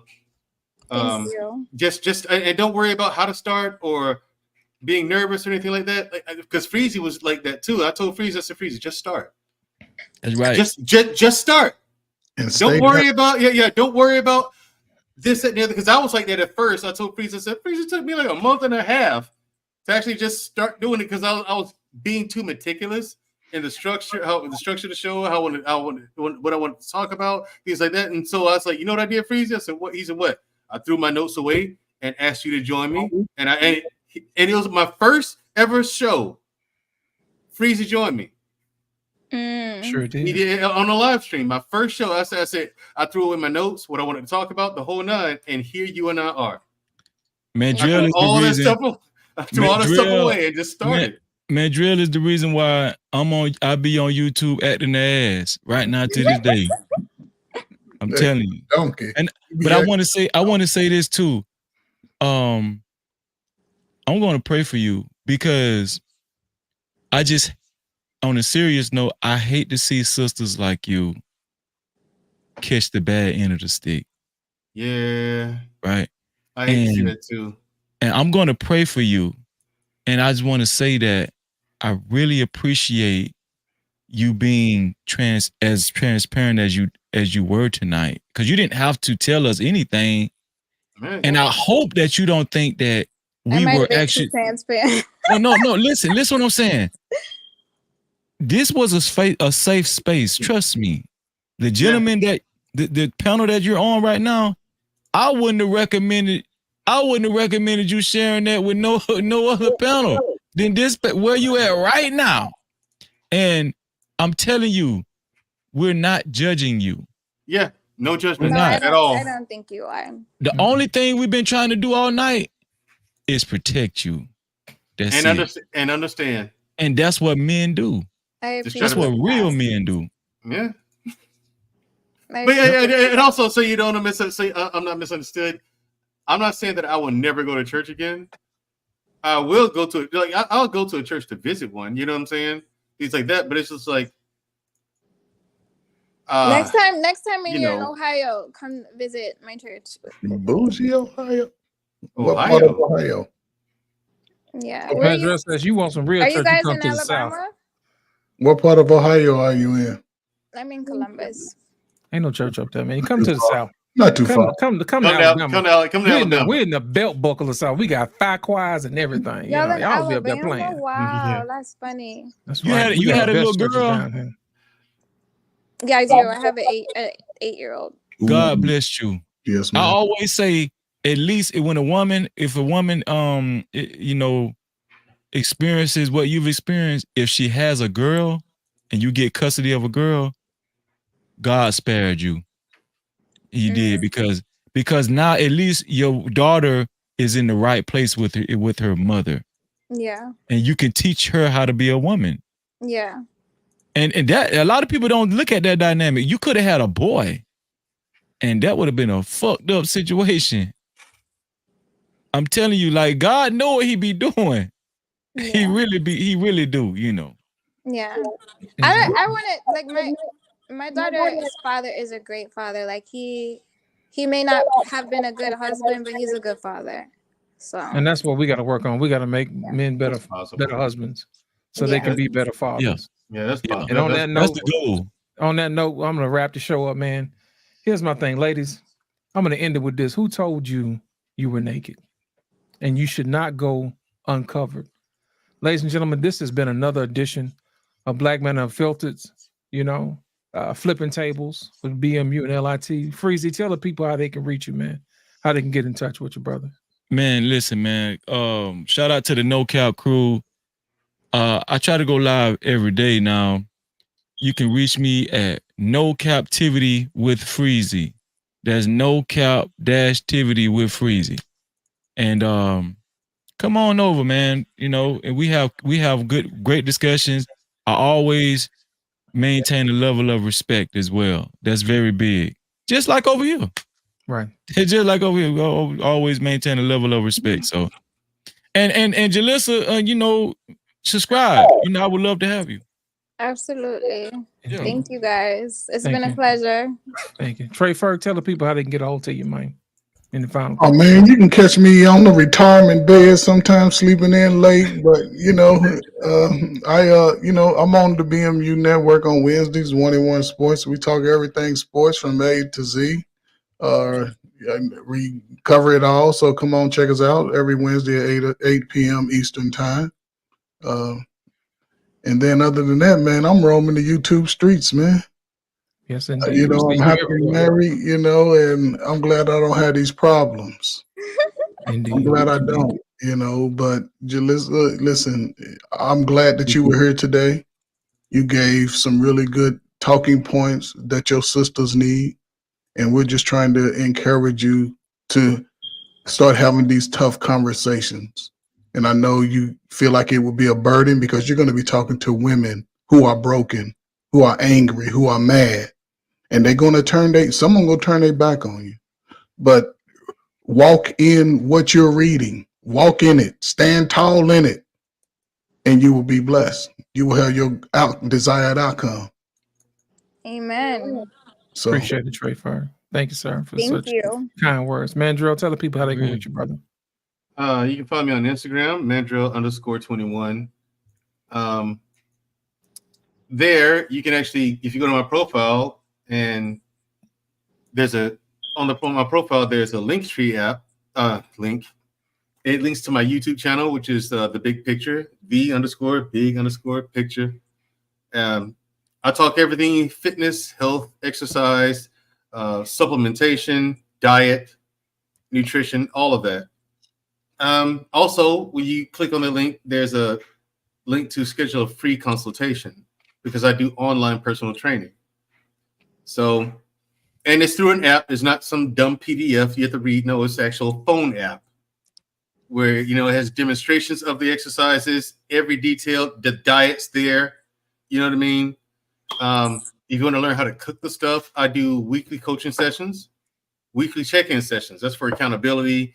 And actually that it works good for accountability because people are like, oh, I'm just embarrassed. I don't want to disappoint you. I'm like, okay, cool. But it helps motivate. I help motivate people. I also educate people in those coaching sessions as well. Because my ideology is once you're done, then because a full cycle is 9 months. And at the end of those 9 months, if you choose to stay that long, I don't want you to need me for anything. I want you to know everything that I know.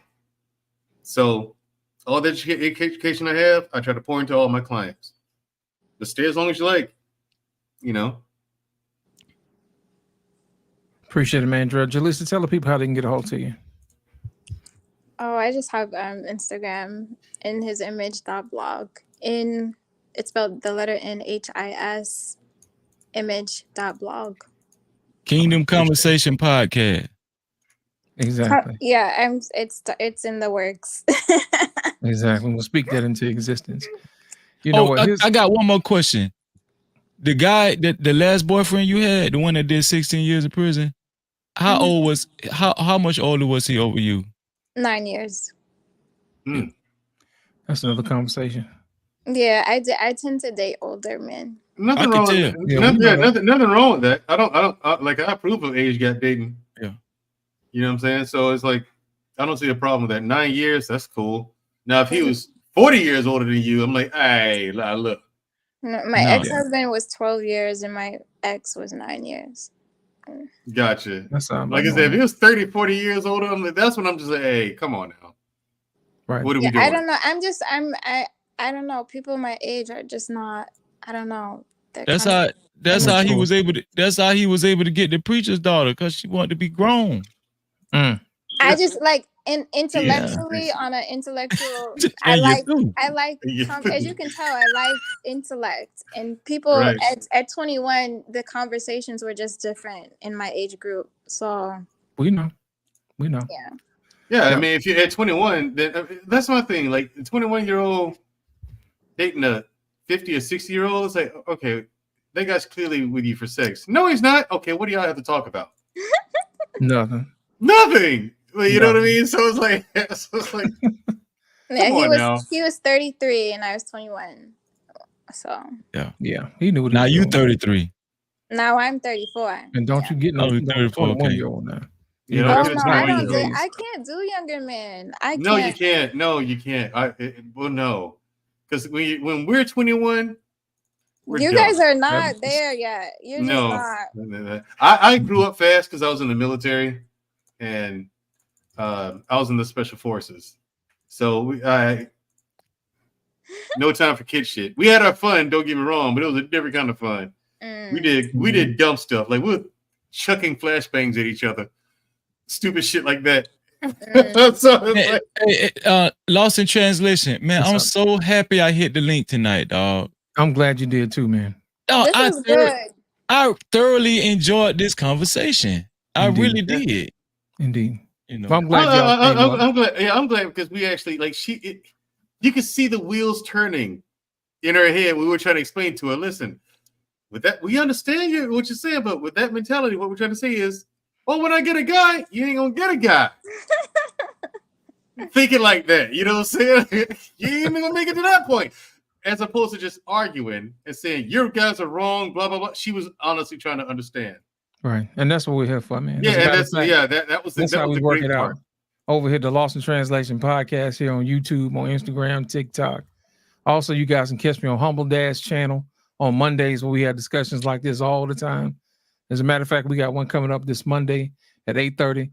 Also, you can catch me here on Tuesday, Black Man Unfiltered Flipping Tables. And from time to time, we'll have a surprise show. Black Man Unfiltered hit me up with this show today, and I was like, yeah, this is a conversation we need to have. And I had no idea it was going to turn into something like this. Also, you can catch me on Friday nights at the barbershop as well, too. So, ladies and gentlemen, thank you guys for coming out. I appreciate you. And once again, thanks for coming out to another edition of Lost in Translation podcast. Black Man Unfiltered on Flipping Tables. Y'all guys have a great day. Thanks for coming out. Make sure you guys hit the like button, hit subscribe. If you hadn't hit the like button, hit subscribe. Y'all go ahead and do that now. Thank you so much. Y'all have a great day. You too. Take